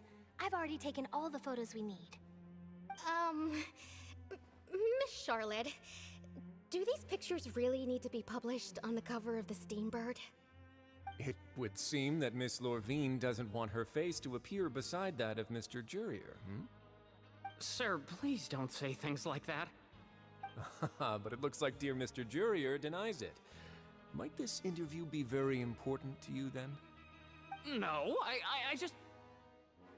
This is my first time being interviewed, and I'm very thankful to the Steambird for... Now, I might not look it, but I actually did meet Mr. Edwin once.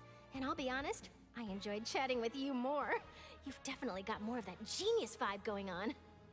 The boat that brought about a miracle, the ark that saved the people. Why, you recreated a myth back there, like an emissary of legend.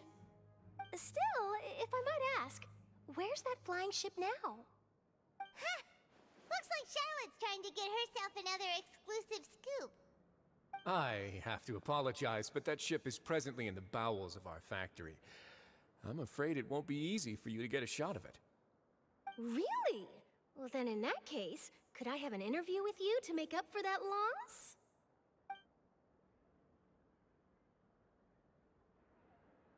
You already know my answer, I'm afraid. Best you interview our head nurse instead. Or perhaps you'd like to take another photo of this couple of researchers? Did you really have to use the word couple? Well, then, 2 solo photos will do. Is my hair messed up? Please, someone help me have a look. Things sure are getting pretty lively here. We've seen this kind of thing before. Oh, seems like everyone's here. Would any of you like to try this new drink I came up with? Ah, Sigewinne. Hey, Miss Charlotte. Why don't you, take some pretty photos of our head nurse? Sure. Come on, Miss Sigewinne. Over this way. Let's find a brighter spot. Sure. Do I have to smile?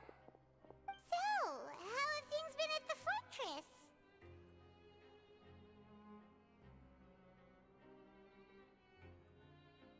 Same old, as you can see. Fontaine's undergone some changes, but this place is still more or less the same. Other than that flying ship, it got a tad too much attention, I think. That's why I decided to let the interview go through. We should direct more public opinions toward the behind-the-scenes heroes. Am I right, Mr. Jurier? Miss Lurvine? You're too kind, sir. I believe that you too should have your day in the sun. Not that you would want that, which is a pity. I'll just leave the spotlight to you two.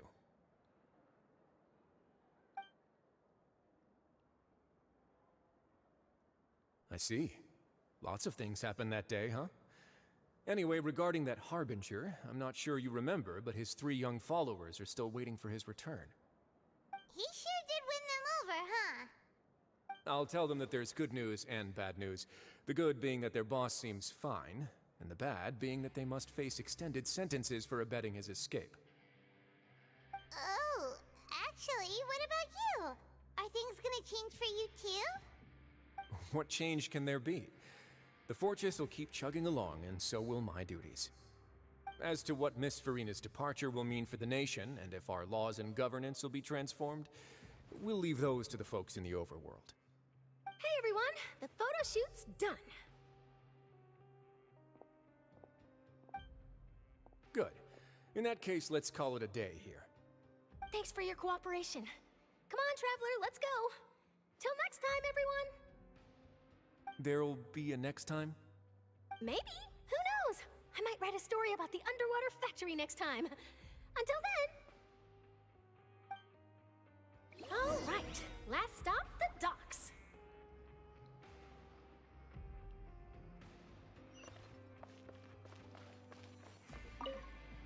Oh, you know, I'd love to see you in one of Charlotte's photo shoots one day. Is that really necessary?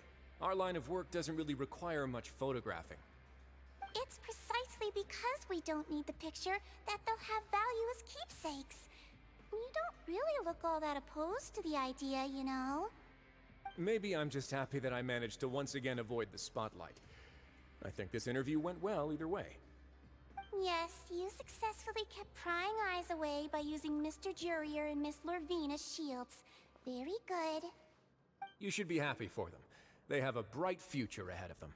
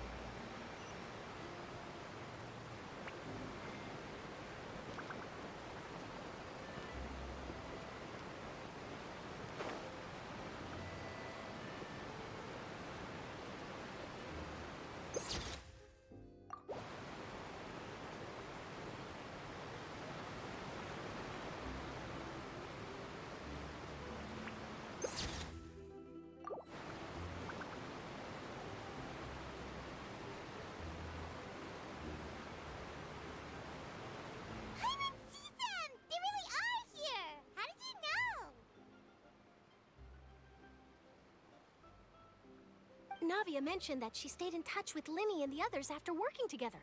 Apparently, they've been at the docks distributing these strange pockets the whole time since. Traveler, Paimon. Ah, and Miss Charlotte, too. Would you like a magic pocket? What sort of gadget is it? It's a wondrous bag that can be used to carry many things. The water level has returned to normal, but if you see any of your things floating around, you can use this to carry them. Or you could trick a friend into doing it for you. Trick a friend? I wonder which of my friends would fall for that.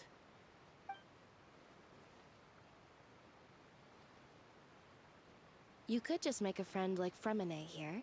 Isn't that right, Fremine?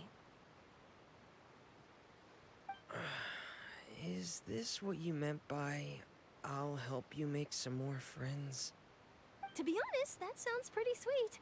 Could I have your contact, please? Sure. Please, write down my address. Lynette sure is working hard to help Fremine socialize. He was the one who proposed doing this. He even wants to assist in our magic shows. Yes, I was planning to first introduce Pear as an assistant, and later Fremine himself. In the future, I think we can leave underwater escape magic to him too. That said, would anyone want to see a diver escape underwater? Oh, it'll work out. Every journey begins with the first step. He'll become a part of our show eventually. Lynette, could you come over? Miss Charlotte says she wants to take a picture of us. Got it. My, that Charlotte is rather perceptive. She got rid of everyone the moment she realized I had something to say to you. So, how have things been, Traveler? Father says that you did a great deal during the latest events. She's very grateful for your contributions to Fontaine. That's alright. We were more than happy to help. So, what's she doing now? Oh, I guess you haven't heard. Well, after Lady Farina left, Father and Monsieur Neuvillette opened negotiations, during which he gave Fontaine's gnosis to her as a diplomatic gift. A diplomatic gift? A gnosis? Yes, I was quite surprised at first myself. But when I thought it over, there were actually a number of things going for it. It could have been done as an apology for the incident with Lord Child, or as thanks for his help in tying the all-devouring narwhal down. Furthermore, Father did also lend significant aid to Fontaine and Poisson. That's true, but this is a gnosis we're talking about. Doesn't this seem a bit irresponsible? I would agree, but I've also heard that it seems that Monsieur Neuvillette has had a significant change of heart regarding the matter. So there's some reason for this that only Neuvillette knows about? I suspect you'll have to ask him about that yourself. Ah, yes, speaking of which, I did see him strolling around the entrance to the Fortress of Meripede a while back. Isn't he real busy and stuff? Paimon didn't think he'd have the time for that. But back to the topic. The gnosis was given to the knave, right? What about Child? They say that he's returned to Snezhnaya to recover from his wounds. I hear that the recent disaster really did a number on his health. That's true. When you think about it, we've had loads of run-ins with the Fatui. To think we'd be allied with them this time. So shocked by such a simple switching of sides?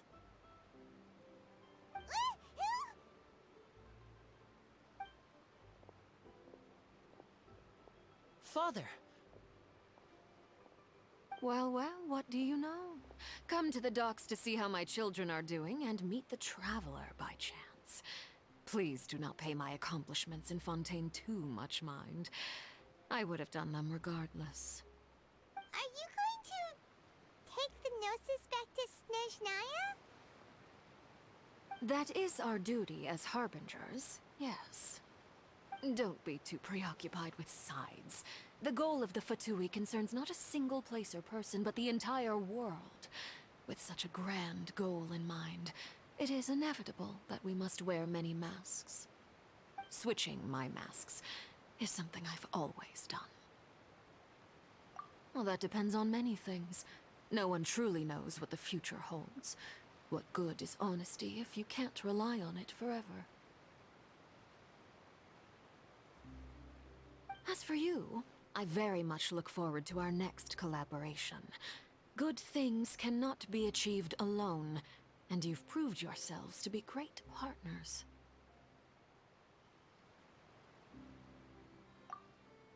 A vision? All right. I'll remember to return it. Thank you for keeping it safe for him this entire time. And that's a wrap for me. Huh? You're... Greetings, Miss Journalist. Hello. If I'm not mistaken, there are diplomatic channels I'll need to report to take a photo of you. That is correct. So forgive me, but I will not be able to serve as a subject in your article. However, feel free to write as much as you'd like about our dear magicians and our upcoming rookie talent. I will. The sea breeze is quite pleasant. I shall continue my walk while the weather remains so agreeable. Farewell. Farewell, Father. Oh, she has such an intimidating presence. I didn't even dare to take a picture. Thankfully, I've already wrapped up all my pre-scheduled interviews. Thank you all. This'll be more than enough for me to write about, I'm sure. Don't be too nervous. Why don't you take a magic pocket before you go? Here, Traveler, Paimon, you take one too. To move things about? That's right. Funny. I was giving out magic pockets when we first met too. And what do you know? I'm doing the exact same thing right now. So many things have happened, but the pockets are still the pockets. I guess this must be life. We will all follow our own paths, and serendipity will lead you to your fated friends. All right then. We'll be handing out pockets in some other districts later, so we'll get going now. Have a good day, you two.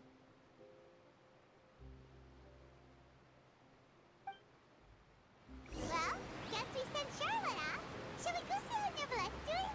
Of course he's not so busy that he doesn't have time to chat anyway.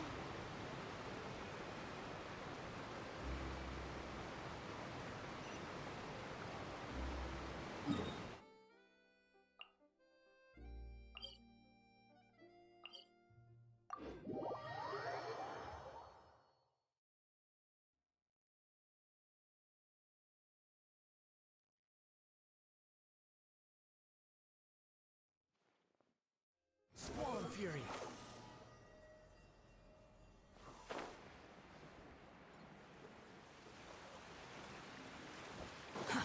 Too slow.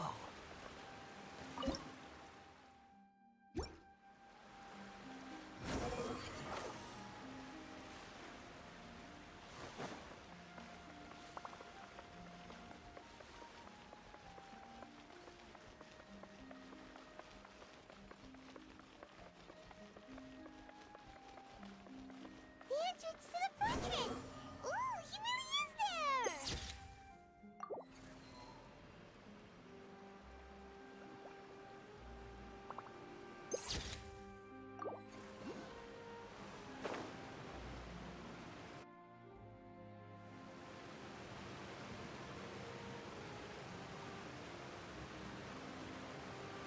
So, you really are here, Nivelette! Paimon didn't think you were going to have free time this hour of the day. Really? Oh, I suppose you must have met Mr. Linney. He took the time to greet me earlier when he passed this way. In any case, you came at a good time. I was just considering reaching out to you to set up a meeting, so I may explain some things that I haven't had the time to before. Aw, Paimon's glad that you remembered. Thank you for keeping us on your mind, what with you being busy and all. Alright, let's have it then. How was Fontaine actually saved? The whole business is still quite the mystery to us. It is strange how words can often leave a bitter taste in the mouth when it finally comes time to say them out loud.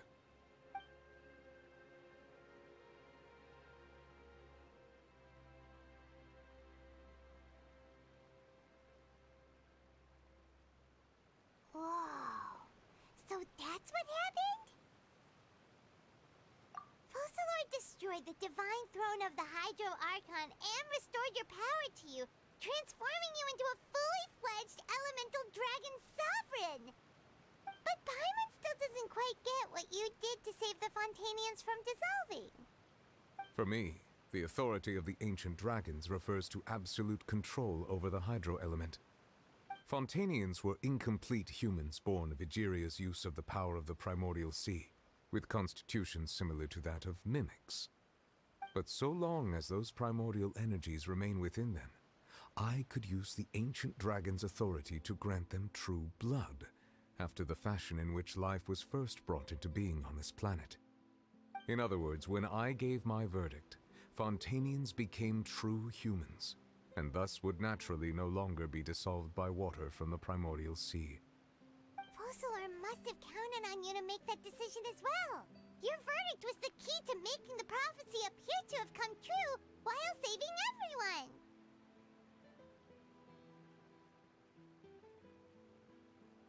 Yeah, and in a manner of speaking, Focalor finally managed to fulfill the original Hydro Archon's wish to turn Oceanids into real people too! It seems from your expressions that you still have more things you wish to ask.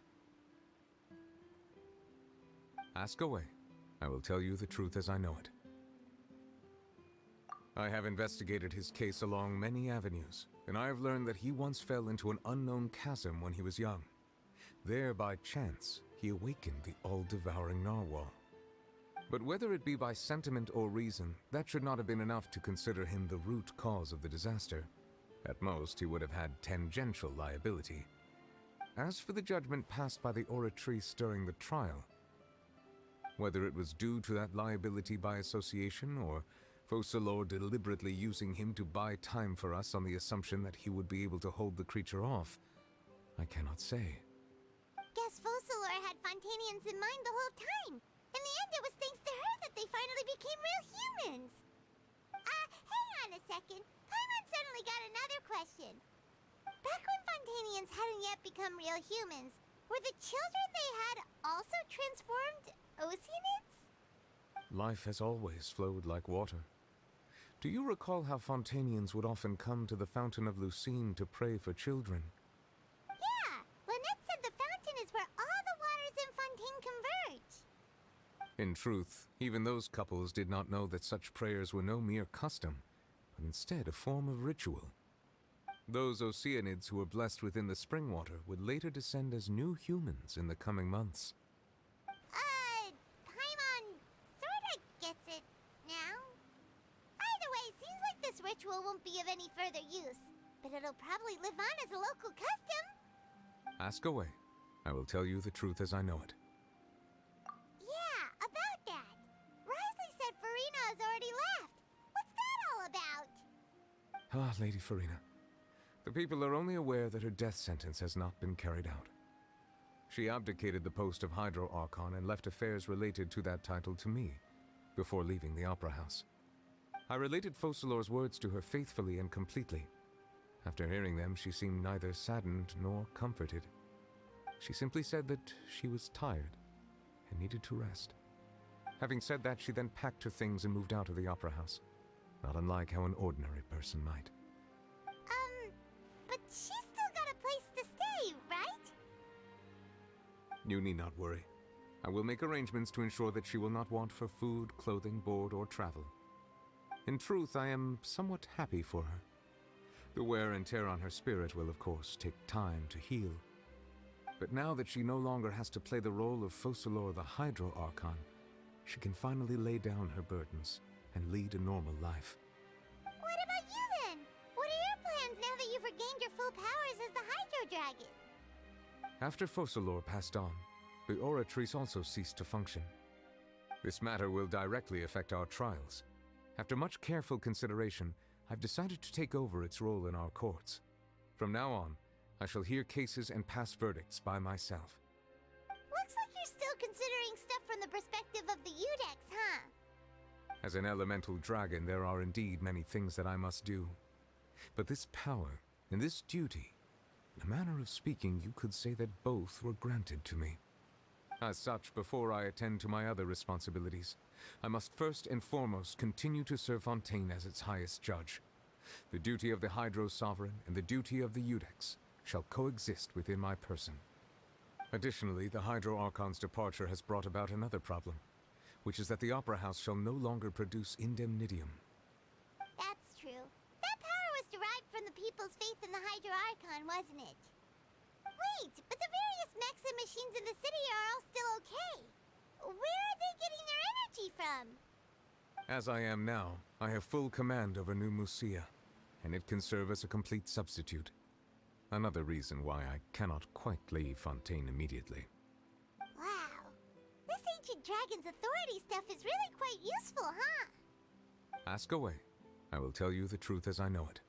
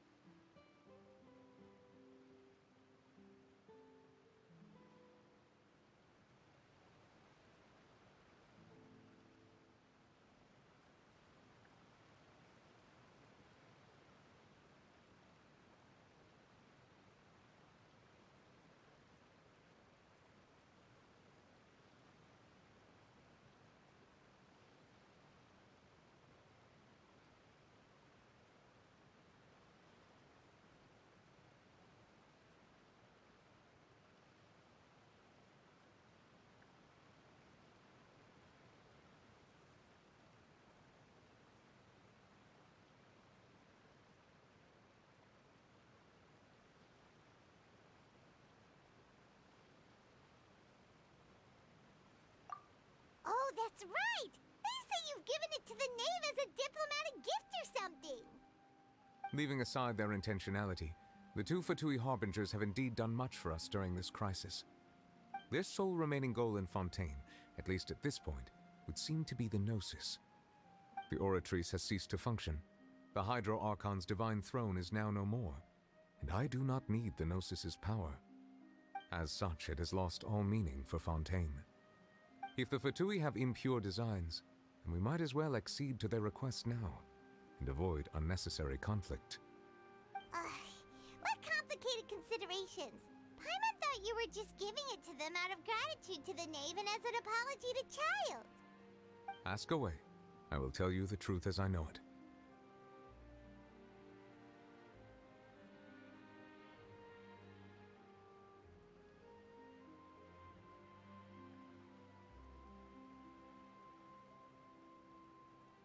You will soon be heading to Natlan, I presume?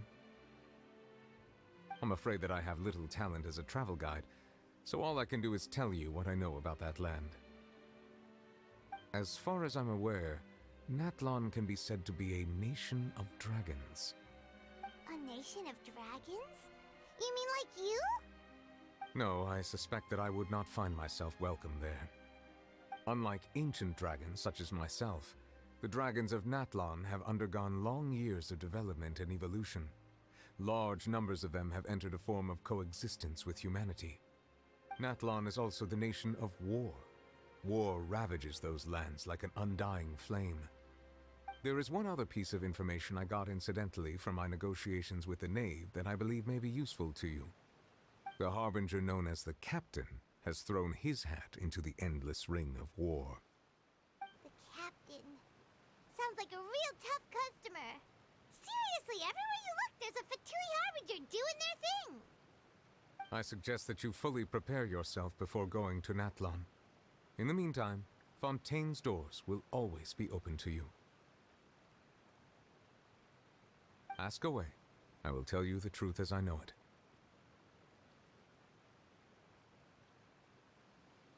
Hang on a sec. Paimon's still got a question about the Gnosis. When we spoke to Linny earlier, he mentioned that your attitude towards giving away the Gnosis had clearly changed. We guessed that there might be some reason for it that only you were aware of. No wonder the House of the Hearth is the Fatui's intelligence division. They are certainly sharp. So regarding this specific issue, I was just getting ready to share something with you. What is it? In truth, I exchanged some further words with that lady named Skirk after sending you two back to the surface.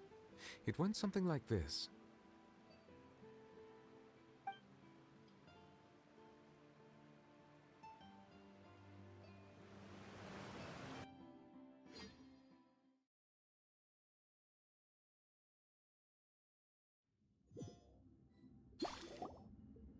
Well, we're going to head topside to see what's going on. You hurry over soon as well, all right, Nervalet?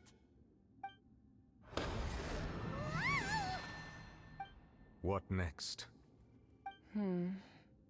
The all-devouring narwhal isn't here, so I'm no longer getting any interference. I can finally catch the scent of your power, what it's made of. It is the authority of the planet's primordial dragons, but with something very similar to a god's curse mixed in. It's quite a novel blend. I'm sure I've encountered something like this before. What was it again?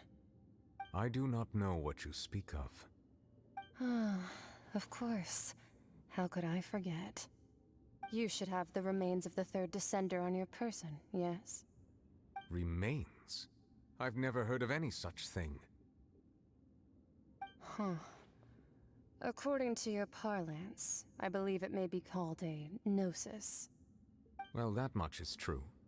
After Focalor's divinity faded, she handed her gnosis to me. But I fear I have never heard of it described in the manner that you just did. I've been training with my master, the Foul, ever since I was young, and I have never returned to the surface since. So most of the information I possess, I got from him. It is only natural for those who are greater than humanity to possess a different sort of common sense. which is why there are so many problems in our attempts to communicate with humans. Regardless, you should probably get rid of objects of misfortune to prevent any disasters from befalling you. To live in itself is a blessing. But once a person dies, the bonds he once had with this world shall all turn to curses. What do you mean by that? No need to fret. These are just my personal thoughts, and my reason for no longer wishing to return to the surface. This third descender you refer to, who are they? And when did they die? Master never mentioned them to me. Perhaps it just wasn't that important for me to know. If you're interested, though, I could ask him. I'll be sure to pass the answer on to you next time. Next time? You believe we will meet again? I do. Wait. I have a disciple of my own, don't I? He can be the messenger then.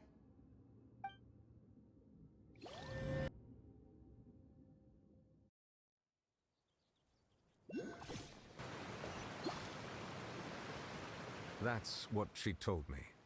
Whether it would prove useful or not, I wanted to pass that information on to you. The remains of the third descender? So that's what the Gnosis actually are. Paimon just thought they looked like chess pieces. How could they be a person's remains?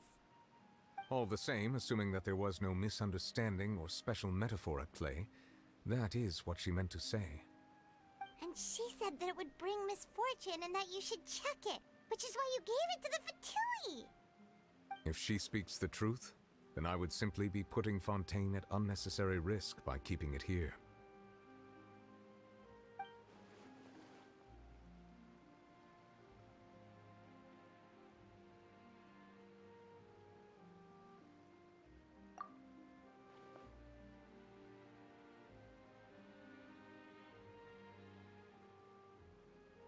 I had guessed that you might already be familiar with this concept, but I did not expect you to be one of them.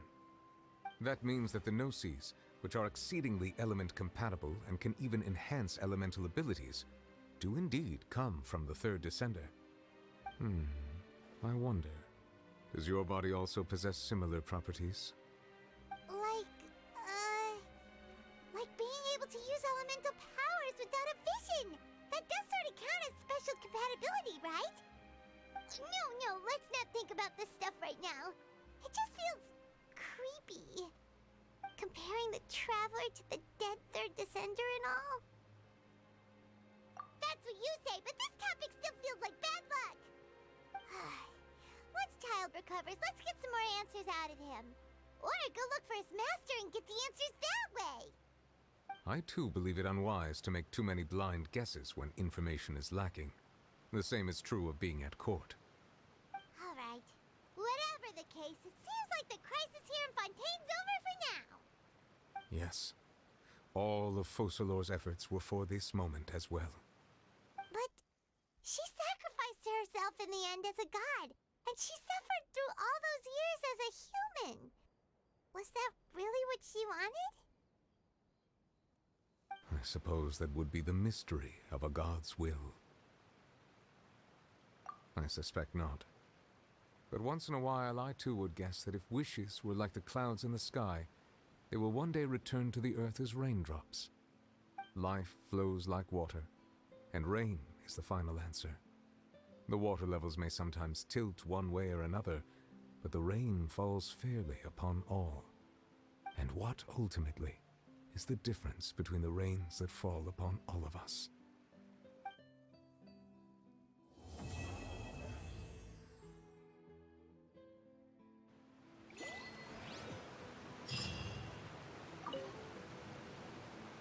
It seems from your expressions that you still have more things you wish to ask. Ask away. I will tell you the truth as I know it. I suggest that you fully prepare yourself before going to Natlan. In the meantime, Fontaine's doors will always be open to you.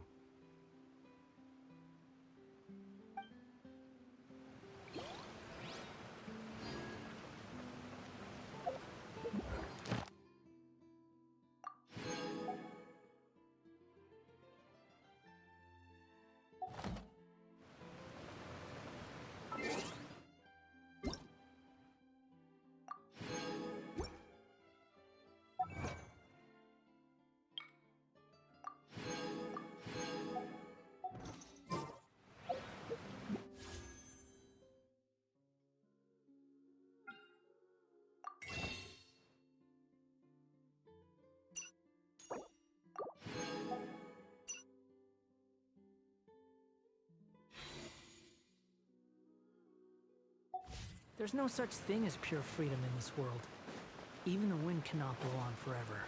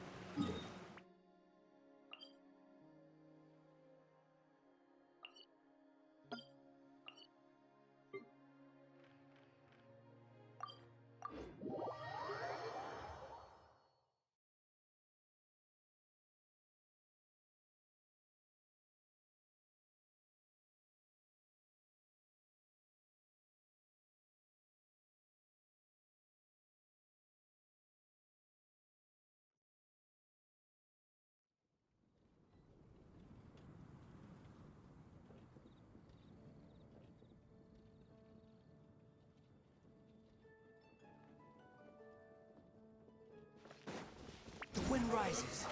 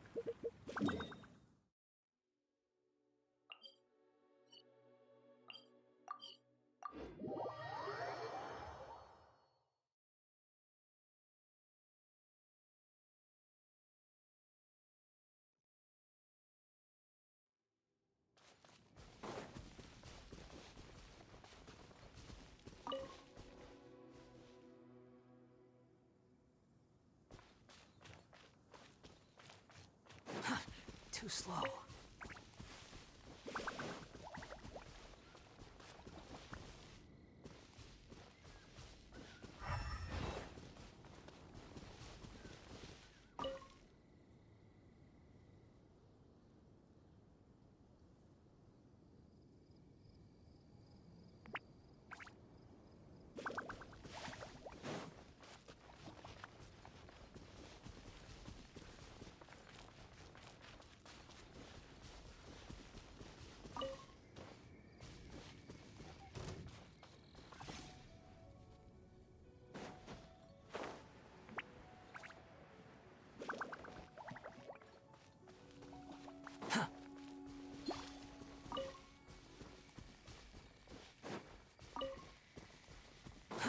Too slow.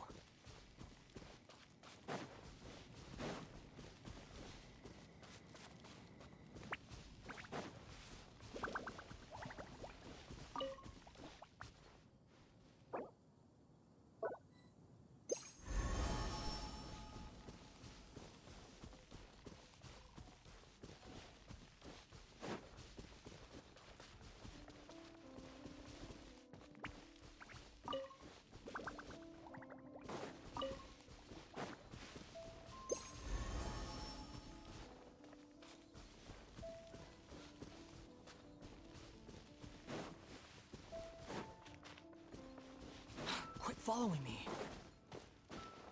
Squall and Fury.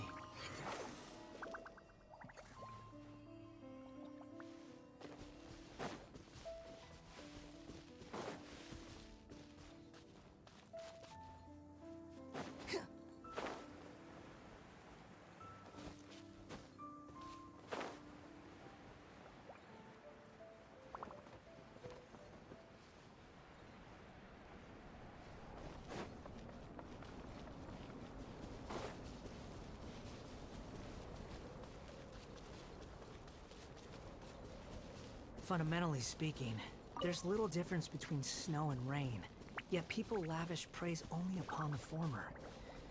Fate can be truly arbitrary.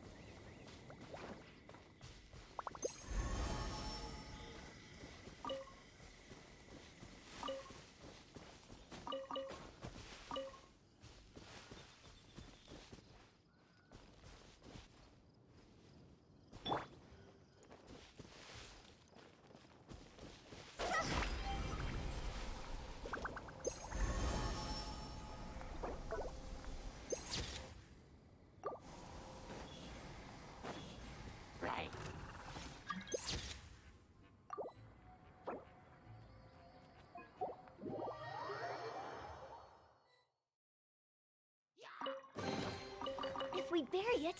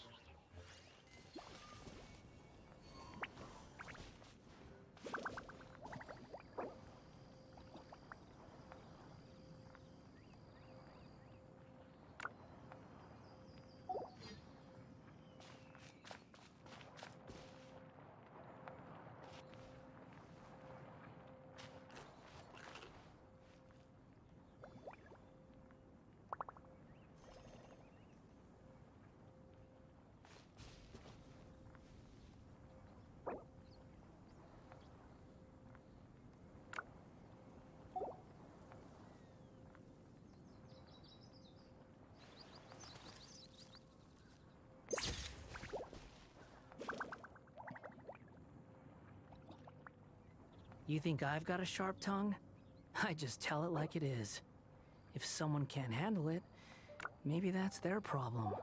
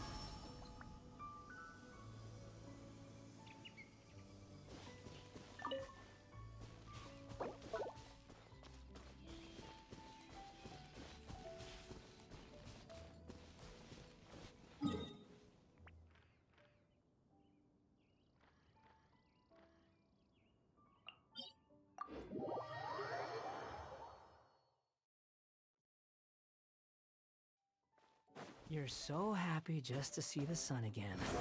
How childish.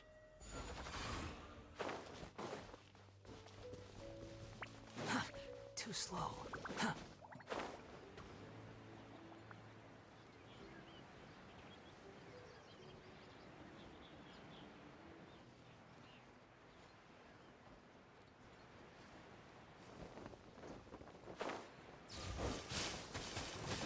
Cry louder! Illusion shattered! Time to go!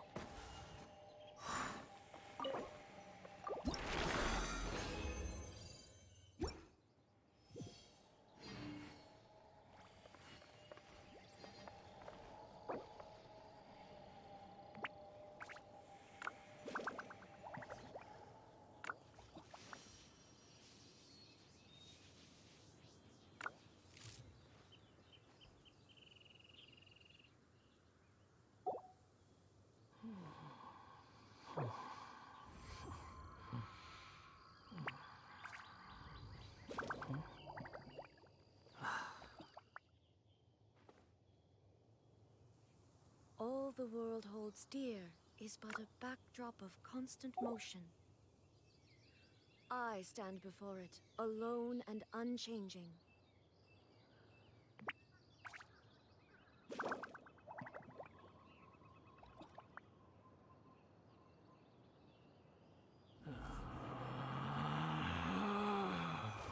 Relax.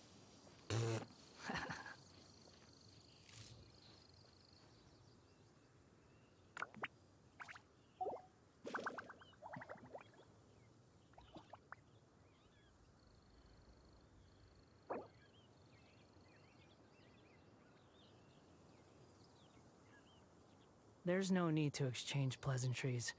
It's rather pathetic to force a Inactivity serves conversation no purpose just to whatsoever. occupy silence.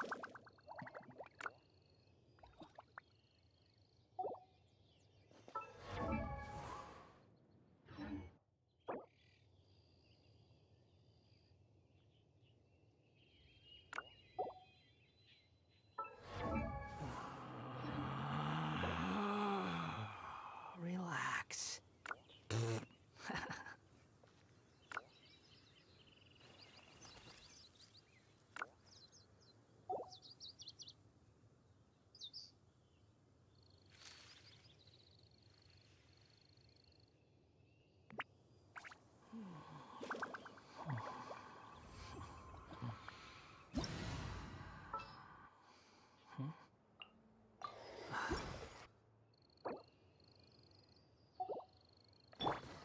Trust and rebuild! Billowing surge!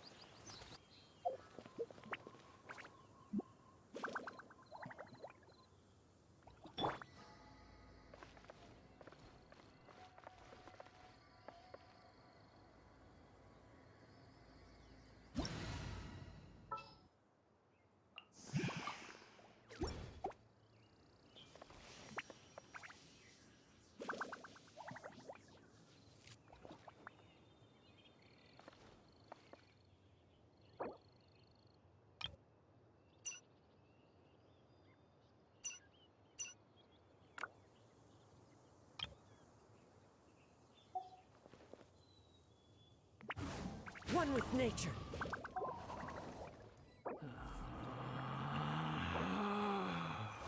Relax.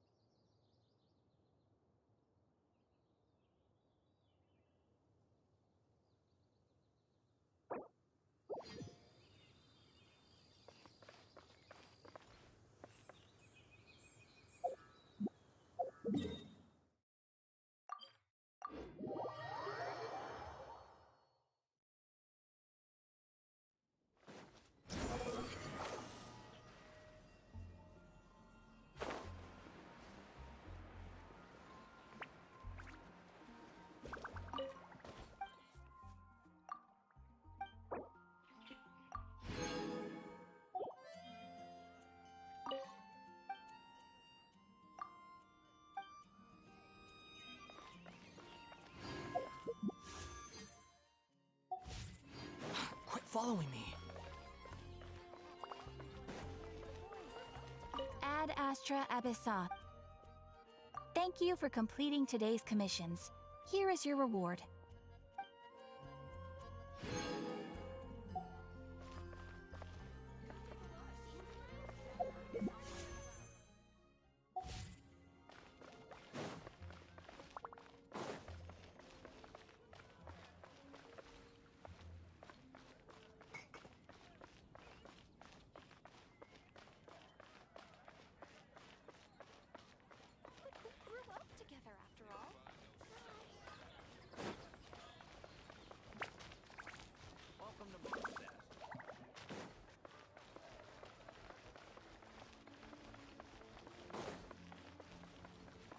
Squall and Fury.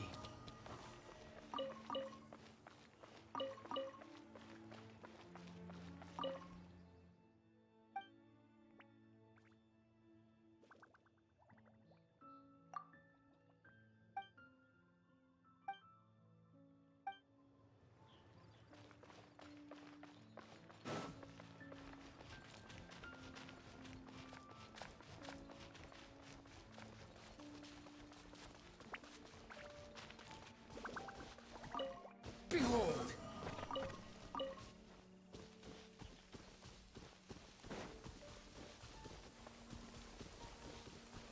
You want to use my hat as an umbrella? The audacity to even make that request.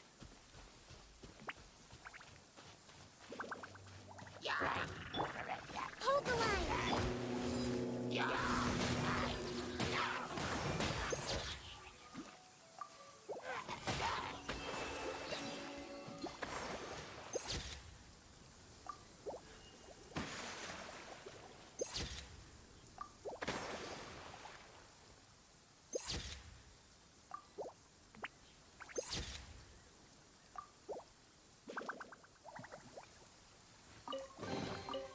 The more the merrier. First round's on me!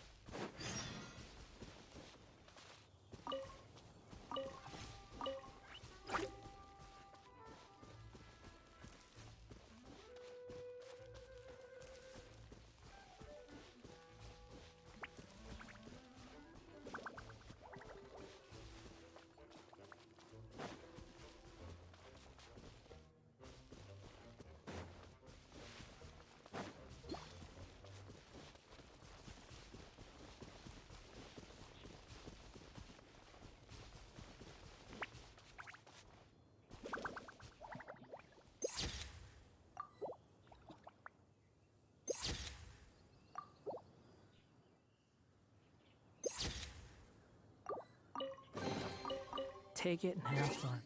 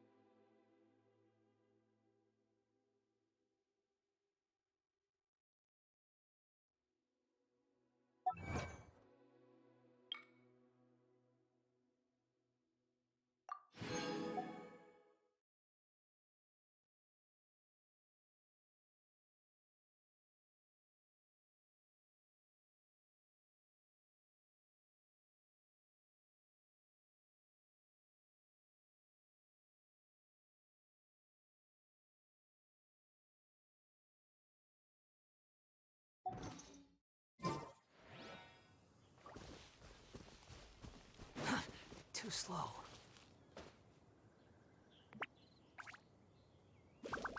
Quit following me.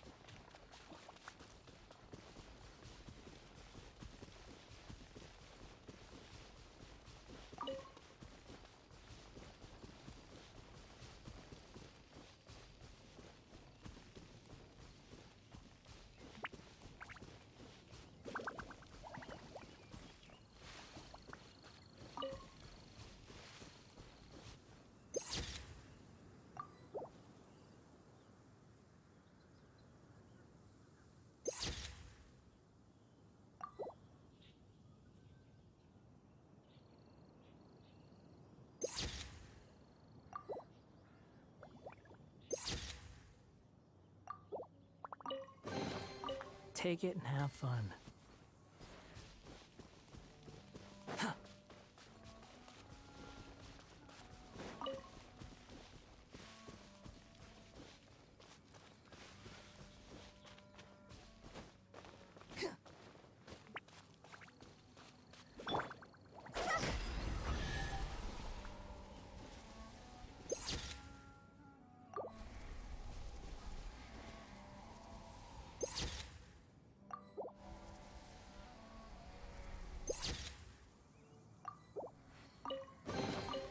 If we bury it, maybe it'll spring back to life.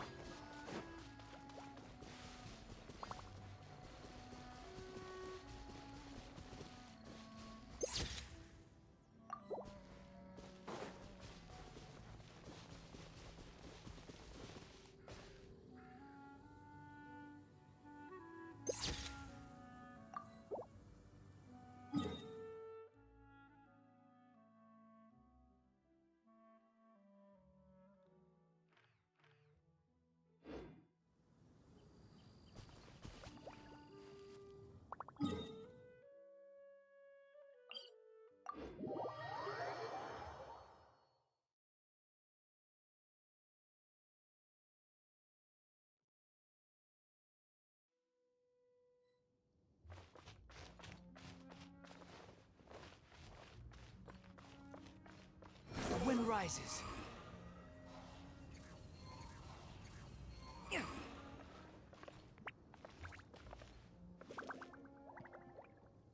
Behold!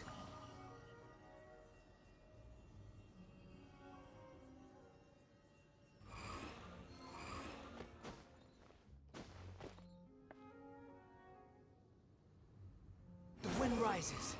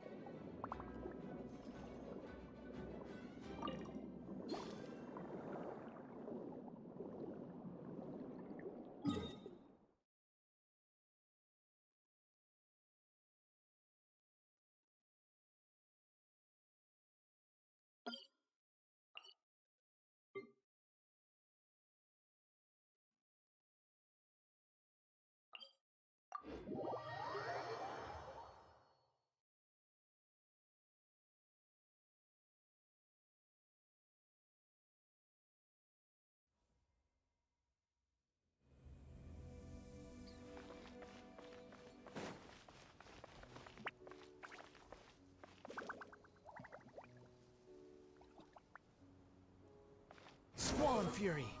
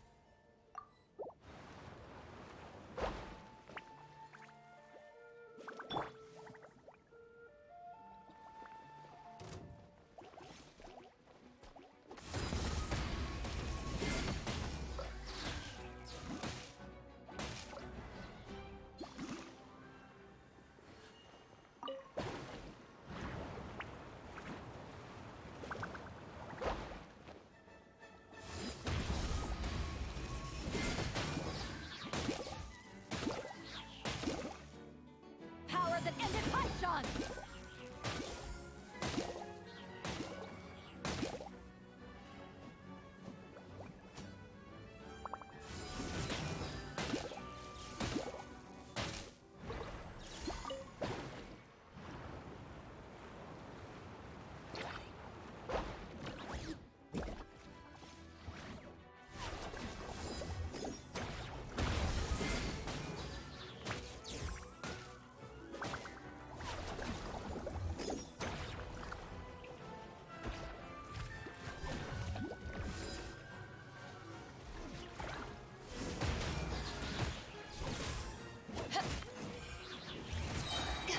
To ashes!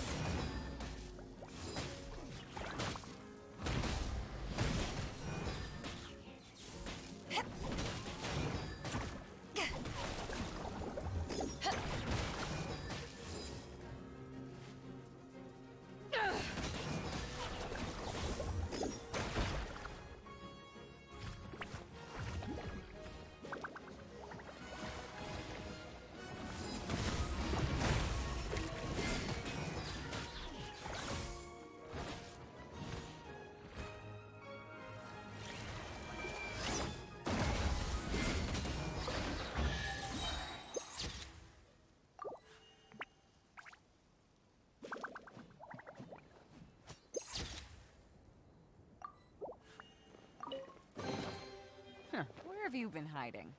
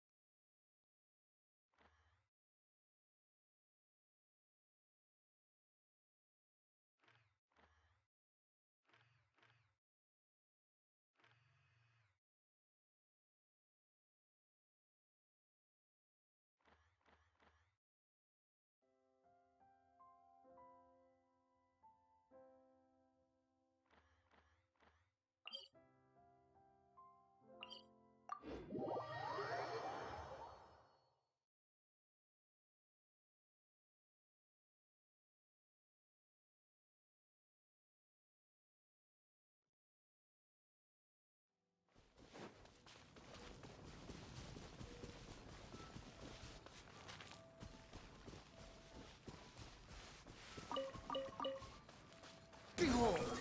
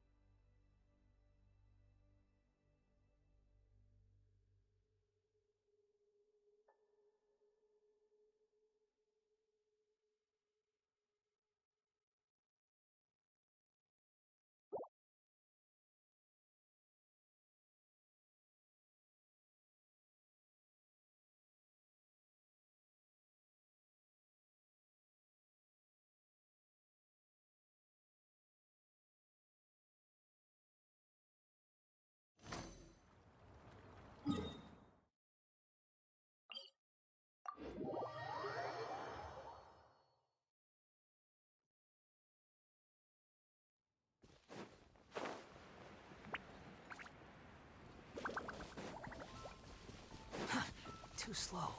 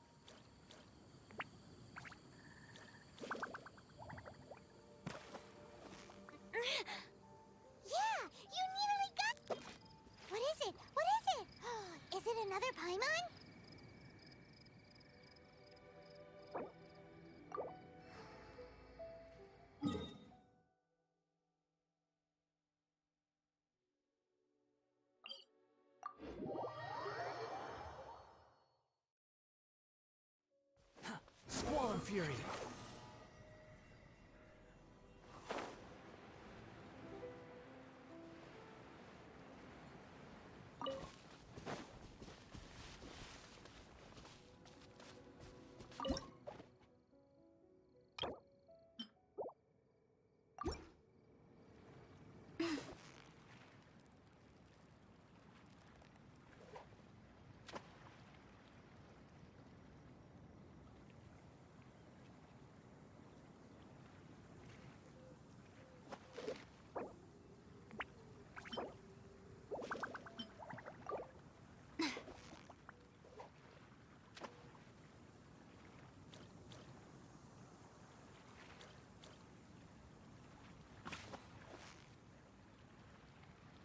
So close, so close. Whew, that was a tough fight.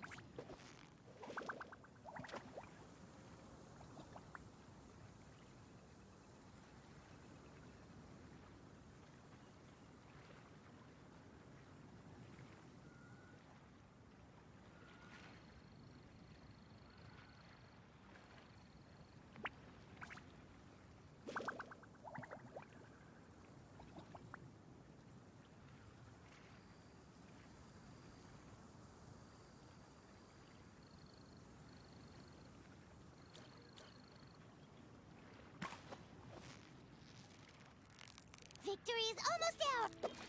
What is it? What is it? Is it another Paimon?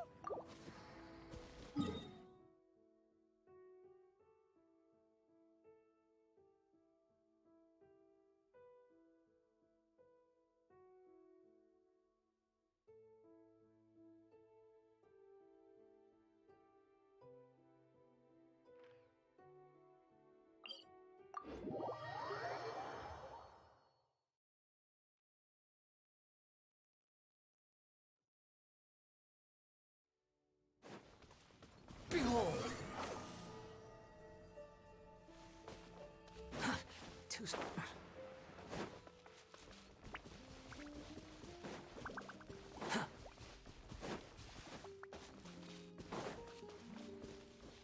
Squall Fury!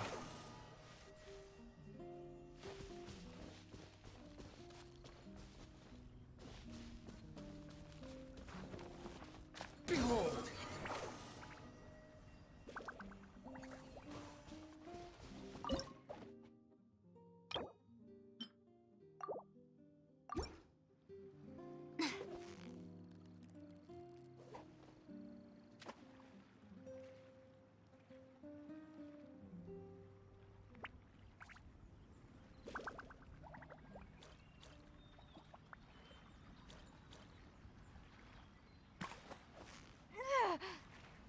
You've got it! You got it! Wow, Paimon's stomach is rumbling already!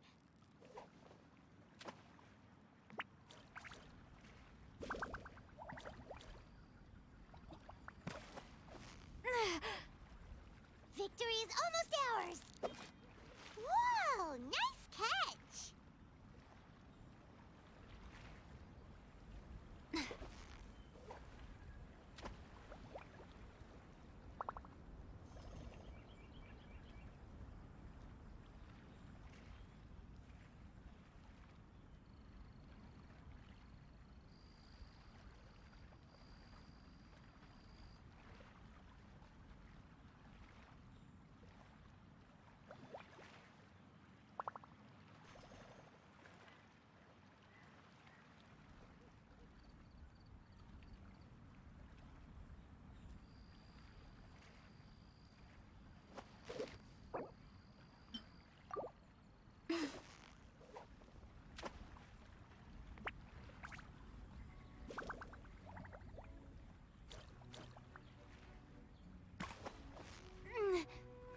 So close, so close. Whew, that was a tough fight.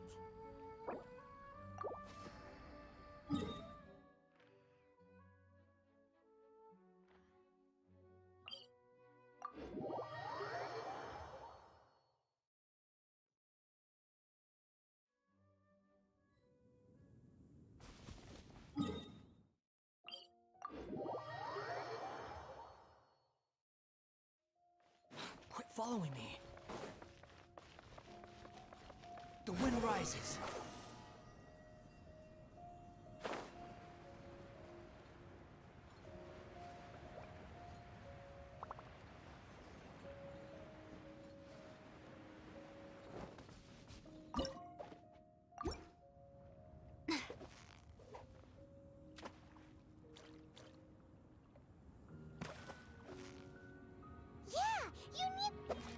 Wow, Paimon's stomach is rumbling already!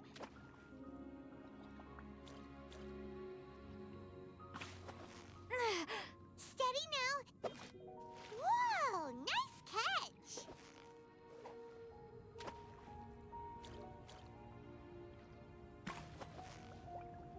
So close. What is it? What is it? Is it another Paimon?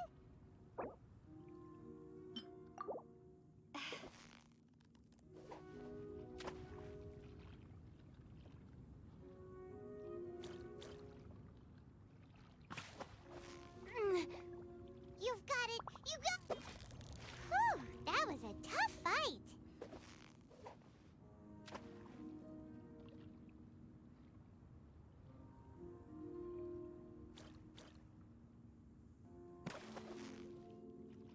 Steady now! It's... Whoa! Nice catch!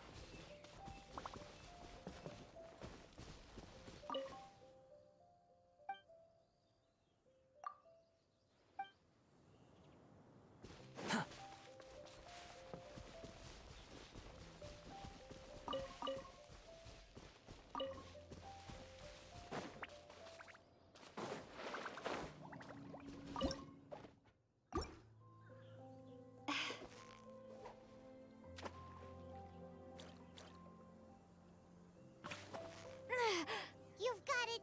Whew, that was a tough fight!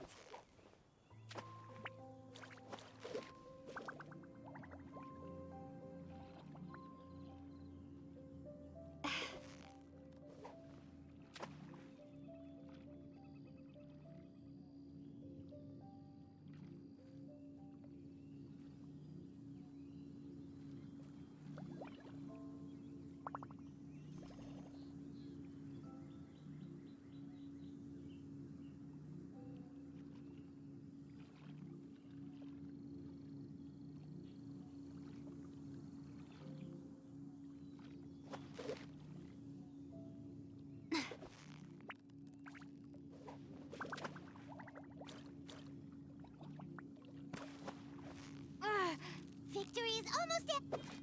Whew, that was a tough fight!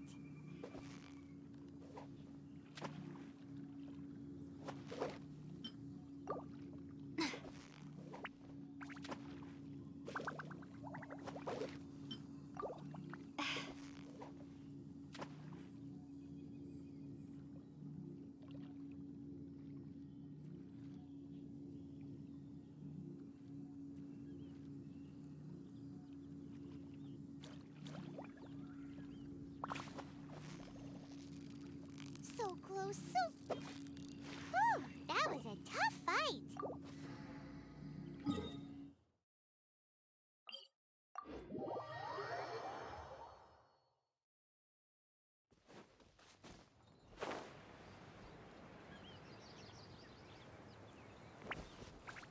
Quit following me.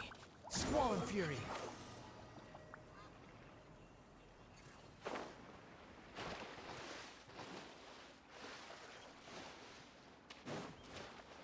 The wind rises.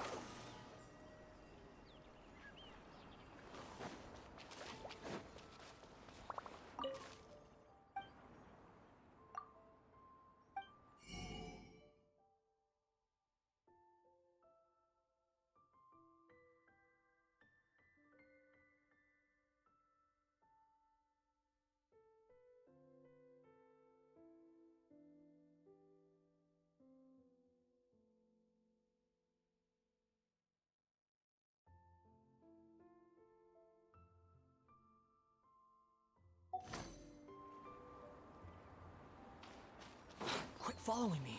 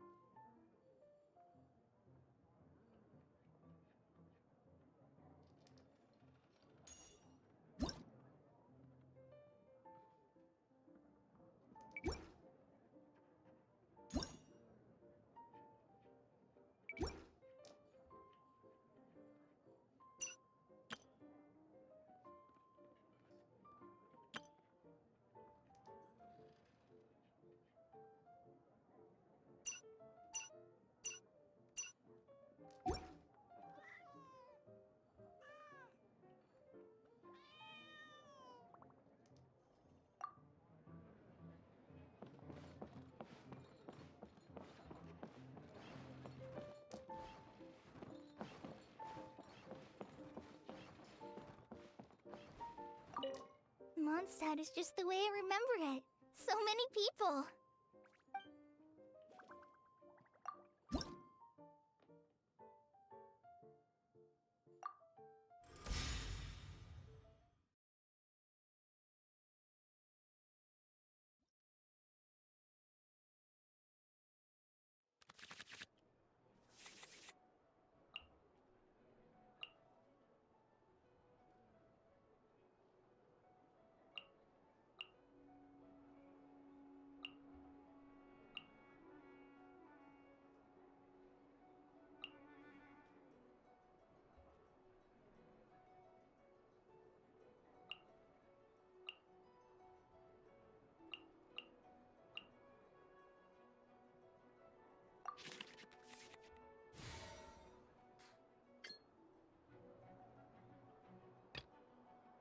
I want to help.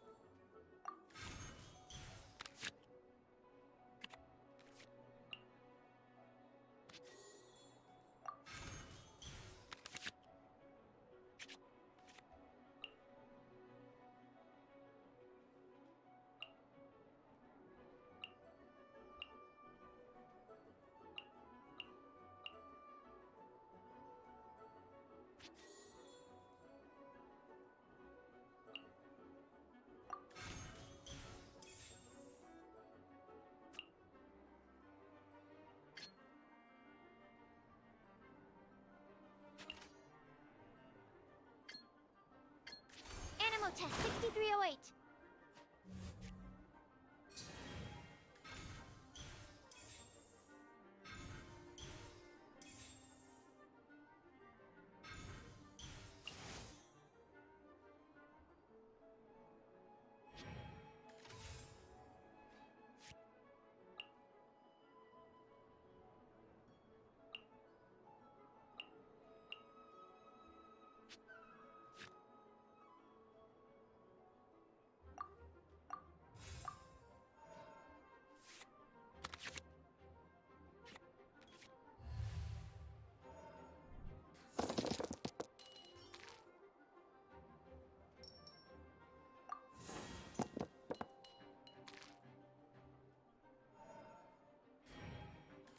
Let me scry.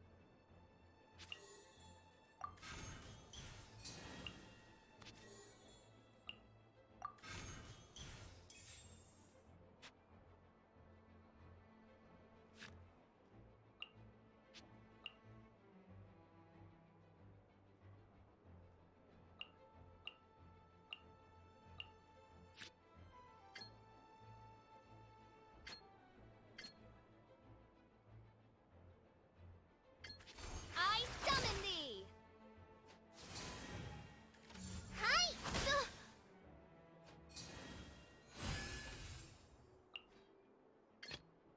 Hi! I can do it.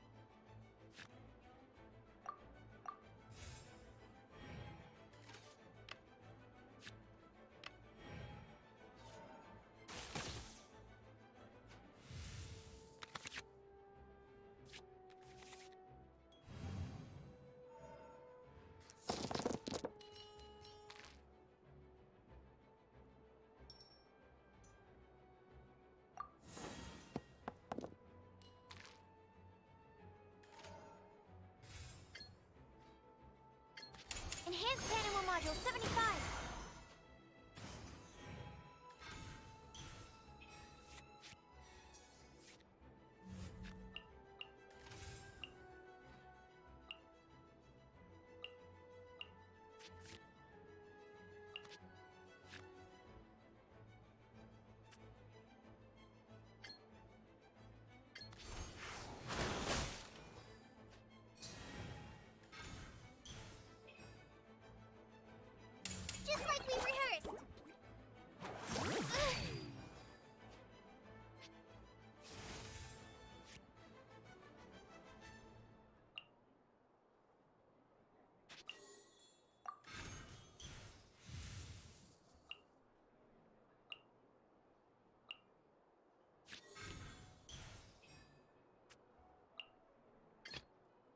Let's go.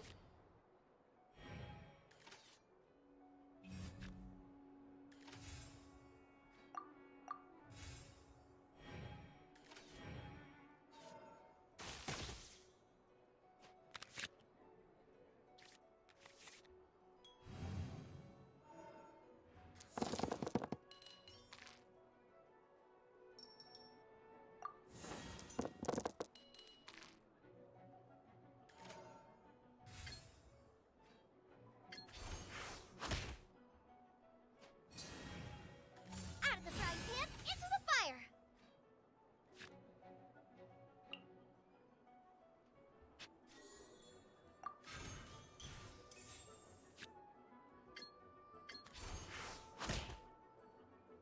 Water!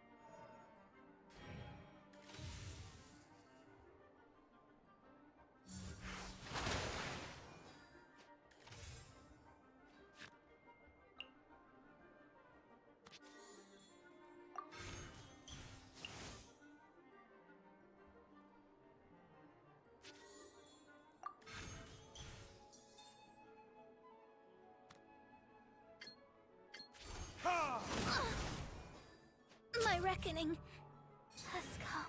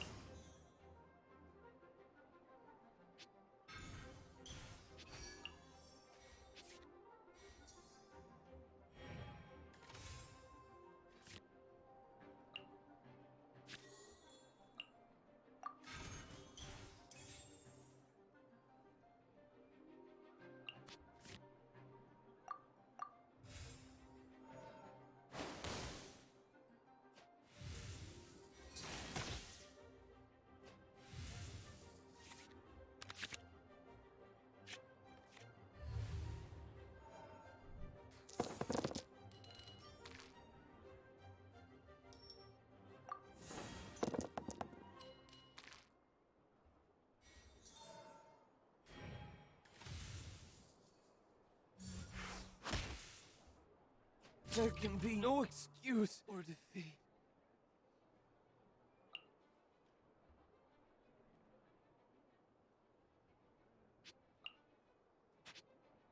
I want to help. Stand clear. Ugh! The forest ranger. Forever.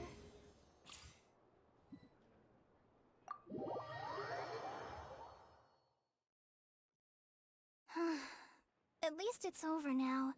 I was flagging towards the end there.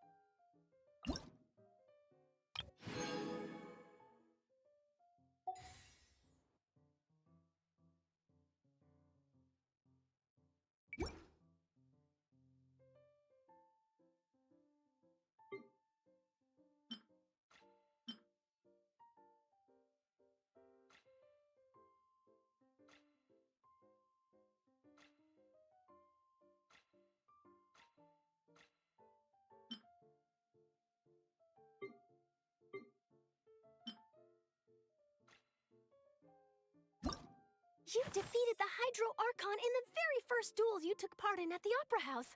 That's one